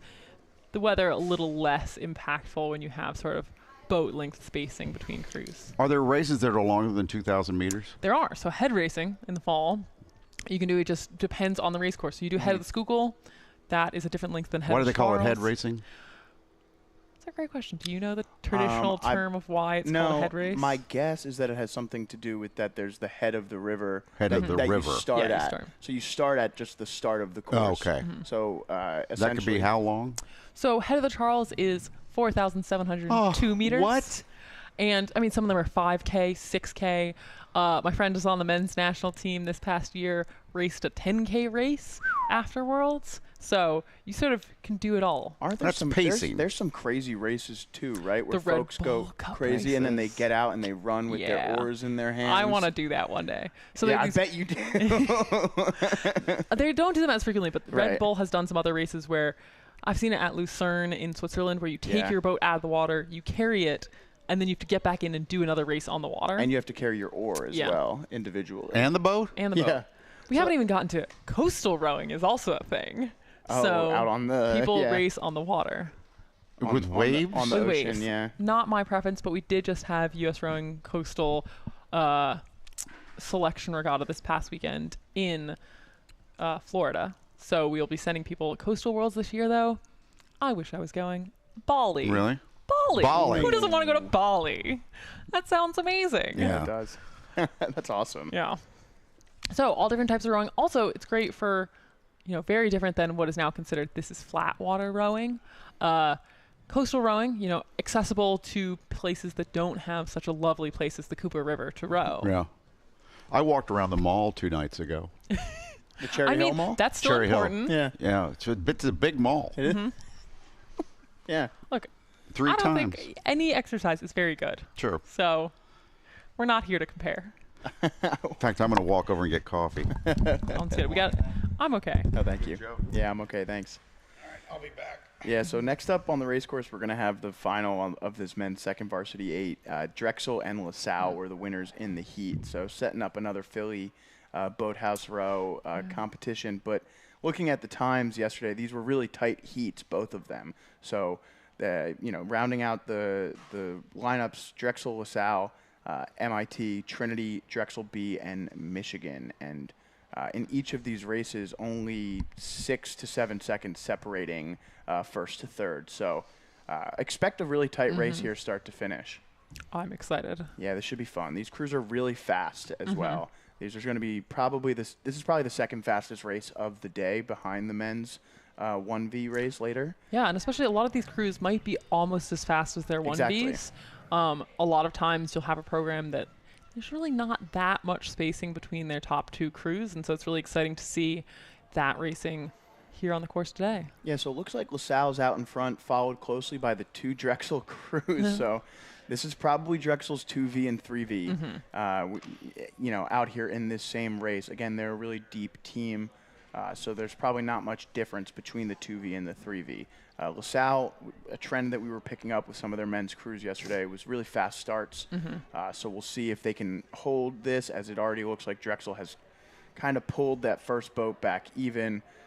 Drexel B yesterday finished 3rd to LaSalle and MIT. MIT there in lane 4, in lane 3, looking to be about even with Trinity, who finished just 2 seconds ahead of Michigan out in lane 6. So really, really tight racing here across those first 5 crews.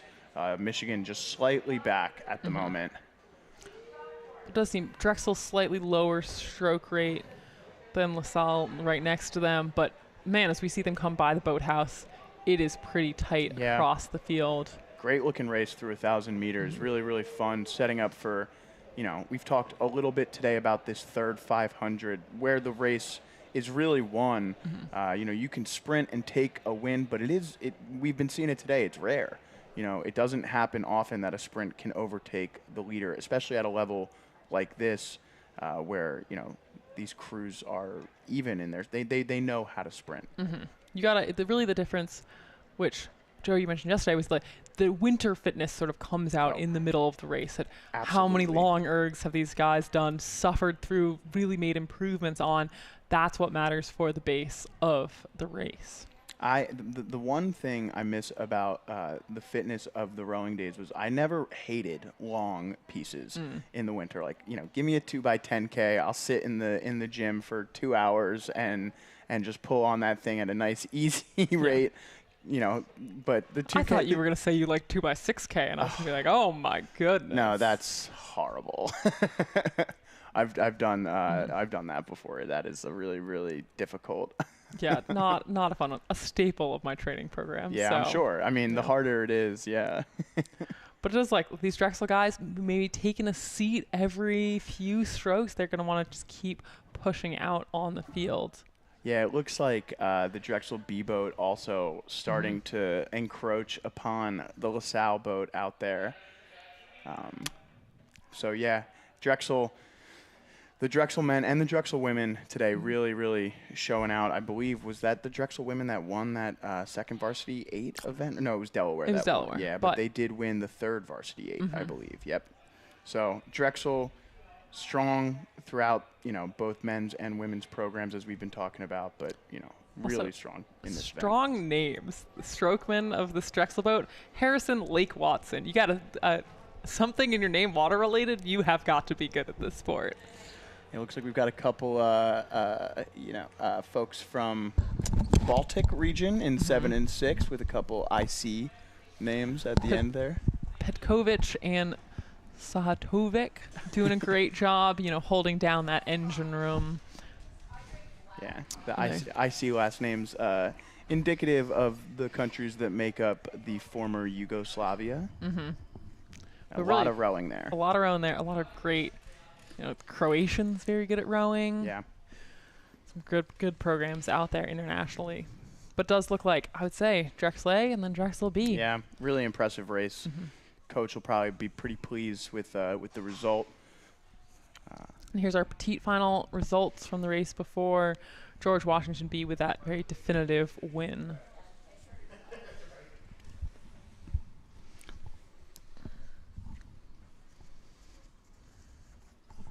So, Charlotte, Joe, Mike. I brought you some mini Oh donuts. my God, amazing.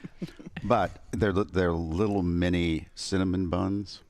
Let's watch the finish here. Oh yeah, Drexel. I mean, they deserve some food after Wow. this. Drexel. Oh, I like the little hat tip. Ooh, that was really Ooh, that close there at close. the end. Yeah. That's like steering matters all the way to the end. Yeah. Okay, so what does a rower eat? We eat. I was just tempting you with cinnamon Oh run. no, I'll have one. If You you're will have offering one? it. Oh my Yeah. God. I feel like this is bad. No. No? See, that's the funny thing about rowers. All these athletes, the best thing to have in the boat is basically pure sugar before you race. So, Oh big my fan. God. Gummy bears, applesauce, a banana. You just want it straight into the bloodstream. Gummy bears. You'd think we're healthy. We're secretly not that healthy. And so we talked about yesterday how many calories you would expel. Yeah, I mean, one of the statistics they often say, an athlete doing a 2,000-meter race is burning as many calories as a basketball player in an entire game of basketball. Wow. So, That's really hard to believe when you think about how much they run in basketball, but I don't doubt it.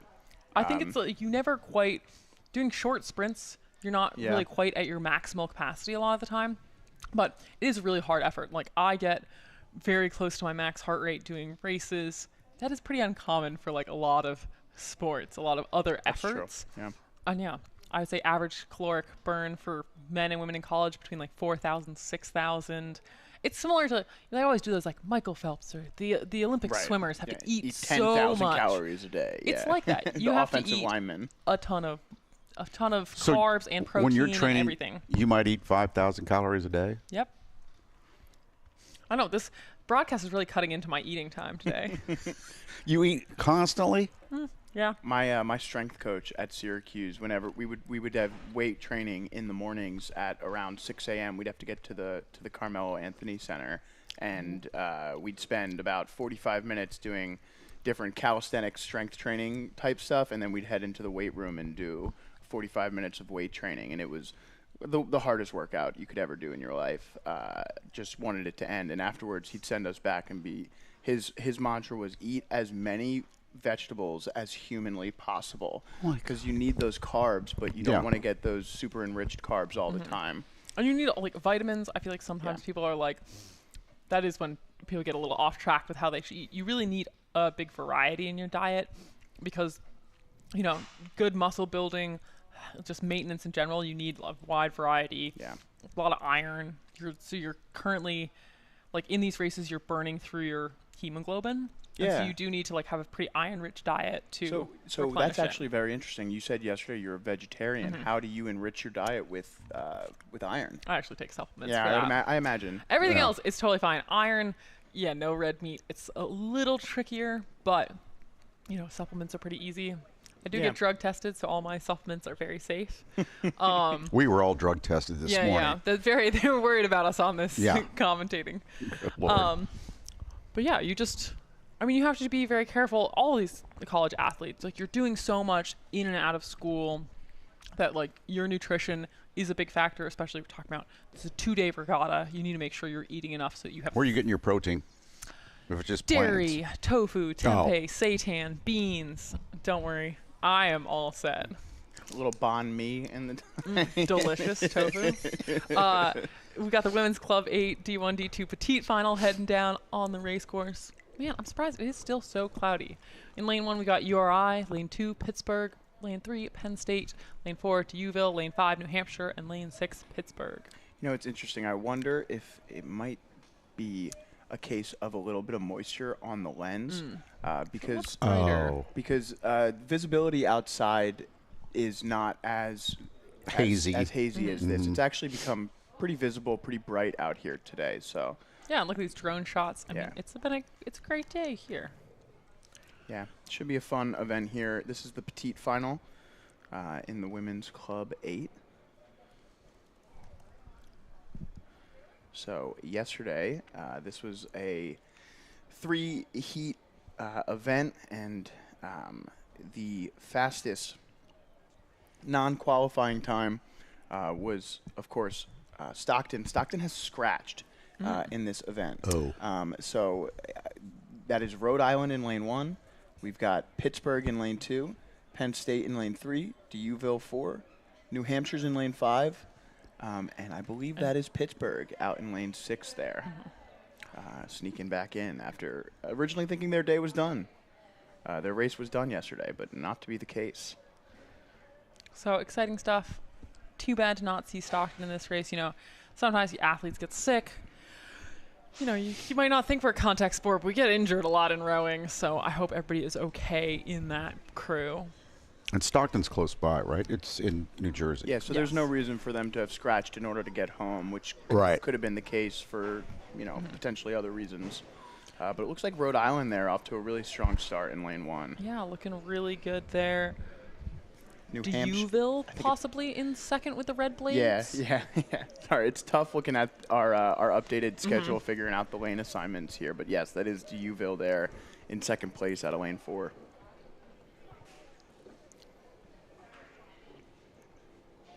We're coming into our final events of the day, the men's, women's club 8s, and then we'll get the D3 men's and women's, and then finally our D1 varsity 8 events. So some fast rowing after we just finished up our second 8s to finish up our day. Just about an hour left on the race course.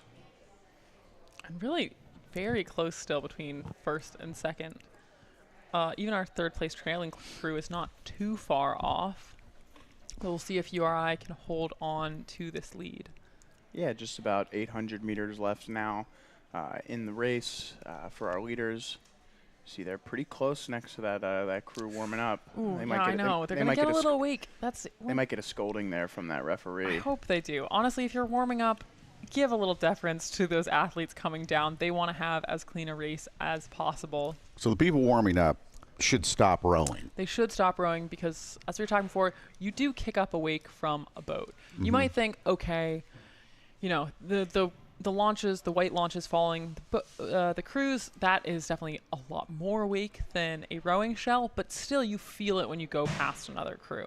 Yeah, so you saw that was a bit of an awkward spot for that pit crew. They just came out of this spot where the shore kind of extends into the lane 0 a little bit, but it's on that coxswain to follow the shoreline a little bit better and stay out of lane 1 a little bit better. You're kind of going at an angle on this course, right? A little That makes any sense. It's straight, but the course itself is like angled against our shoreline point of view. Yes, but it is straight. It is straight. Yeah. Rhode Island, though, really dominating in that third 5. Yeah. Yeah, pushing out. Coxed by Christopher Grivers, stroked by Caroline Creamer, 7 Anna Gambelt, Kayla McGrady, Shannon Gerspach, Una Schaefer, Evan Anderson, Riley Eldridge, and Angela Gonzalez in the bow. You know, that is very funny. My brother rode with an Evan Anderson at Princeton. Obviously, it was EVAN. So just a little fun thing to see there. Another Evan Anderson rowing for that URI boat. And here's other results from that grand final. Drexel going 1-2, and so close to third place. 0.5 seconds between second and third. Very impressive race from all those crews. Where does Columbia rank? Oh, I don't want to talk about it. Actually, I do want to talk about it. We're watching this race finish. Columbia 1V, congratulations. They had a great race this morning that I just looked up the results. They are unranked, and they just beat Oregon State and USC, who are both ranked teams, so I'm really excited. Yeah. A couple Pac-12 schools, yeah. Time. Where was that race at? At Princeton this morning. I got my friends texting me the results. Really, really great showing to see. Is that on Mercer or on Carnegie? On Carnegie. Nice. Traditionally, the Columbia women ranked about 25 to 30 out of the D1 schools, so really exciting to beat, I think, about 19, 17 ranked schools. What we're talking about is Charlotte's alma mater is Columbia University. You're my team. Those are my girls. I will always root for them. I coached a lot of them, so it's pretty personal. But URI, I'm sure that's the thing. These athletes, they've got coaches from years and years that tune in to watch, see their success over the years. Winning this petite final of the Club 8, it's really exciting. At Rhode Island? Yeah. Yeah. Looking good as they come through. That's the thing. 6 seat also looked over their shoulder looking for the finish line. I did that too often. Even if you're winning, you just want the race to be over. Well, also sometimes when you're in one of those first seats, you can really feel what's going on in the boat behind you. It's kind of an underrated part of this sport is just like the feel of the boat underneath you. And when that bow seat crosses and they stop. Yeah, you kind of can feel. You're like, oh, okay, we're here. Yeah. What does it feel like? It's just I see it moving like this a little bit. Yeah, you get a little surge, but it should feel pretty smooth. The best rowers sort of just have a great rowing feeling. They can feel you don't want to put a ton of pressure on the foot plate because you don't want the weight to stop and then pick back up. Yeah. It's a lot of finesse. One of the things, sorry to cut you off, but one of the things that you could really work on to get that feel is core strength, right? So as you're coming up very good. to the catch, in order to make sure that you're not just rushing and throwing your weight into the front of the boat, is to have a strong core so that you can handle the boat underneath you and remain in your upright position correctly. Especially also rowing injuries tend to be around the core. People break ribs, slip discs, other bad back issues. So really, any high school rower, college rower listening, do some more core. How you breaking a rib? Well, especially in sweep rowing because of the torque and the rotational motion on your core. You could pop a rib? Yeah, I've done it. It's not good. You have? Yeah. By rowing? By rowing. Basically overtraining. My body just got so tired, and I do about 200 plus kilometers per week, and it was just so much pressure on my body that I snapped one of my ribs. Had to take 6 weeks off. Do not get that to that place. That's horrible. Yeah. Did it come through the skin? No. The thing is, most of the time, rowing injuries are stress injuries, so they slowly build up. There's not like a pop. It happens. I just was like, I start to feel pain. Oh, I can't laugh without pain right now. So God. Here we are with the Women's Club 8 final of this race. D1, D2, coming down really tight with our first 3 race leaders here. Yeah, so we have Army Lafayette, Central Oklahoma there in lane 3. Next to them, Seattle Pacific, Mercyhurst in lane 5, and then Thomas Jefferson in lane 6. So yesterday, in some of their heats, we had Central Oklahoma with what was easily the fastest time at 7:07, but Seattle Pacific next to them was just a boat length down. Now, we're starting to see Mercyhurst come through. They were also in that race. So these top 3 crews were all in the same heat yesterday, separated by about 5 seconds, and they were the 3 fastest times in qualifying. So Mercyhurst is the white boat on the left. Yes. With a little what bucket appears to be a double bucket. Oh Double my God, bucket. You're right. Yeah. We're getting real fancy here. I better not see a triple bucket. I will have some talking to do with that coach. I mean, that's just out of control. Yeah. It does look, oh my God, very tight as we can look across from the boathouse between first and second here. So Central Oklahoma yesterday did win their heat. Maybe Mercyhurst playing with their food a little bit in that event, knowing that they could put up, they would be in a fast heat. They could put up a fast time. These coaches, they do some scouting beforehand. They would have known what Seattle Pacific and Central Oklahoma would have been able to do. And, that might show up here as Mercyhurst continues to open up a bit of a lead after 1,000 meters. Obviously, Central Oklahoma not out of it yet, but just, you're starting to see some of the strategy that can be involved when you compare, heats from yesterday to what the results bear out today. New terminology. Playing with your food? Yeah, you know what I'm. I think that was just a turn of phrase. Yeah, so I'm just saying that yesterday they came in third by about 5 seconds, and now in the grand final they're showing that they have a little bit more in the tank. But some of that also might have been just who has better recovery. True. Did you kind of gas it so hard in your heat yesterday that you're like, oh, that is hard to come back from? When like a maybe slightly savvier crew decided, okay, we're going to be fine. I'm not going to burn it as hard as possible because this is not for the final.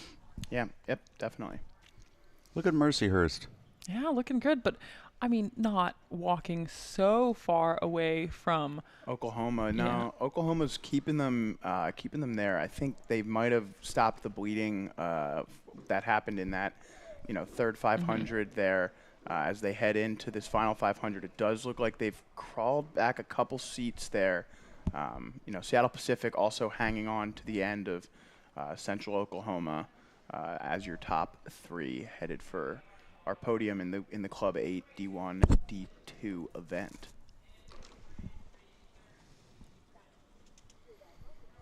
I mean, there's also a pretty good race between fourth and fifth. There's really not a lot between those crews also. So that is great. You still, you just want to finish as high as possible. Maybe you're not in medal contention, but you still want to be in fourth place.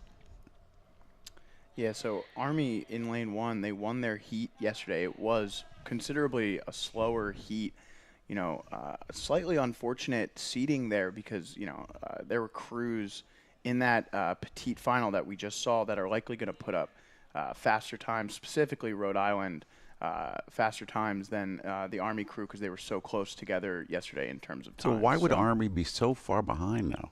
They just had a slower heat yesterday. They finished at a 7:42. The other two heats finished 7:19, 7:07. That's a big gap. Yeah, so it just it happens from time to time with seating, and coming in you don't know.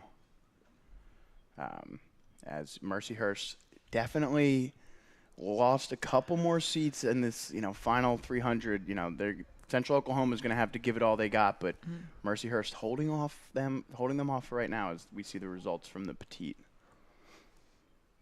Yeah, I'll see pretty decent times, and you can see how they stack up now to this race once we come through. Yeah, we're starting to get results now that are slightly faster than yesterday's as conditions probably even out a little bit after the fog and slight wind we had this morning. It's really calm out there now, really ideal rowing conditions here at the Knecht Cup. That's what you can expect here. Just bring in the good weather. Does look like Mercyhurst is still in the lead, but Central Oklahoma pretty close on their tail. Sienna Zona, the coxswain of Mercyhurst, probably just looking over there at the bow, making sure that her crew is out in front. But, Oklahoma on the surge. We'll have to see.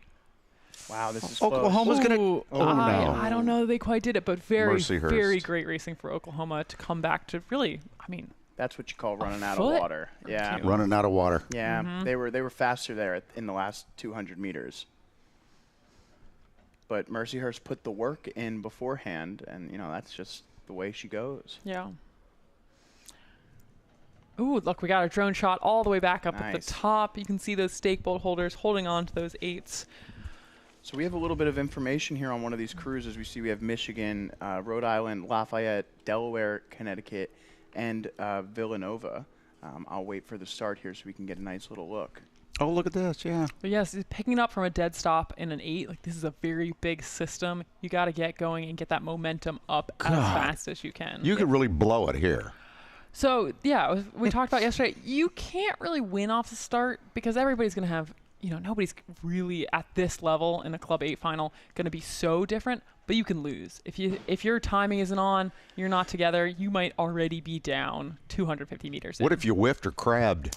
That is the worst thing that could happen. And you're seeing there in lane 3, Lafayette having some struggle with their steering. They might not necessarily be moving slower than the other crews, but their point has needed to be adjusted multiple times, which puts them down a length from pretty much all crews, otherwise somewhat even.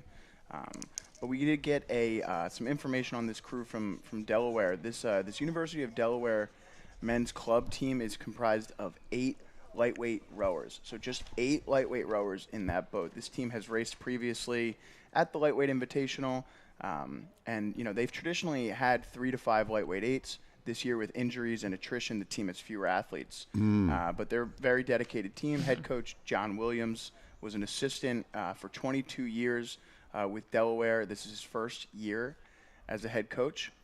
Some information on the rowers. The stroke seat is Owen Spar from Wisconsin, who's in the Delaware National Guard Reserves. Will Ryan rowed at CRI for Boston College High School. Nick Antrim rowed for Wilson. Jake Milburn rowed for Calvert Hall. And then they plugged their Instagram account. You should follow at Delaware Crew. I mean, yeah, I did it yesterday for mine, Sure. so why not? Yeah, Delaware Crew, follow them. I think they've traditionally had a fun time. Didn't they used to have a 3V account that was pretty funny? I think that was them. Delaware historically fun times. A pretty funny, relaxed but also pretty good rowing team. Kind of a great program that walks the line between having a lot of fun and competing at a really high level. So. But it's really between them and URI at the moment of trading blows as we come through 750 on the race course. Is that you? That is me. Oh, That you found is? mine Instagram now. Yeah. Are you serious? Sharbuck Wild. Sharbuck Wild is your Instagram? Yeah, you Nice. know. You got to go Buck Wild. I guess so.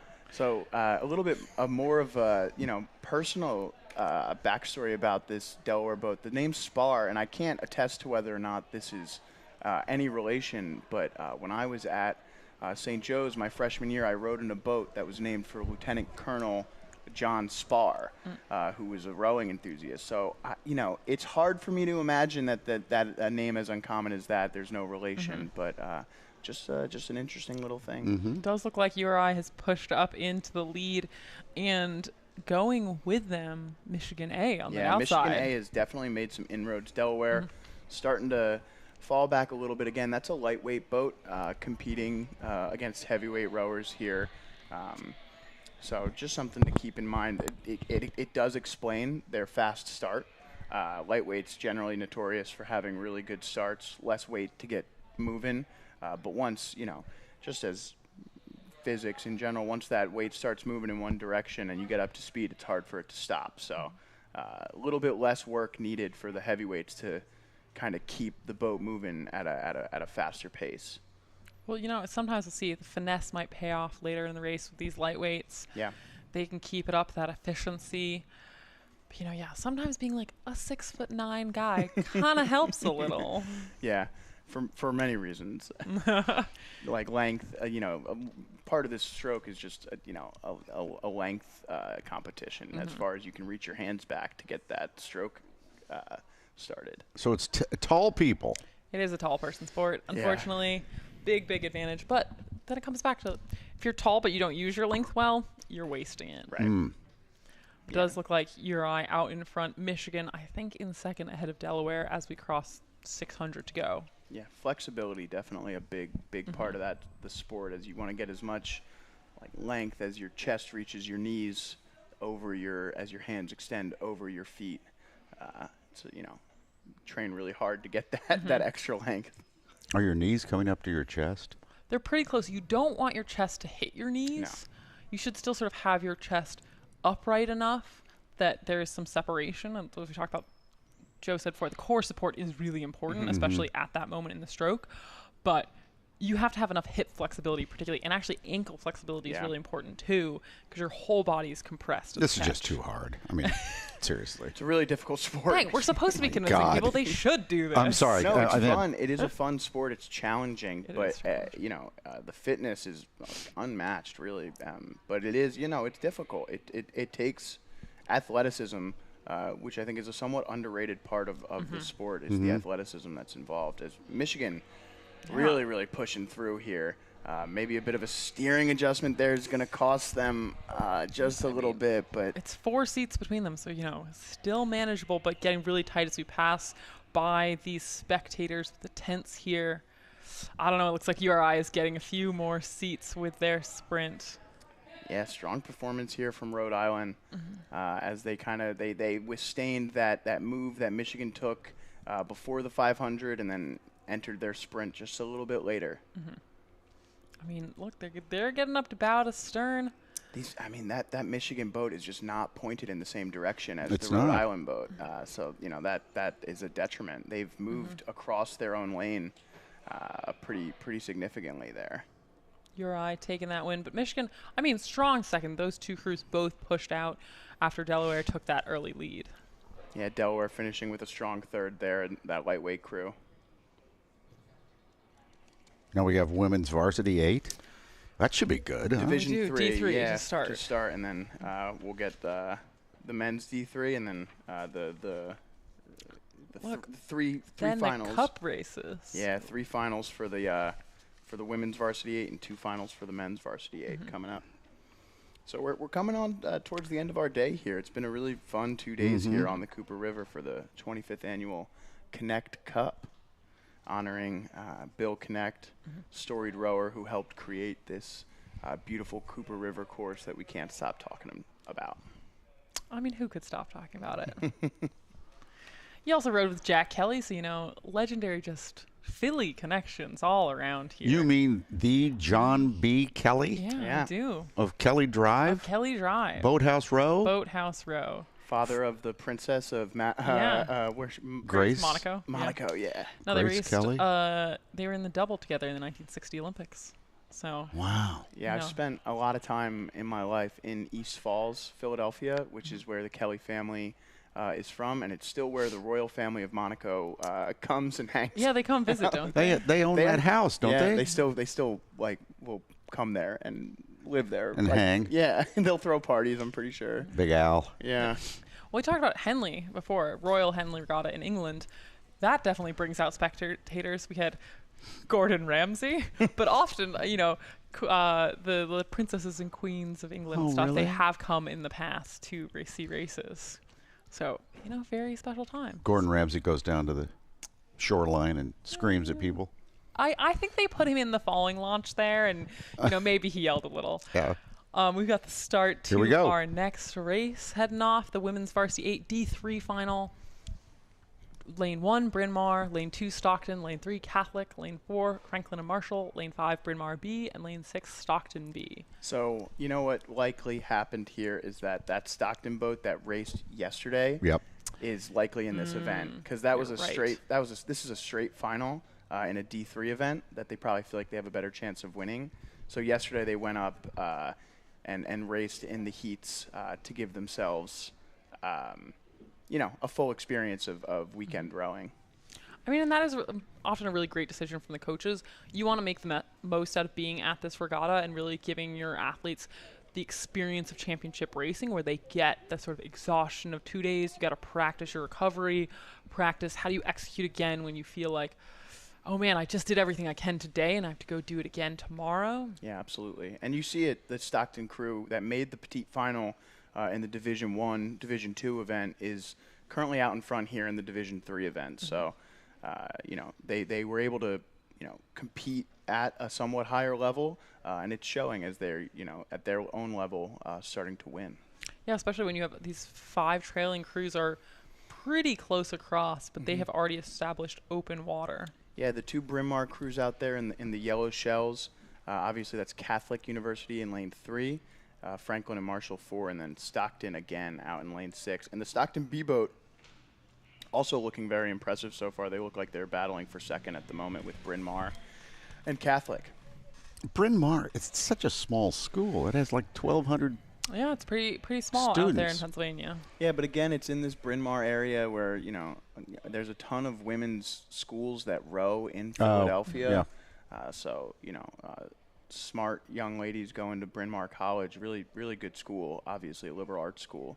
And, there's tons of teams in the Philadelphia area and, in the Northeast in general that, have rowing programs. So especially women's rowing is quite strong at women's only colleges because, it was one of those opportunities for women in the 60s and 70s before the NCAA sort of established themselves as an opportunity for sports, that was like one of the only places that you could really have that experience in college. Very cool. So it is cool to see. I will plug Barnard College, another women's college. Yeah, Barnard. Only D1 athletics because they do athletics with Columbia. I was going to say, Barnard's the Columbia school, right? Yeah. It is, but it's together, so Your neighbors. Columbia's co-ed, but Barnard is also a part of us. You can take classes, Yes, right? Yeah. you can exchange. Was that Morningside Heights? It is. Is that where you are? And check out Stockton here. Just really, we're seeing them go by right now. They're looking really calm. They're in control of this race, and they're likely to enhance this lead by just rowing their own race. Joe, would you say, though, they could be faster if they were all wearing blue visors? Listen, speed doesn't matter. It's looking good. Yeah, it's just about the looks. You look good, feel good. No, this Stockton crew looking really good Oh, my here. God, yes. Cox by Lorelei Hendricks, stroke lead Emily Lachaw, Amber Hartzell, Megan Baldwin, Madeline Sheena, Gabrielle Bates, Ashley Tim, Marissa Martinelli, and in the bow, Isabel Del Ross. That's 3 lengths at the 1K. Yeah. You have got good separation on the rest of the field. Yeah, and they're not rowing too high of a rate. Kind of similar to what their hands are getting out pretty quick. We were talking about earlier, seeing a boat with this kind of lead having a really controlled finish. A lot of women's rowing programs will have really quick hands. Is something that I've noticed over the years. They're getting out really quick, but then they're slow on that recovery up, and they're really controlled at the moment. So they look really strong. Quick hands, what does that mean?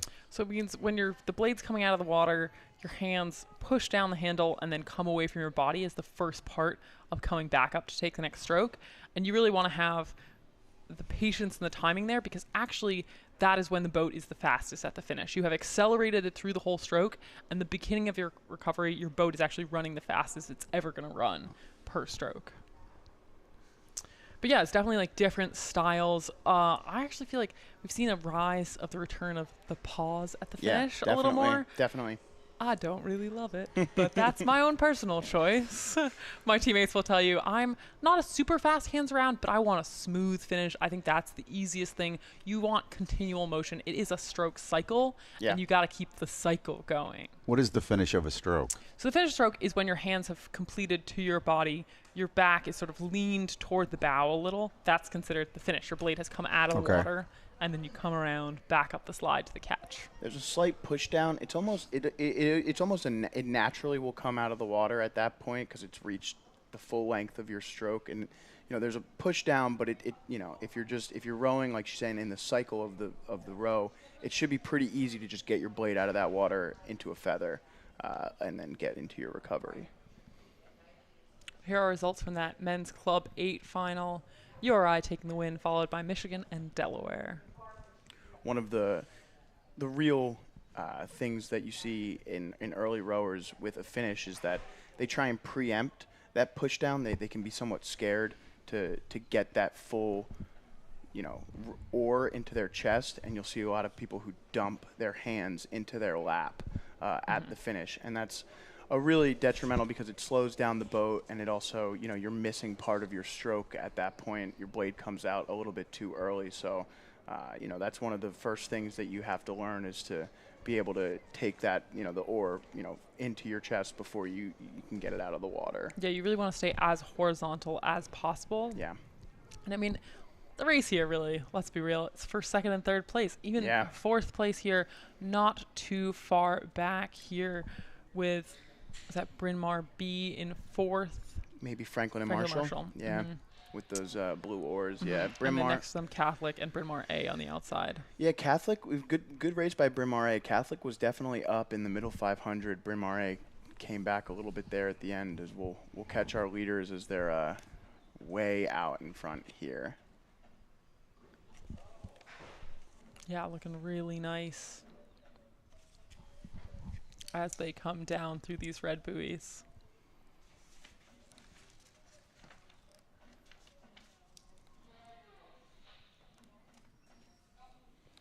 Very strong. Wow. Nice and relaxed. You can see the nice, pull in high, come down around. Beautiful to take the win. Stockton. And just another note from my mother here. Bryn Mawr and Cabrini women, they both row out of the Heinz Rowing Center, which is where my mom rows out of at White Marsh Boat Club in Conshohocken. So shout out to the Heinz Rowing Center ladies from Bryn Mawr College there. What's your mother's name? My mother's name is Marie Leonard. Let's go, Marie. Hi, Marie Leonard. Shout out, Marie. But really great racing from all of these crews as they come through the line. Next up, we got the men's D3 varsity 8 final. Give me the schools. We only have 4 in this race. We got Trinity, Stockton, Franklin and Marshall, and Catholic. So similar to, their sister programs on the women's side that we just saw. And they're already off. Trinity in lane 1 on the right side of your picture, over to Stockton, Franklin and Marshall, and Catholic on the left side. Trinity College out of Hartford, Connecticut. My friend Nate Clark doing a great job coaching there. Hey, Nate. Trinity College, Good work. not out of Dublin, Ireland. Yeah, different Trinity. Thank you, there. Joe. Yeah, sorry, just wanted to clarify. But it does look like we've got early leaders by only a few seats in Stockton. By the way, Trinity, their mascot, the Bantams. Yeah, it's a Like a rooster? chicken thing. A chicken. Let's go chickens. Not to undervalue you. It's probably a Bantam. rooster. It's a type of rooster, I think. Yeah. Very fierce. Cock-a-doodle-doo.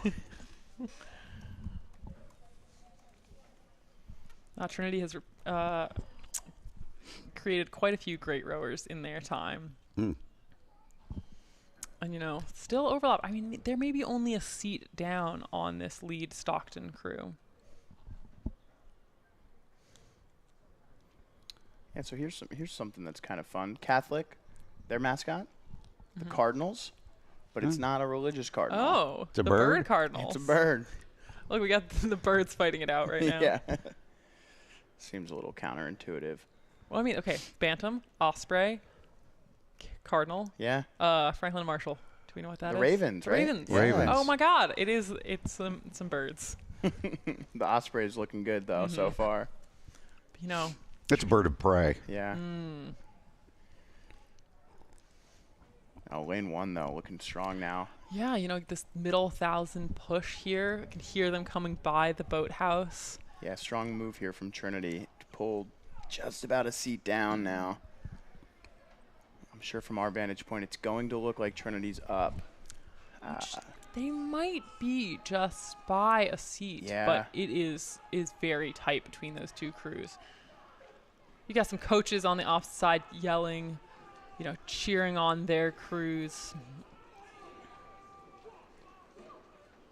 Yeah. Looking really Some good here. aggressive coxing going on between those two lead crews. You can hear it.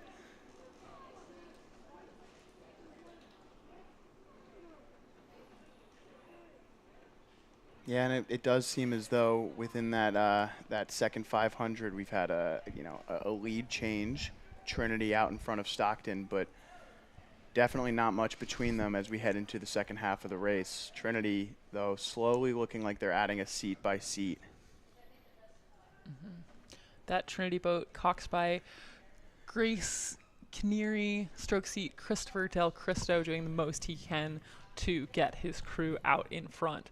They are slightly over the buoy lane. I'm a little worried about that. Actually, both crews are really hugging that side. I wonder if they all sort of got hit by some wake or a crosswind, since both crews are trying to. Yeah, you see Stockton. Both have now kind of gone back ahead, but for a minute there, you did see an example of what we were talking about earlier, as Stockton was waking out lane 3 there. Franklin and Marshall, their puddles just hitting the back of the port side oars. But now it looks like it's pretty fair.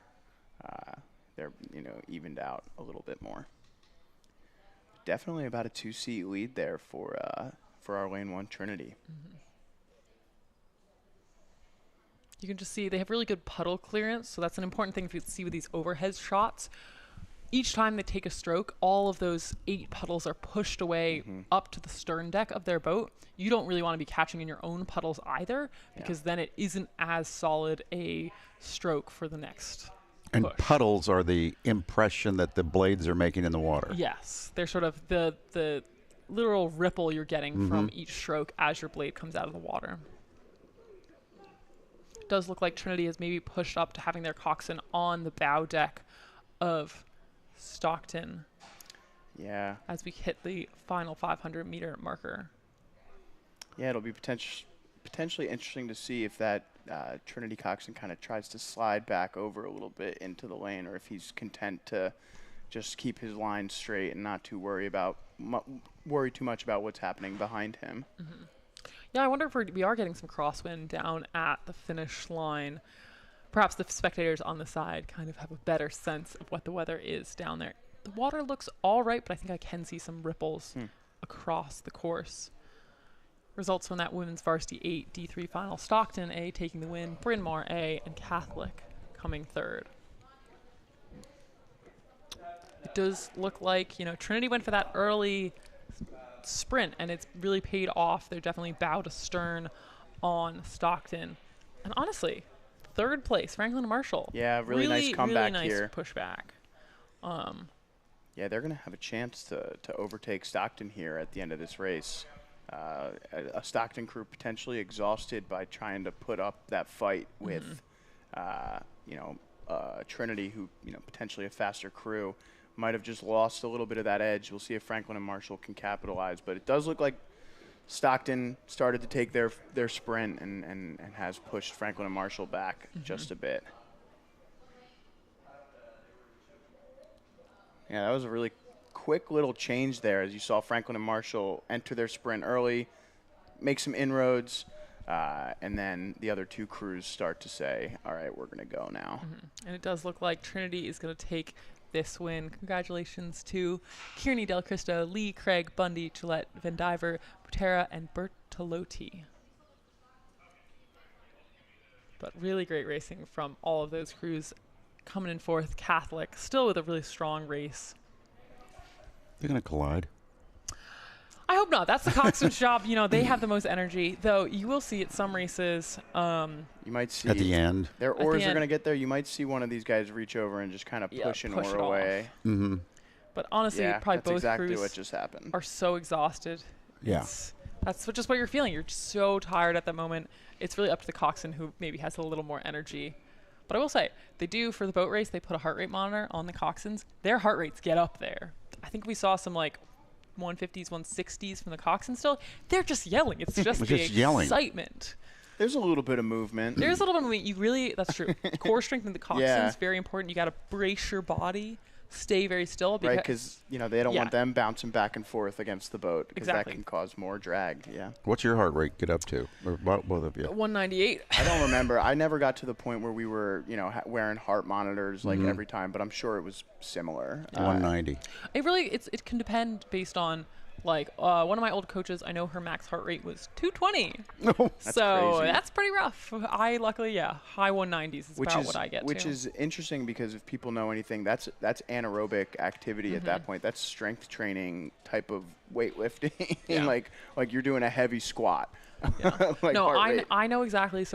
We do a lot of heart rate testing once you get to the elite level. Yeah. My lactate threshold, I know, is 173. So when my heart rate goes above that, I start producing lactic acid, and that's really, you feel the pain there. And that's pretty high, right, for a lactic threshold for an average person, right? It would be much lower. Yeah, I don't really know now for non-elite athletes. Yeah. But I know basically I actually know how many millimoles of lactate I produce sort of at maximal capacity and things like that. Wow, it's a real minutia there, which is important. I mean, it makes sense, right? You're trying to gain an edge anywhere you can at such an elite level, because all of the athletes are so talented. Yeah, it really comes down to all the fine details. And even here, between crews, it can be very, very close, and it comes down to just the little things that they've done in preparation that make all the difference. Well, we're on to our final events of the day here in the Knecht Cup, the big cup events, the women's varsity 8. We're going to have a third final, a petite final. Here's the third final now on the course, and eventually a grand final. So in this third varsity level final, we have MITB in lane 1 on the right side of your screen, lane 2 Eastern Michigan, lane 3 Connecticut, and lane 4 Iona. Yeah, so by having this third final, no crews that competed yesterday in the heats were sent home. Now, are some of these rowers already rowed today? They could have possibly, but I would assume in the varsity 8s, this is your priority boat. These athletes have probably, I say that with a grain of salt because I know that BU BU and Radcliffe, right? and MIT raced before, but a lot of these boats, this will be your one race a day, and this is what matters the most. You know, you had 2 races yesterday, so you had a little more to recover from than some of the other athletes necessarily, but this is it. Yesterday in the semifinal, it was 1-2 to the grand, 3-4 to the petite, and then 5 and 6 to the third level final. Out of these are the crews that finished in 5th to 6th place. Out of these crews, it was the fastest time coming from St. Joseph's, who is there in. Are they out there? They're not. No. So they're in. Okay, so they've been moved up to the petite. Oh, okay. So my apologies. St. Joseph's finished 4th yesterday. So they're the petite. Yeah, so it was MIT that actually had the fastest time in qualifying yesterday. But we're seeing right now that UConn, who wasn't too far behind that time that MIT posted, out in front at the moment. But MIT there in lane 1, hanging on to their stern deck, maybe give it about 8 seats. And then Eastern Michigan in 3rd, Iona in 4th.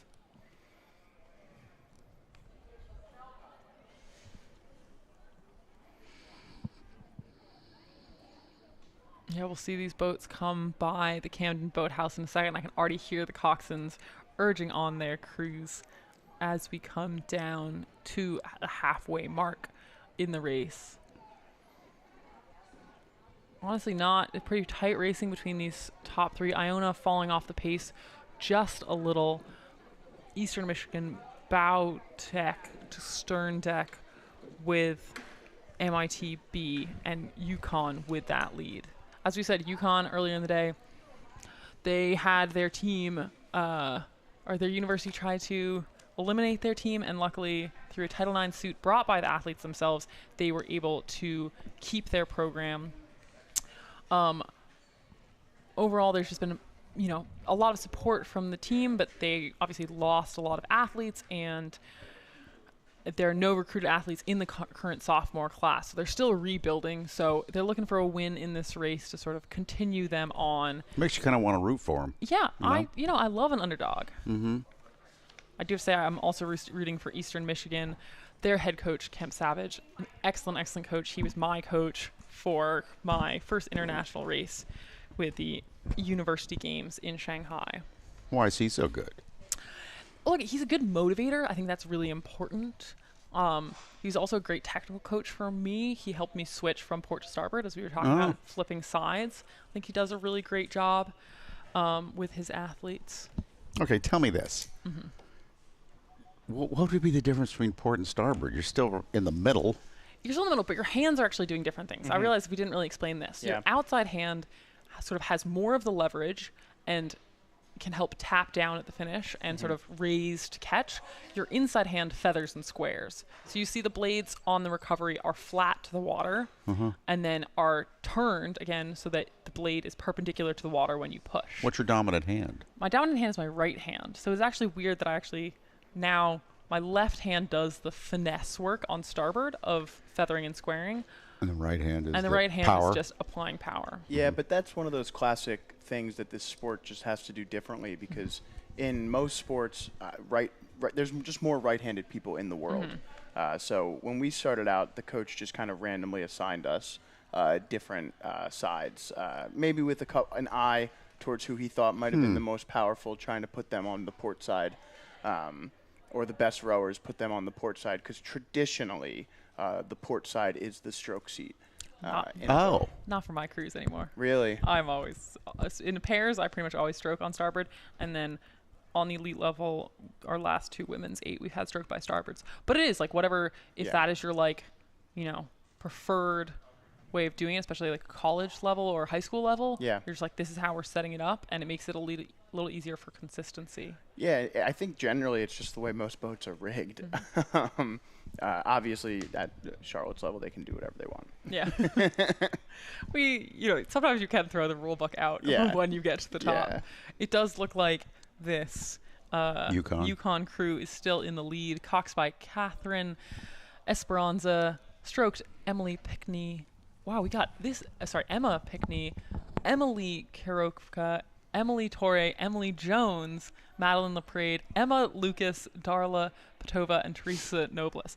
We got this is an Emily. Emily. Yeah. Two Emmas and 3 Emilys. Yeah, I guess you guys probably all go by your last names. Don't worry, I did too, because I was the walk-on Charlotte in college, and the recruited Charlotte got the first name. Everybody called me Buck. Hey, Buck. Yeah. That's not too bad, though. No, I love my last name. I think it's Are you related to Pearl S. Buck? I am not. People do ask that sometimes. Okay. Great writer. Are you related to John Candy? Uncle Buck? Uncle Buck. No. Yukon looking really strong as we come down to the line. You can see that Coxon, her head's bobbling, probably yelling at her crew still, trying to get them to go as fast as possible in these last few strokes. Looking really good as they come through the line. And then MITB coming in with 2nd place, followed by Eastern Michigan, and Iona is going to finish in 4th. Yeah, so a bit of a spread there in that 3rd final, to be expected, as it runs the gamut of level here. We should have a bit of a closer race here in this petite final, given that this 3rd final happened. These crews had to qualify over them for this petite final. So we're going to have Villanova, Duquesne, West Virginia, Stetson, LaSalle, and St. Joe's. So we'll see, how it ends up breaking down. Philly well represented there. Yeah, Pennsylvania. Yeah, they're going to duke it out. But then we got, West Virginia coming a little further. West Virginia, Stetson all South the way Pennsylvania. From Florida. Yeah, Jillian Dodge hit me up on Instagram. Shout out to Stetson for coming all this way. Really having a great regatta weekend, making the most of coming up from Florida. The Hatters. Where is Stetson? Yeah. What town is it in? Here we go. Oh, no. Let's go to the videotape. You can't ask me for more information than I've prepared. A great team. I mean, I did see them down at the Sarasota Invitational, so I wonder if they're near Sarasota. There's a greght course, the Nathan Benderson Park.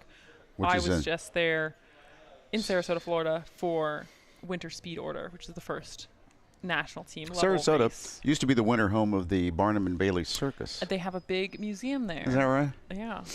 I have an inch of knowledge stretched over 2 miles. Not a lot sure of depth. It wasn't 2 kilometers? That's good. Okay. Okay. Sarasota would be in the northern part of the state of Florida.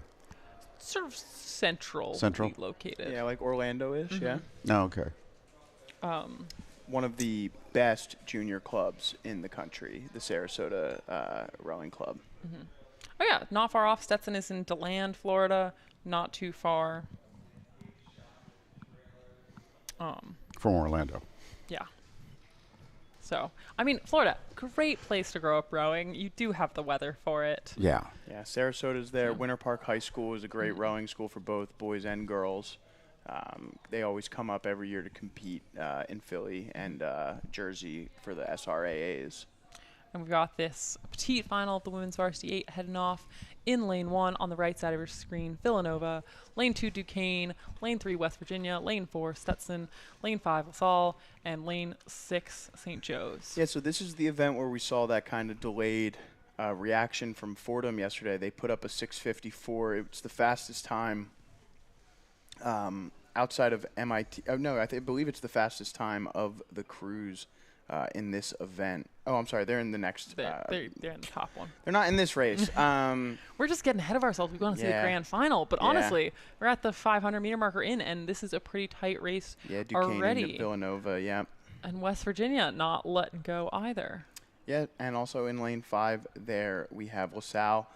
So we'll see. It should be close. St. Joe's just a little bit back there in lane 6, and then Stetson a little bit further back in lane 4. But at the moment, 4 boats in the lead. St. Joe's just slightly off the pace. I mean, that's the great thing about, we had the semis yesterday. People got a chance to sort of see each other, but maybe they're going to adjust their race plan, do something a little differently in this petite final, and trying to prove that maybe they should have been in that grand final today. Yeah, so out of the crews that were racing against each other, Nova beat LaSalle by about 2 seconds yesterday. Duquesne beat Stetson by 5 seconds. And West Virginia beat St. Joe's by 5 seconds. So it looks like West Virginia is actually your leader here at the approaching the halfway point. West Virginia out of lane 3. But really tight. I mean, having these 3 crews next to each other, especially, you can just feel the tension from the boat next to you.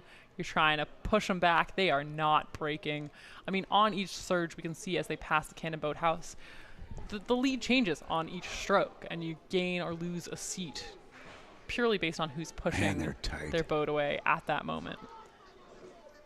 Does look like maybe Nova has pushed back, but really very, very close still to Duquesne and West Virginia.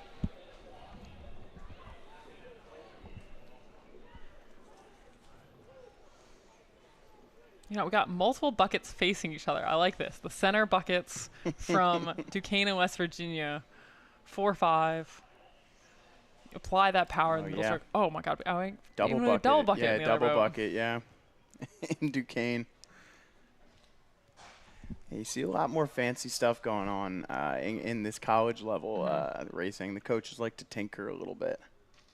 Remind me of the bucket. So the bucket is 2 oars on the same side or next to each other. So if you look at that Duquesne boat, 7 and 8, they're both ports, and then 4 and 5 are both starboards.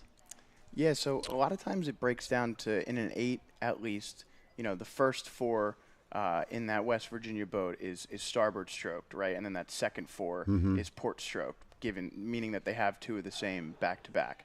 Now, in the Duquesne boat, it's rigged by pairs, essentially. So the first pair is starboard stroked, the second pair port stroked, and then the third pair, once again, starboard stroked. So pretty intricate stuff going on there. Yeah, maybe we're going to see, we got a straight rigged boat on the outside with Villanova. So maybe we're going to see, this is is the rigging the thing that's making the difference? Maybe these crews are just that tight, and, you want to sort of change it that much because that's what's going to give you the edge. Yeah, West Virginia looking really strong here in this third 500.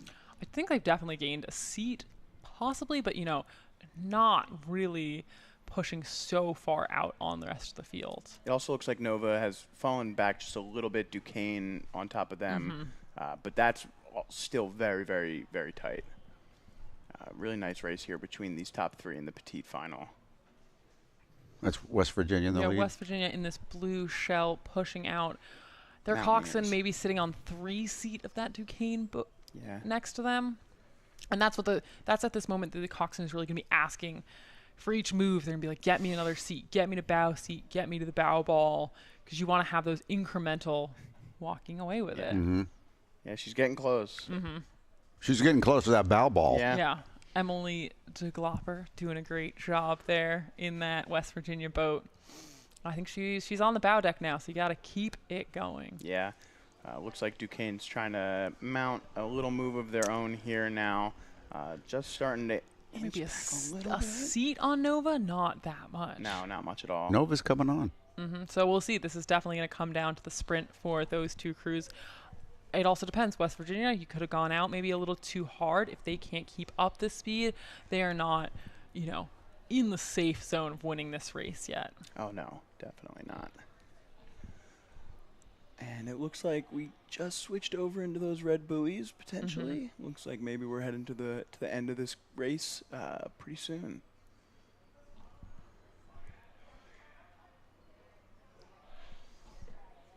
I mean, pretty much the same amount of run from each of these boats. You can sort of tell based on where they're catching in their own puddles. maybe getting a Here we little go. more speed from this West Virginia crew as they come down into the final 100 meters. Yeah, West Virginia looking strong, in a strong position to take home this petite final victory. Hoping to put up a nice time to compare to what ends up in our grand final. Yeah, this crew coxed by Emily DeGlopper. You got Lydia Nicolai in stroke, Maxine Cassell, Violet Hewitt, Lorna Atkins, Ashley Clark, Catherine Captain, Riley Williams, and Anna Gall in the bow. Yeah, Duquesne coming in second there. Villanova trailing behind in third. And then it looks like LaSalle crossing in fourth. And then St. Joe's. And then finally we'll see Stetson in sixth. Yeah, great racing for all those crews. I'm sure that they are all a little disappointed to have not been in the A final, but that's what's up next. Grand final for the Cup. This is it. This is the big race of the day, and then we'll get to the men's varsity 8s in a moment. Here are the results of the women's varsity 8 third level final. Connecticut taking that win in that race. We're heading back up to the start for the grand final of the women's varsity 8. As we said before, 3 of these crews actually already raced today in the lightweight women's 8. So we've got BU lightweight women, Delaware, Drexel, MIT, Fordham, and Radcliffe lightweight. So those 3 lightweight boats, we'll see, can they get back out there and repeat their performance? BU, I think, had the fastest time yesterday in all the races, or second fastest to Delaware. Yeah, Delaware. But really, Really pretty tight. tight in different heats. So And they're we'll right see next if to they each can- other. Yeah. so Yeah, Radcliffe not too far behind Boston in their heat. MIT not too far behind Delaware in their heat. Fordham a little bit off of Drexel in theirs, but they might have a little bit more contact with the crews to start out. So expect 6 pretty fast crews. We're likely to see a 6.5 minute time here in that range. So should be a pretty fun race. I'm pushing for a photo finish. I think we can. I think we got it. Let's do it. Let's do it, women. Yeah, we'll see. I mean, Drexel might have a little bit more in the tank than this BU lightweight crew. Delaware as well. So we'll see. And nice shot there as our women are underway here in the Varsity 8 Grand Final for the Knecht Cup. 250 in. Not much separation between these crews. If this is your first race you're watching today, BU lightweights on the outside on the right. Lane 1, Delaware, then Drexel, MIT-A, Fordham, and Radcliffe lightweights on the left side of your picture. Yeah, 6 really strong-looking crews. Drexel with a really nice start, maybe giving them the edge so far, but every crew still with connection and pretty high rates to start. Looks like we're going to maybe settle into our base rates coming up here in the next couple strokes, and this race will really start to figure itself out once the adrenaline starts to wear off. So it's also, it depends when you choose to settle and lengthen out to your base. If you keep those high strokes for a little longer, maybe it can get you a little mental advantage of getting out in front, but you might have to expend a little more energy to do it. So it's always walking that fine line of how many high strokes do you take before you get into your rhythm. Yeah, so Drexel here out in front. Looks like Delaware not too slow behind them. So those are your 2 leaders at the moment. And BU probably about sitting maybe 4 seats down on those 2 crews, and MIT-A sitting relatively even, maybe a few more seats back from them. When they mention seats, that's a measuring stick. Sort of. So it's the easiest way that we do it of per person in the boat. We consider that, it's like 1.5 feet per person, maybe, where's that person in the boat? And then you're trying to use that as an increment to get by them. I mean, gorgeous shot here of the Drexel crew. You can just see the energy, the effort they're putting in every stroke. You get that surge of the bow coming out of the water, cutting through. It's pretty beautiful conditions here. Yeah, this is a really great shot. Kind of just shows you everything that's going in to these strokes. You see at the catch as they start to part ways just a little bit, slightly, starboard side leaning out to our left, port side leaning out to our right. Just a tad. You want to see that separation, but not too much. And we can see from our shot at the Camden Boathouse, Delaware and Drexel really very, very tight between those top 2 crews right now. Yeah, always been a big fan of the Drexel logo. The oars look really nice. In the Empacher, also somewhat matching their yellow color. Just looking really, really good out The there. Empacher is the shell itself. Yeah, Shell that's stuff. the German brand. made, very fancy, top of line. Them, Filippi, Hudson, really, really great racing shells. But you can see, I mean, this shot also just highlights how much the timing is the most important thing. You see those 8 blades go in perfectly together. All of those 8 women are doing exactly the same thing, and that is what is helping push them out into the lead. It does look like maybe they have a 2 to 3 seat advantage on Delaware at this point. Yeah, Drexel really pushing open the lead here just a little bit. They hoping to go for a sweep today in these events, hoping to win the women's varsity 8 and the men's varsity 8. Would be, a fun little drive back over to Southwest Philadelphia, celebrate their Sunday after winning both. So we'll see. We'll see. The coxswain, Natalie Cleary in the coxswain seat of Drexel. I used to hang out with her at New York Athletic Club. Really great coxswain, so she's really showing it off right now. Mm-hmm. The rest of that crew doing a great effort. Juliana Rogers in stroke seat, almost getting bow to stern deck. This is what you want to see at this point in the race, heading into the final 500.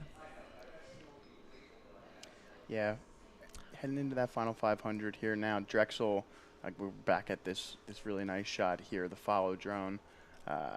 Just really nice overhead you see of this Drexel crew that's really connected, and it shows they're in the lead here, and you can look at some of the other crews. You see the catch times maybe not exactly the same. The blades coming out of the water maybe not exactly the same. Drexel looks really connected here. Mm-hmm. And it does look like BU is sitting in 3rd, but MIT not too far behind them in 4th place, and back a little ways to Fordham and the Radcliffe lightweights. But beautiful to all be bringing up the rate.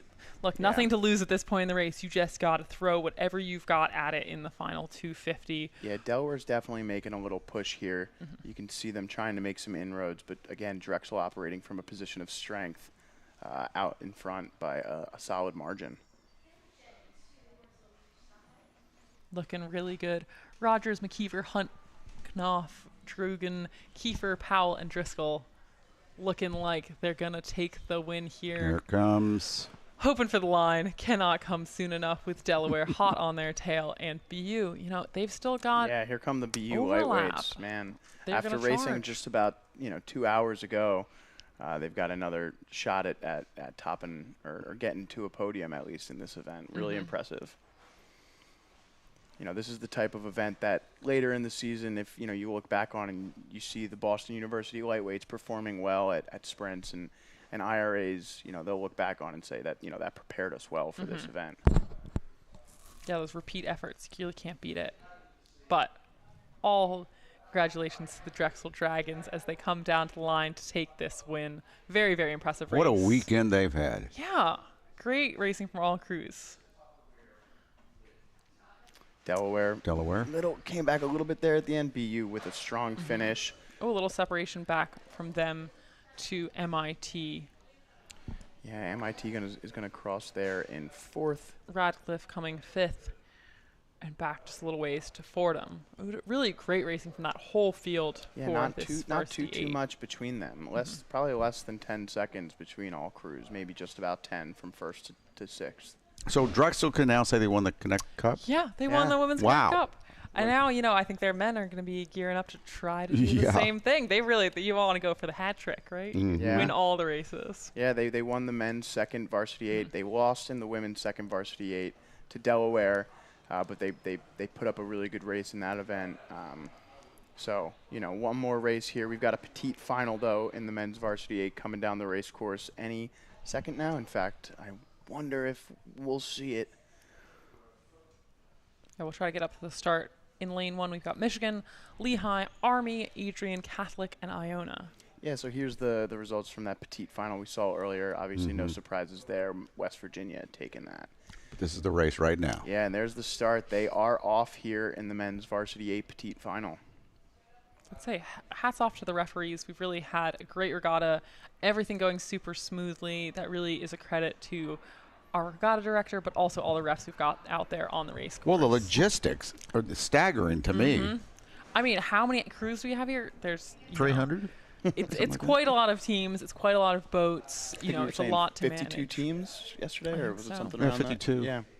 It does look like Michigan taking a little bit of a lead in this yellow boat in lane 1, but not too much separation as we push through the first 500 of the race course.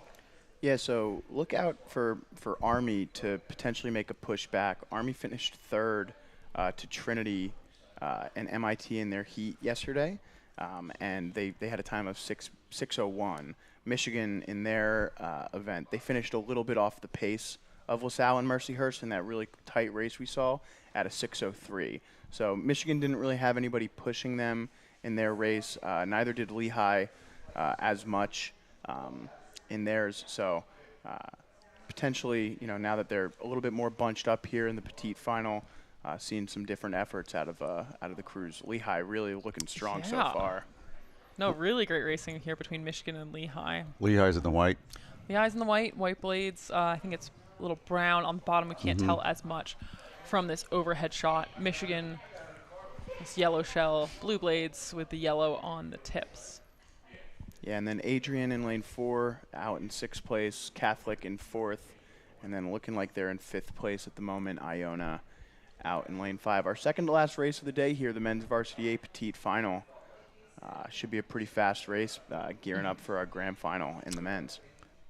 And similar to our petite final for the women, these men, you know, if they want to prove that maybe they should have been in the grand final, they're going to throw everything they can at this race, still prepare them as well as they can for championship season. You want it to be as tough as possible, really make the most of this effort. Yeah, sometimes it's just luck of the draw where you end up in your heat, you know, who you're up against. You know, Lehigh had to go up against Drexel, Michigan had to go up against Mercyhurst and LaSalle, who had that photo finish yesterday. So, you know, two pretty solid crews who just maybe got a bad draw in their heat. They're going by us right now. Yeah, it's very, the very boathouse. close. Man, 8s, there's nothing like them. Hearing the energy of the cocks and just the sound you get of the oarlocks clicking at the catch of the finish, it's, you know, for me at least, pretty electric. Yeah, I tend to agree. I think the 8 is, you know, speed is unmatched, right? Like at the end of the day, going fast is cool. Yeah, it is. It is, pretty much. It just is. But it does look like Michigan maybe still with a slight edge, but, you know, Lehigh not letting go at all.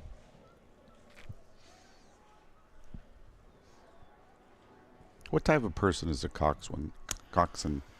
They better be a pretty commanding person. I want somebody who speaks with very good authority and confidence. I think that's one of the most important things. Even if they make a wrong call, I want you to sell it like it was the correct move. I believe the psychological term is a Napoleon complex. Yes. Okay. All right, you're small to begin with. Yes. I want small but big personality. Yeah, a little bit of an edge, for sure. You want them, you know, they want to win just as bad as you. Yeah. Which means they take it seriously.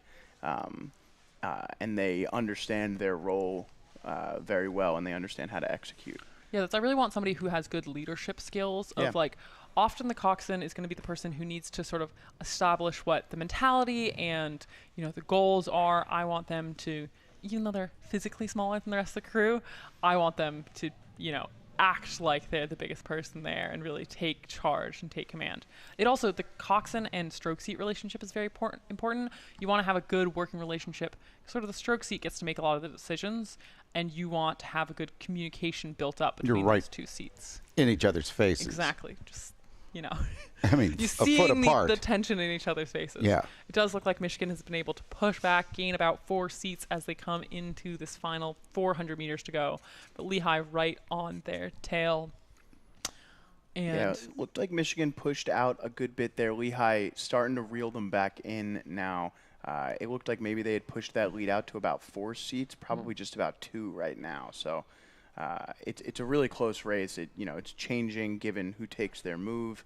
Michigan holding a slight lead, but Lehigh looking really strong. Army falling off the pace here. Army all by themselves, but our, trailing 3 crews, Adrian, Catholic, Iona, that is a race within itself. Those, that's fun. Very, very close. It looks like we had a little steering issues from them, but I think they're all back in the center of the lane, and maybe Iona has the edge by 2 seats on those other 2 crews, but very close. Yeah, earlier Catholic was definitely up on them, and now potentially in the 6th place position as we. Come on, drone. Yeah, you can't, that is the anxiety level just raises. I gotta know who wins. Yeah, really nice shot here. And anything can happen here in this last 100 meters.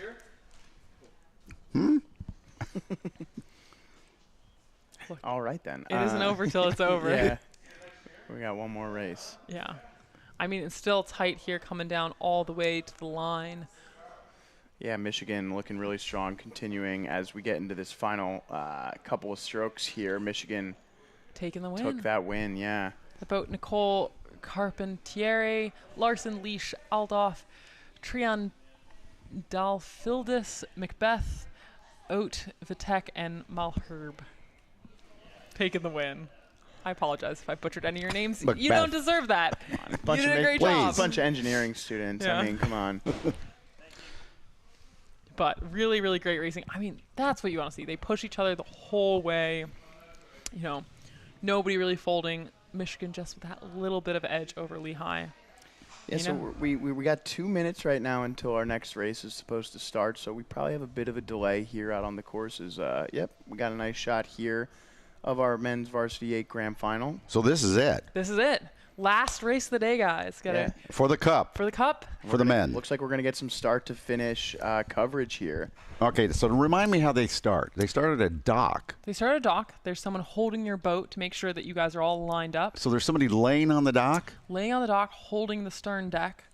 The coxswains are going to help center the boat in the lane. The refs are going to do a really good job of getting all 6 boats to be super even across. Sal's got a square. And then you can kind of see there's a platform for one of the referees to call the start. And you either generally have a flag or a sound to signify Is there the a start. countdown to it, or? All boats are sitting ready. Yes, it's sort of a Sitting ready. talk-through countdown. Yeah. And they'll poll all the crews, so they'll go through Everybody and say, ready? no, Mercyhurst, MIT, Drexel, George Washington. So you know by the time they get to lane 6 that it's coming, that the start is And coming. they are off. A lot of times, so the coxswains can raise their hands if they feel as though they don't have a point. If, however, in a race like this, they'd probably give the coxswains the ability to adjust their point because there's no time constraint. Sometimes when they get behind, referees will just ignore coxswains and say, good luck. How long will it take to get to full speed if you're starting at a dead stop? So it takes about, I would say, your peak speed should start on about your 15th to 17th stroke. So you have a start 5 sequence, and then you're going to do some high strokes. And even as you get into the high strokes, you're still building a lot of speed. And you don't actually, if you hit that top speed too early, you probably can't sustain it. So you want to keep building it and really change the momentum of the boat as you go.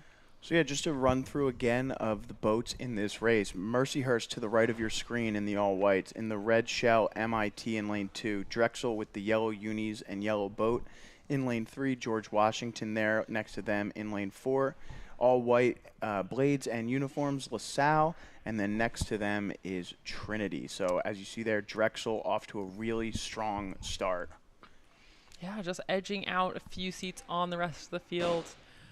So the Drexel women won the cup. Drexel women won the cup, so the pressure's men, on. They're trying to do the same thing. The good thing about when you're on the water, you don't know what happened. So they're just doing it for themselves, see how they can do. We had some very, very tight racing in these men's semis yesterday, so I expect it to be pretty close, if not another photo finish today. Yeah, so George Washington and Trinity just falling back, which tends to reflect what happened yesterday in the heats. Meanwhile, LaSalle, MIT, Drexel, and Mercyhurst, who all put up really strong times, out in front here. Mercyhurst with a really strong time of 5:44, Drexel 5:45, and then Mercyhurst and LaSalle finished 5:42. But again, they were next to each other for 2,000 meters pushing. So, that can egg you on a little bit more. Maybe they emptied a little bit too much out yesterday, trying to best the other team. So. We'll see what happens here as it looks like lane 2 there. MIT. really Yeah, strong in this pushing second out. 5. Yeah. But, long time to go as they pass Camden Boathouse around 900 into the race. Yeah, so MIT Really is your getting it. leader at the moment. Drexel with some work to do. LaSalle and Mercyhurst starting to claw back in as well. Yeah, I think Drexel's down to Mercyhurst- third, isn't it? Yeah, Mercyhurst might be in second, really push through, but honestly, those top 4 very, very close. Yeah, I think Maybe Drexel's Drexel still has in it, second. yeah. In fact, Are they? yeah, I think Drexel might even. This is a great shot of our leaders Wow. here. I've been looking very long and strong, very confident.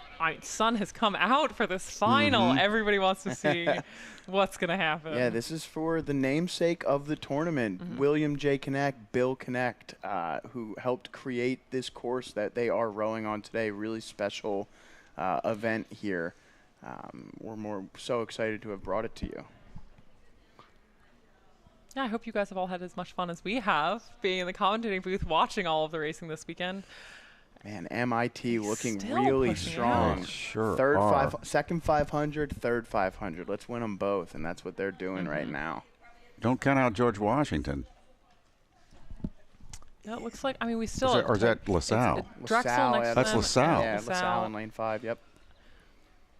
Mercyhurst a little bit back behind them, but only maybe by 2 seats off of Drexel. MIT about to open up water on the competition. This is a really impressive row here from the engineers. Are they walking yet? They're walking. They've been Oh, walking. they're walking. They've been walking. Tim the Beaver would be proud. The mascot of Yes. MIT. We need more mascots on the sidelines for rowing Yeah, that's true. races, right? Like, where's Otto when Syracuse is rowing at IRAs? That's what I want to know. Otto. But does look, MIT, they might have open water. This is where to go. So they're about to hit 500 meters. They might just sprint early, even if they're in the lead. They really want Yeah, to right. establish. Just say, Just go for it. yeah, good luck beating us to 2,000 meters at this point. 500 meters left to go. But tight between second through fourth. That's what's going to come down. Who is going to be eked out and not end up on the podium? Yeah, so MIT here looking really strong. Drexel, Mercyhurst, LaSalle trying to put in a last-ditch effort to try and catch them. But really now maybe a race for second is on as Drexel has a slight edge over Mercyhurst and LaSalle. But again, Mercyhurst LaSalle's has coming up. that inside edge to the finish line. So Mercyhurst might be in a nice position here to finish second.